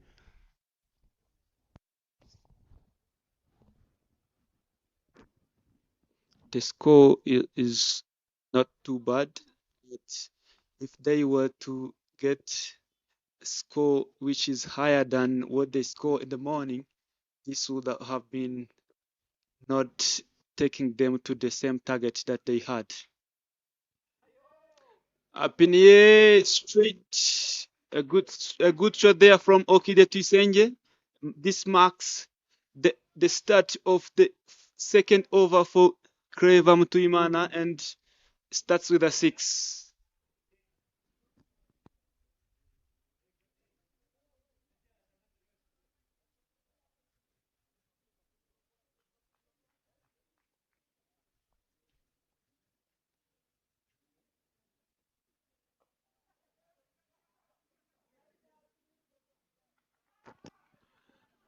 This marks the end of the best inning for Okide Tuisenge. He has been batting really well for his team, and the catch marks the end of his inning. And Ingabu Imanzi Guardians celebrating because they could see the way the game was going was taking Orchidea was taking the game away from them, and in 40s the batters in today's games are struggling to pass from the 40s. Currently the three batters have been stuck in the 40s. Yeah, it's always something happens there when these guys get in these 40s. Yeah, he was well in control there. A good knock of 48, striking 165 to Sengo Kide, 5 sixes and 1 4. Brought his team in this position, but just that mistiming and that overdoing his shots. Mutimana Clever has claimed his first victim.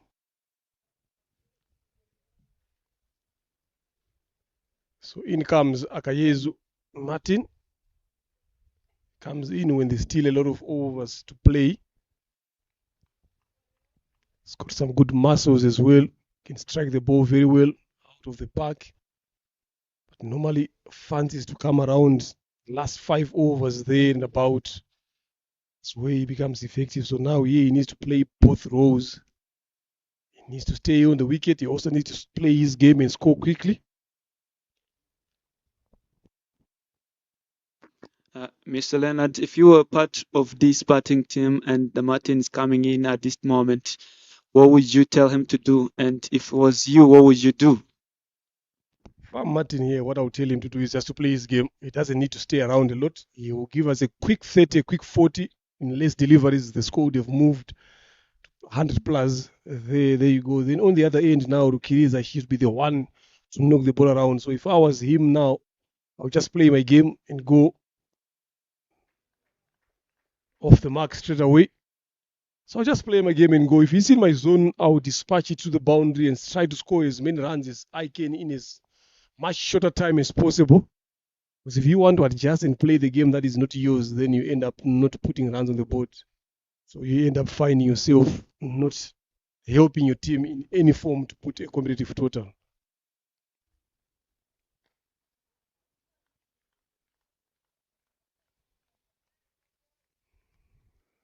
Clever Mutimana now. His tail is up. He's gotten a big fish. Nicely played down the ground. Extra cover for a single.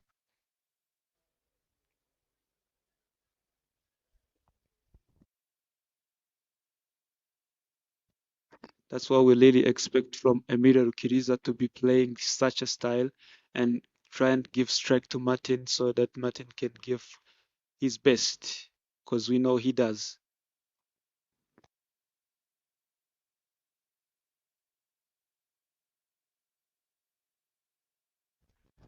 Good running. Good running from the two there. Just plays it with soft hands. Didn't like to hit it too hard there. Deep Squelegate to come in 30 to 40 yards inside. After 11 is 86 for the loss of 5. Still going a good rate of 7.82. They've maintained that for a long period of time. So if the plan now is to look to up it up in this phase here now.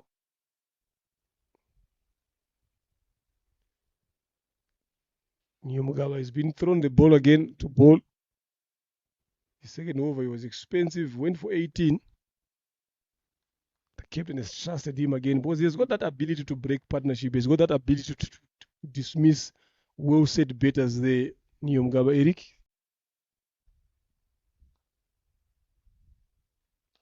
That's a big hit. And that's gone onto the mound, into the trees there from Rukiriza Emil. They've continued to target him and they've done well so far.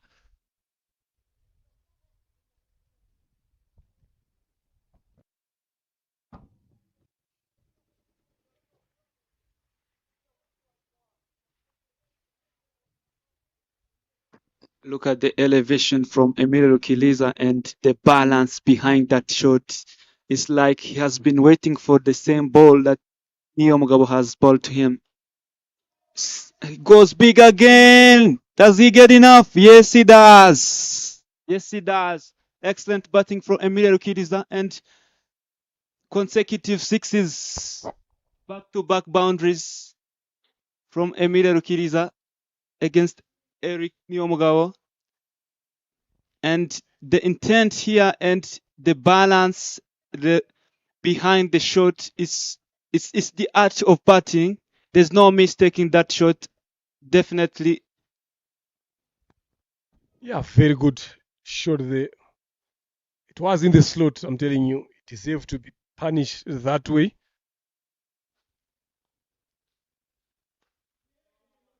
Splashed hard, extra cover for a single there. Yeah, they've come up with a plan of targeting Nyomgaba. He's one of the part-time spinners. He's just being brought to slow things down, probably get a wicket in between. So those are the guys that you need to look to target. Both these two batters here are capable enough of clearing the rope at ease. So this is the opportunity that they need to use. They've raised to 99 in quick time.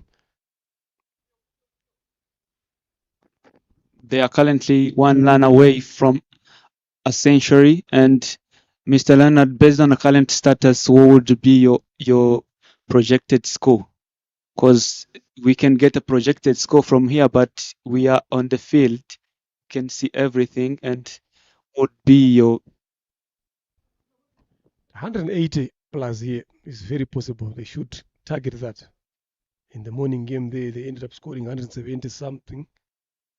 So they are capable enough of doing that. They were chasing 198, but they were close.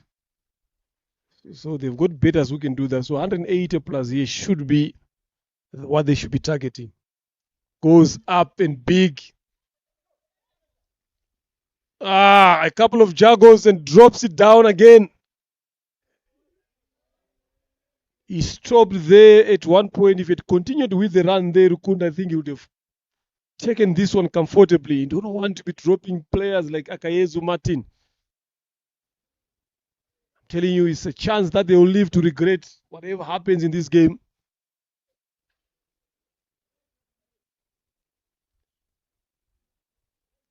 Was there? It was just a little stop that he made. Another big one. Big one again. Over mid wicket from Rukiriza. Makes it 3 sixes in this over. Right bowling in his slot there. Nyomgaba Eric. Seems like we're watching highlights here, but it's a live game that we're watching here at Gahanga Cricket Stadium. The Men's Elite Liberation Cup. Ngabo Titans putting up a show here. Especially Rukiriza Emil. It's woken up. Just tucks it around the corner for a single. Very good over here again.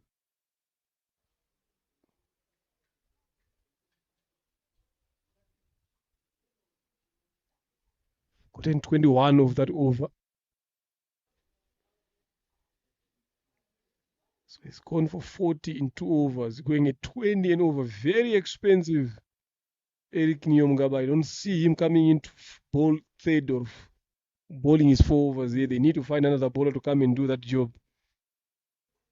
Such men there on 32 of 18. Rukiriza. He started slowly. But look now the gear that he has changed into. Seen him at IPRC here a lot of the times. He's doing some power hitting practice, hitting these sixes here, and he's actually showing it here now. With that single of that over, brought them to 108 with a loss of 5 after 12. So now let's see what he can do now. Bowling change there. Kundo Jean Pierre comes in to bowl his first over. They will be banking on him to slow things down. The rate currently has moved to 9. Exactly what I've been talking about. They've been moving at 7 for around 8 overs now. They've moved up to 12 to 8, so to 9, sorry. So you need to keep pushing it up as you get deeper to the end of this inning to around 10 or 12. That will give you the score that we've been talking about, 180 plus.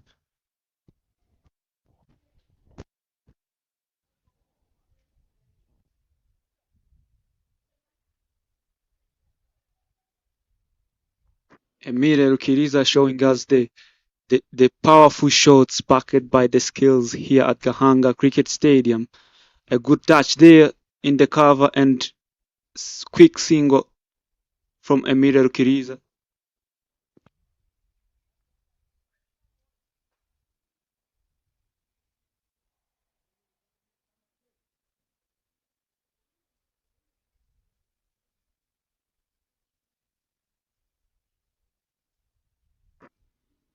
Now comes into the strike. Martin Akayezu, the man known for his powerful shots. Played nicely, but he finds the fielder in the deep. Nice fielding there from Emmanuel Manshime in the deep.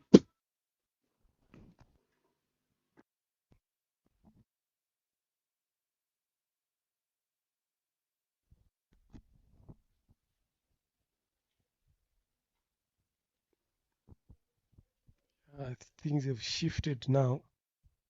That's what we expect in a T20 game.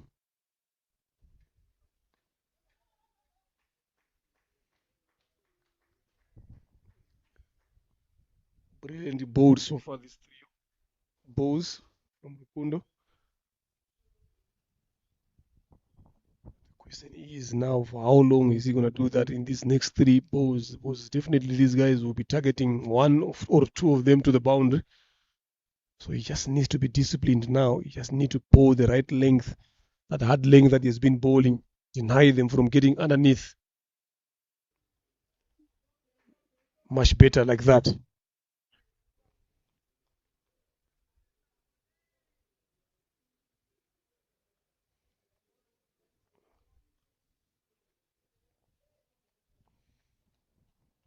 I'm still trying to look at the bowlers. They've got Ibrahim Nishiman again. He was expensive, but he still has to bowl his overs. Neo again is expensive. He still needs to bowl. So they are 4 overs short.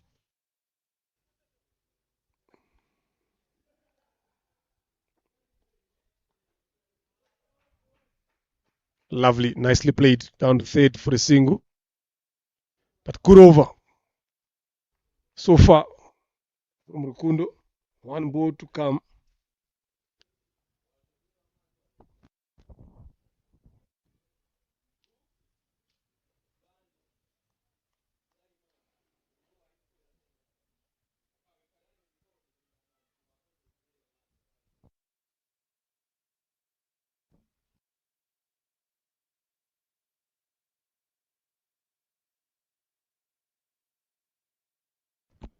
Slow delivery and ended up being a wide.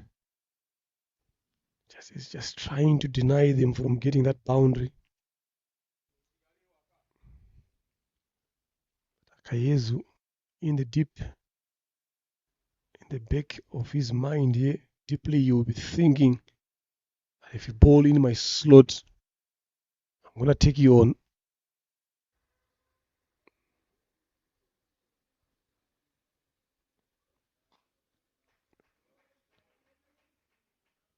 Boundary that they've been looking for, in poor fielding there by Inishimana Ibrahim in the boundary. Should have done better there to support his bowler. So they finally gotten that boundary that they were looking for. If not that boundary, this would have been the best over so far, and the poor fielding from the deep and makes the over expensive. Yeah, should have done better there. It's deep extra cover. That is how you apply pressure and support your bowlers, by fielding as well.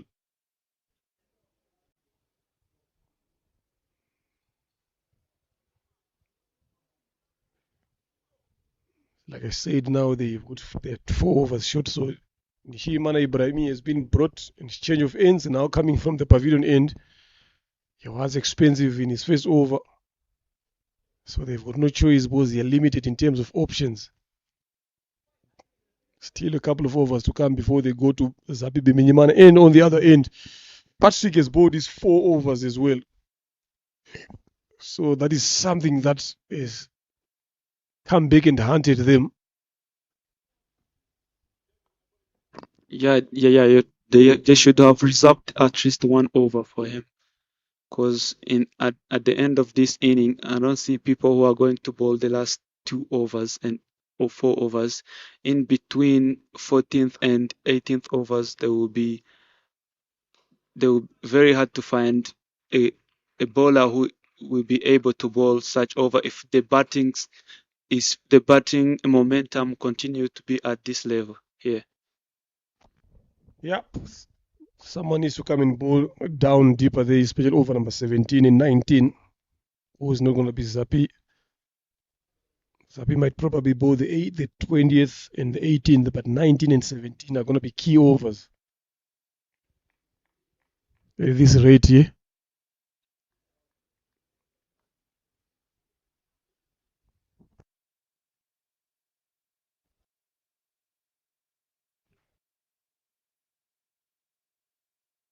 Go.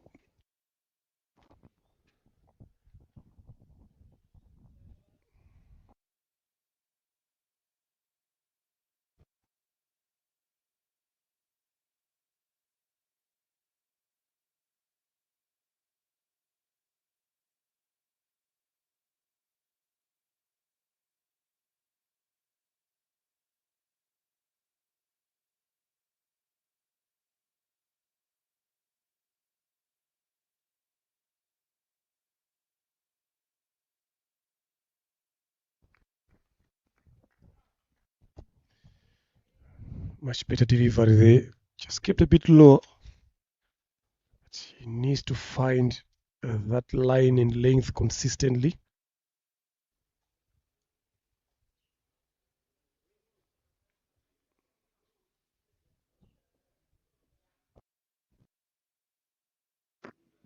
Ibrahim now is bowling good over compared to the previous over he bowled. Stroke hard down the ground, but finds the fielder there and was stopped. And only one run is got from that big shot that was hit by Martin Akaezu. It was hit powerfully there. He's not happy. The power that he used, he thought that was going to race to the boundary. But good fielding.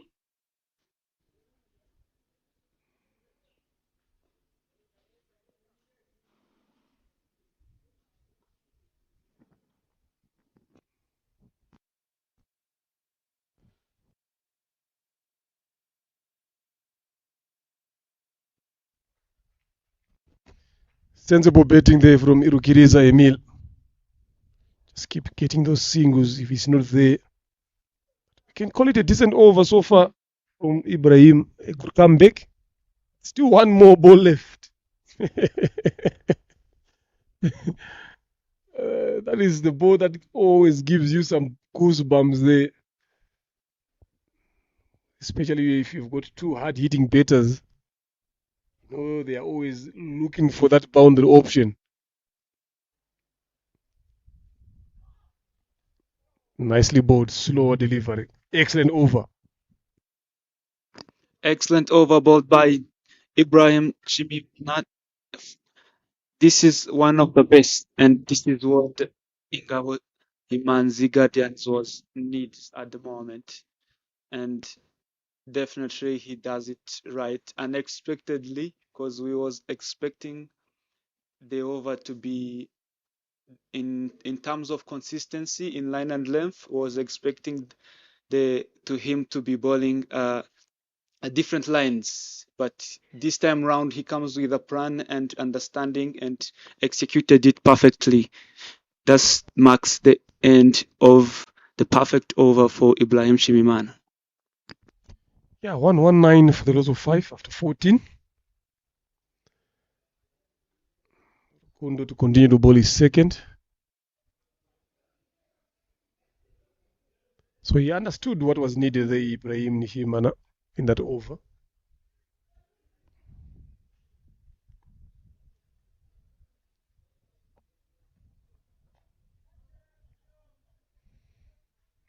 You can't get out that way with how you've been playing well there, Kiriza Emil.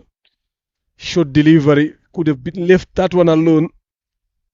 just opted to go for it. Look at how tall he is, and he put in a jump there. So that's what did not give him enough timing. And ended up being an easy catch for Eric Nyongaba. And Imanzi Guardians, they've taken the dangerous looking Rukiriza Emil. He did a good job for his team, scoring 36. 36 is 1-4. Today, there's not been a lot of fours that have been scored. It's been a lot of sixes in both games. So they've lost their 6th wicket now. So this is where things get interesting. Now getting into the tail enders. Still, there is Kamana Joshua. Just walked in, left-handed batter. Also someone who can score runs quickly. So they still have got a lot of job to do. After this is where they are going to walk into the tail enders here. But for now, they have to deal with these two.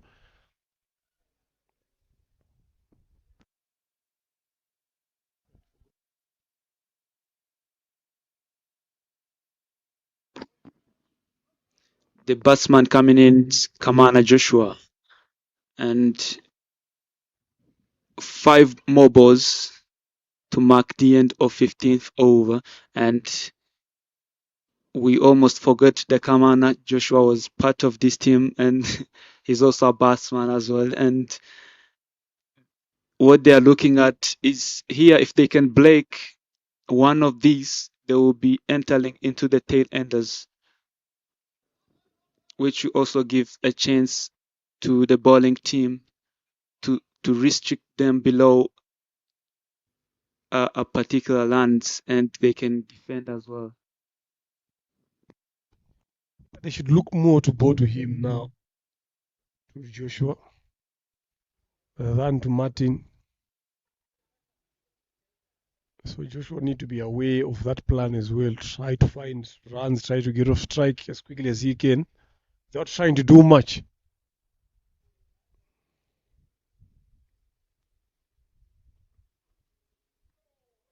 Swing and a miss there from Nyonkuru Kamana.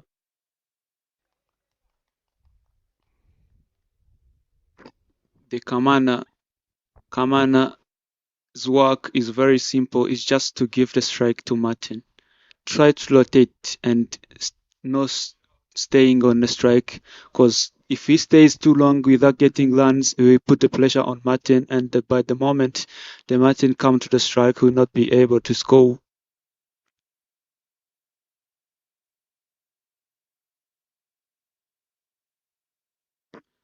Played into the gully, and the ball passes through the fielder. The fielder is none other than Neo Mugabo, and they managed to get 2 runs out of it. Now, this is the point where they need to squeeze in all the departments in the field here now. That ball should have been stopped. It has been easily be a dot. So fielders need to be in their toes. This is the perfect opportunity that they've got to squeeze in the flow of runs. So you gotta support your bowler by doing some fielding the right way.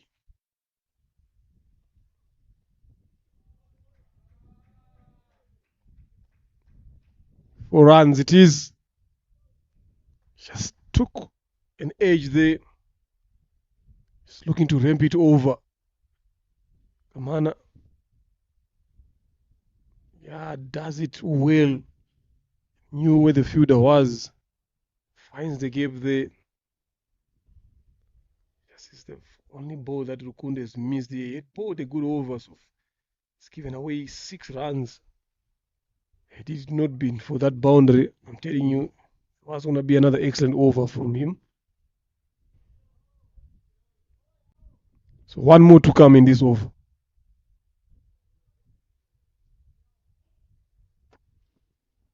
But the over is still good so far. 6 runs.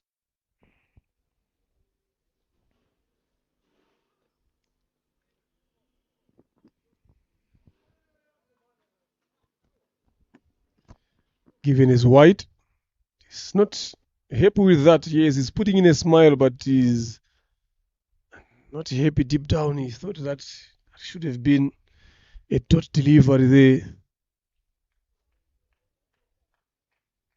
So that needs to be bowled again.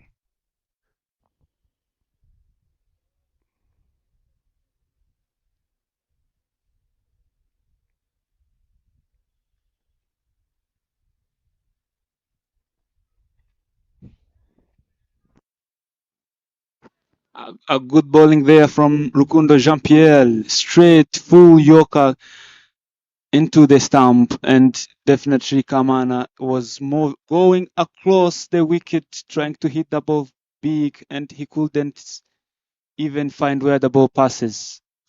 Good thinking there, but down with Kamana, I think I'm telling you, deep down you'll be like, why did the umpire did not let that one go? When he gave it a wide, it became an extra ball, and then he got dismissed off it again. And smart bowling there from Rukundo, 3 short deliveries. Then the next one, a fuller one, Yorker. Yeah, Kamana looking to work it down the leg side, and these stumps were castled. So they lose their 7th. 1-6 is the score after 15 into the last 30 deliveries of this first inning. Still going at a good rate here of 8 plus. Still with Akayezu Martin, he has not had much of strike in these last 2 overs. He's been watching at the other end, getting dismissed. Now in comes the Menyimana Ivan.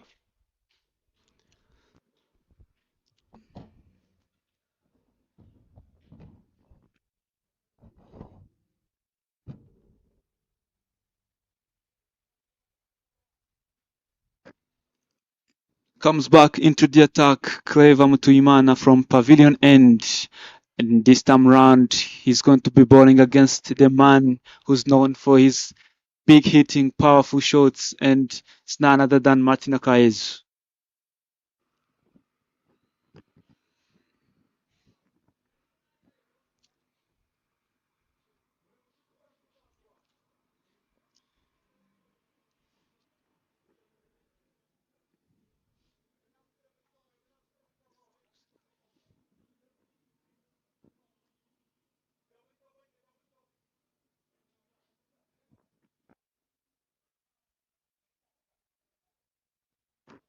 At this point in the game, when the fielding team find themselves as the dominating team, they tend to loosen up things, and that's where they ended up giving free runs. That's where you see those fumbles, and definitely that should be not the mindset. The things ends when it ends. You should keep up the fighting spirit up to the end. That's what I have seen in this inning. Good bowling there from Clever Mutuimana. This time round, you can see he's bowling slower. He's not that pushing the ball as quick as he was in the morning. Yeah, I think he has discovered that Akayezu likes the ball coming to him quicker, taking pace off, make him use his power. Hard on the ground.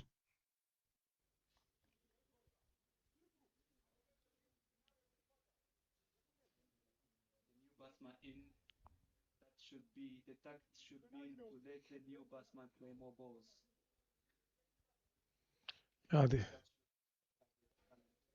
Yeah, definitely, you're right there. They've put in a slip for him.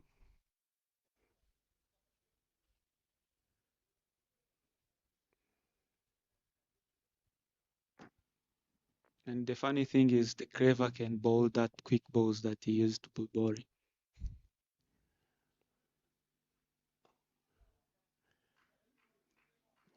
He's a target here now. Ivan Menyimana. You can look at that shot there.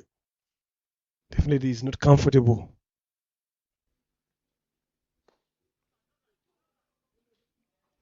Trying to go straight, but straight to the field as well, and no run conceded. They needed an over like this. 2 more to come balls. So bowl a lot of them to Ivan. You can see how it goes the other end with Akayezu. Tries to go big again. Single denied. Sent back by his partner. Excellent bowling there from Clever Mutuimana as well. One more delivery to come here now. Both very well given away on one. They need an over like this. It came at the right time with the new batter in and on strike. So what they can do now is maybe probably allow him to get a single and return strike, then you bowl again to him. So it's up to Martin now to calculate that move. They try to get a thing where Martin should be able to deny that so that he can be on strike. Otherwise, they will bowl a lot of overs to Ivan Menyimana here.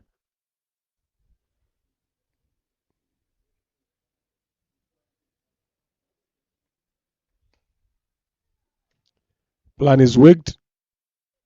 Single taken. Very good over again from Mutiyimana Clever. 2 runs off that over. 128 for 7 after 16. A single marks up the end of excellent over from Clever Mutuyimana. And this time it's up to Martin to calculate and so that he can face more balls. Otherwise, he will stay on non-strike and ends up not being productive for his team, as this time round they need his performance.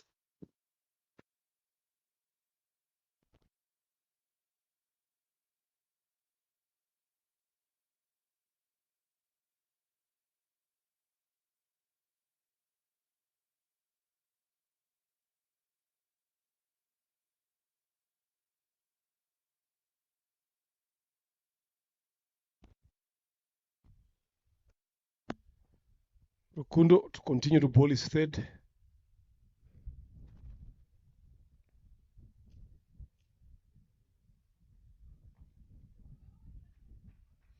Nicely done there by Ivan. Menyimana wanted to come back for the second, but Martin sent him back quickly. Now you should be getting ready for some big hitting, because he knows that there's not a lot of betting to come. Akayezu. So now he should start taking matters into his own hands in terms of looking for those boundary options.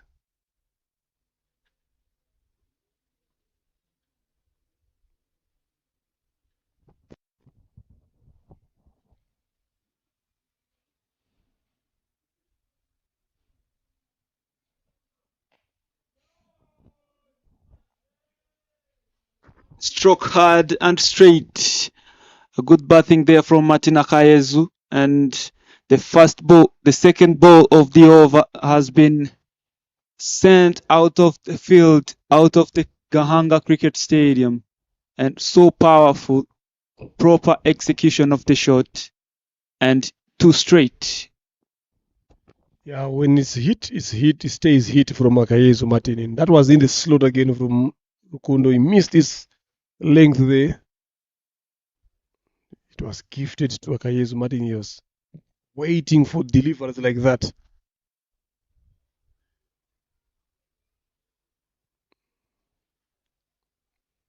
So now this is where the challenge is going to be.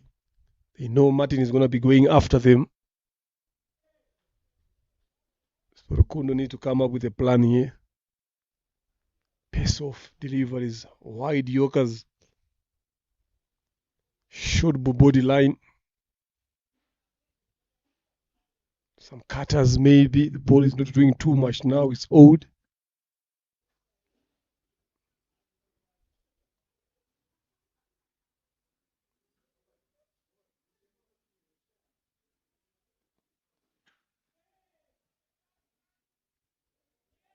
Punched over Denny Gumisenge.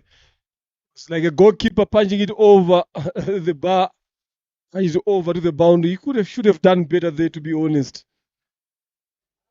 He has not been fielding well since even in the morning game to Gumisenge Daniel. That should have been easily taken, to be honest, I'm telling you. Punched it over. He was not even aware of where he was standing.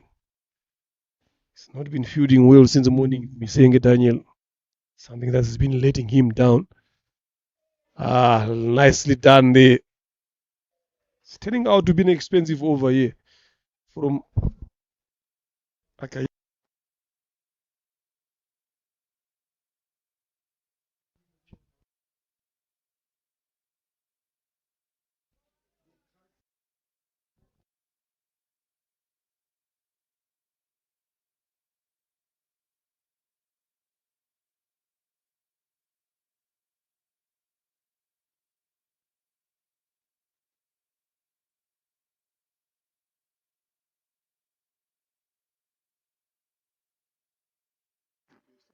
Drop down into the gully and one land. Okay.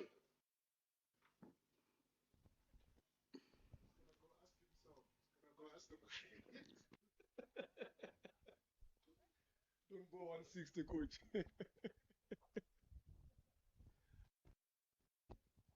Yeah, it's turning out to be a big over here. 16, 17, 18 so far.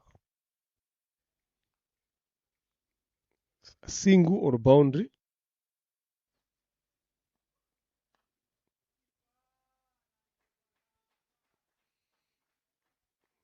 Single taken.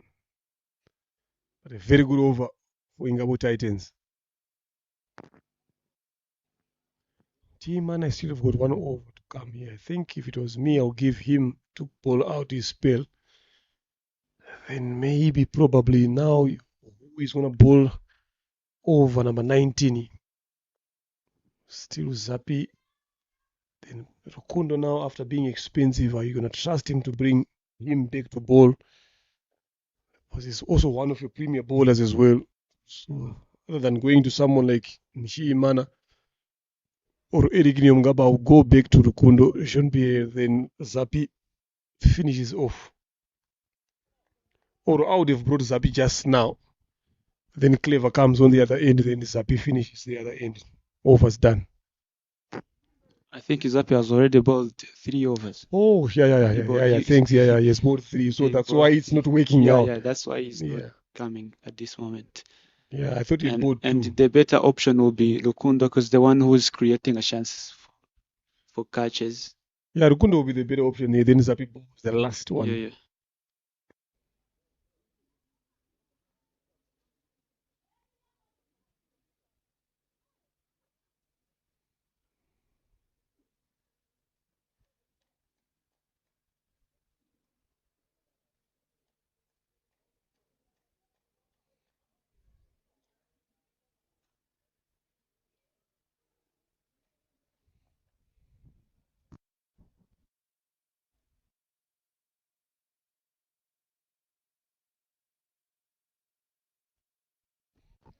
He make it back on time again. Yes, says the umpire, not out. This time round, Oscar missed it first and does it on the second.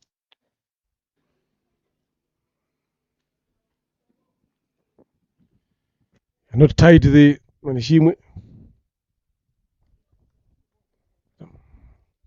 I think the plan even from Ivan here is to go for the ball here.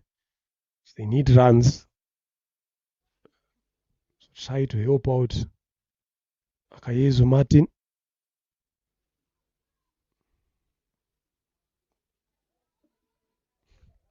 That stand.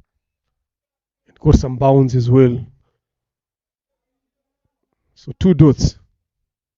Important dot was to get at this present moment in this time.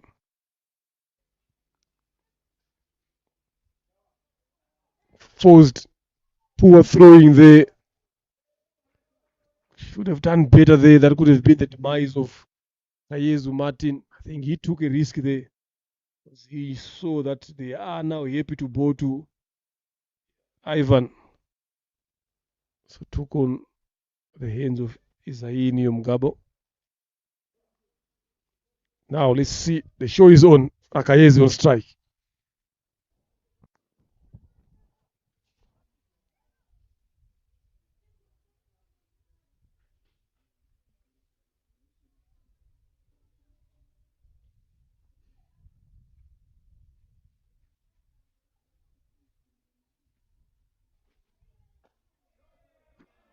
This time round, the use of his feet, and he comes down to the wicket, and he hit maximum 6, and this marks the 4th ball of this over to be 6 from Martin Akayezu.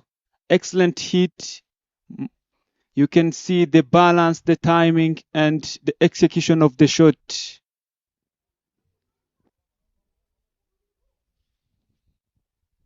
It was a nice shot there. Quicker one this time. Catch, couple, juggles Finally, Gumisenga, you can see how happy he is. He has not been at his best in the field. So when you take a catch like that, obviously you have some joy in your face. And that was a big wicket. Took some fighting with the ball there. Look at that. Kuraija. Quicker one. It was dug very well. 1, 2, 3, 4. Finally into the hands there. What he just did is to make sure that he kept his eyes on the ball. And that is the end of a brilliant look from Akayezu Martin. And I really think he does the same thing in the morning game. He also took the catch on the second attempt, but this time round was more challenging because he took it on a fourth one. Marks the end of the inning for Martin Akayezu, who has been playing really well and sending the balls out of Gahanga Cricket Stadium, and who really played a crucial role for his team at the moment. Yeah, he played a good inning for his team, get them to where they are now. Zabarinda Chancellor, not known for his batting, more of his bowling now. He comes in at this crucial moment where they need to get as many runs as they can.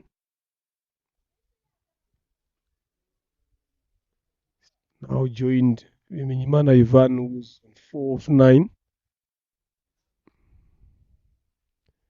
Muti Mana Clever is taken second wicket. Still have got one delivery to come. Finishes his 4 overs.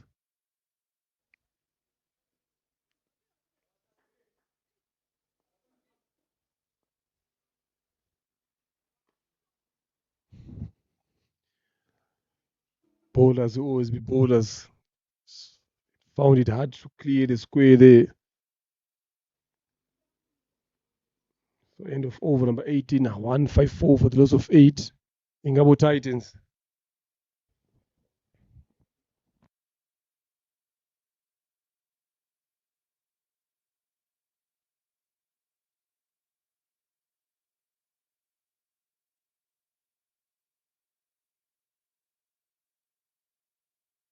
The question is here, how many more can they add from this 12 deliveries?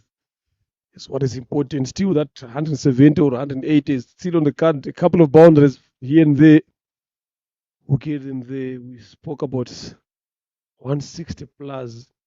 We saw 158 they chased so easily in the morning. So you wouldn't feel safe at this present moment. In the morning as well, Ingabo Titans swallowed 197 runs.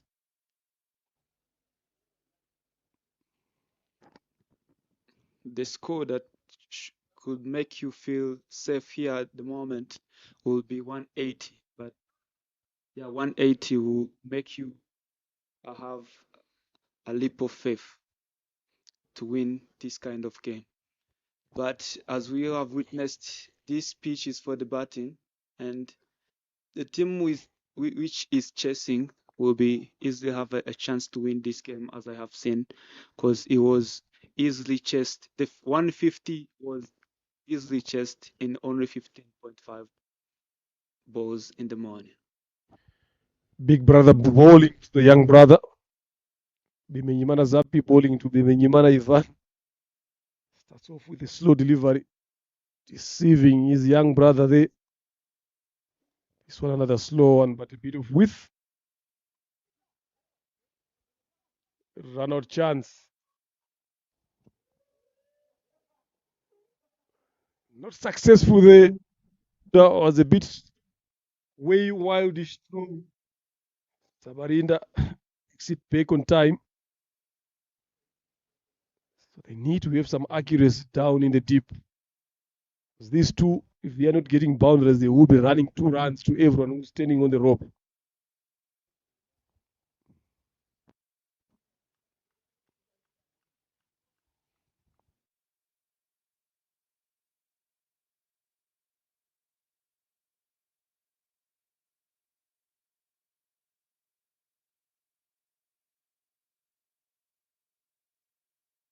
Another good ball hitting the outside edge.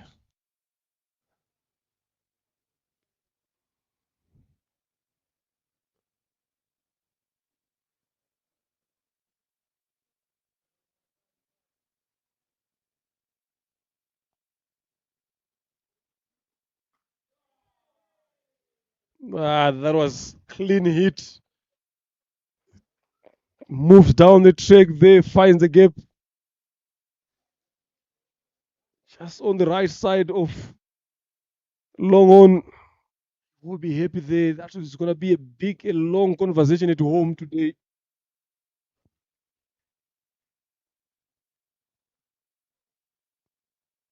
That is the intent that we want. 160 up. Right on the board now. They've put themselves in a good position on the surface.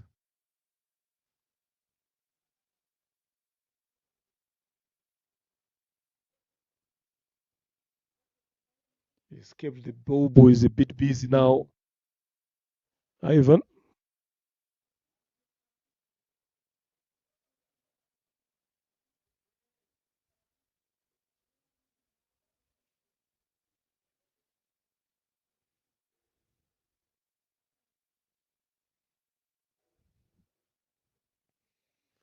They're very quick. Always eyes on the ball. They've brought it quicker.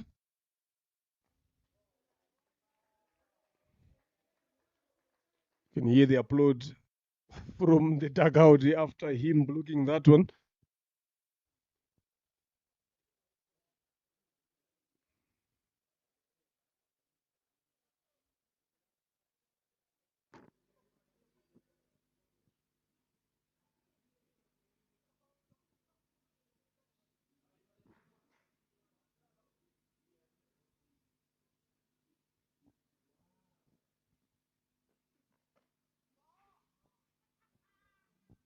Nicely bowled.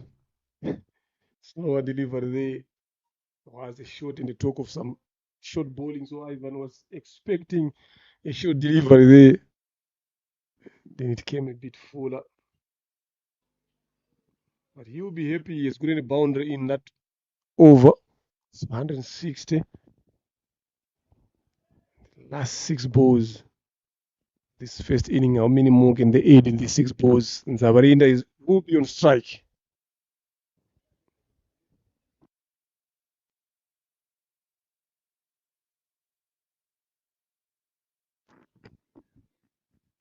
Brings us into the end, the last over of the first inning. And the score is 160 in just 19 overs and one more over to go.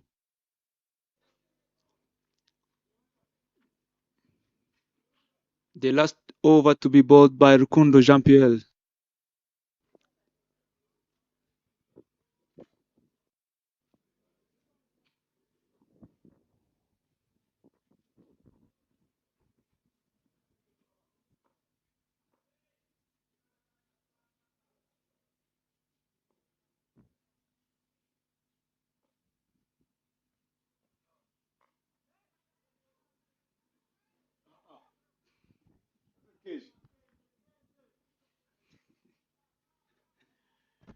That should have been a catch there easily taken by Clever, but he chose to let the ball bounce in front of him.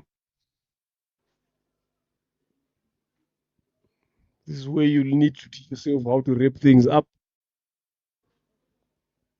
Because you never know these singles that are coming in the deep end of this inning, how much pain they are going to cause, especially when you lose the game. When you're coming in to chase, obviously they are going to be adding something on the total. So when you've got an opportunity to stop them, you need to do so rightfully.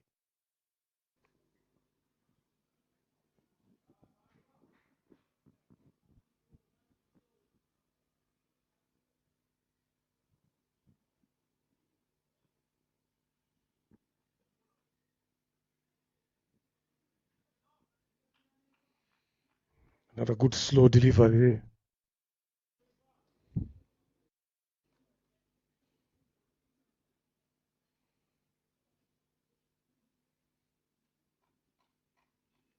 So now the discussion in the mind of everyone in the field now is the betting approach. I think that's what they're thinking. judging from what they did in the morning, did they learn something from that?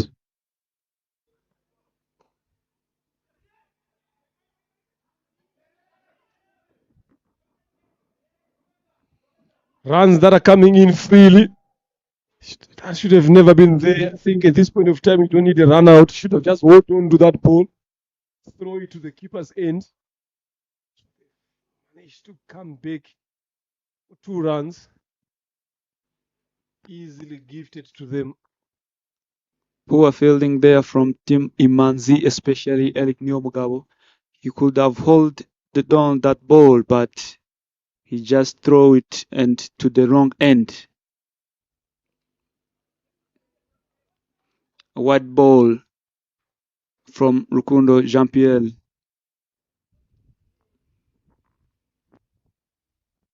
Yeah, not tight again behind the stumps there from Manishimwe.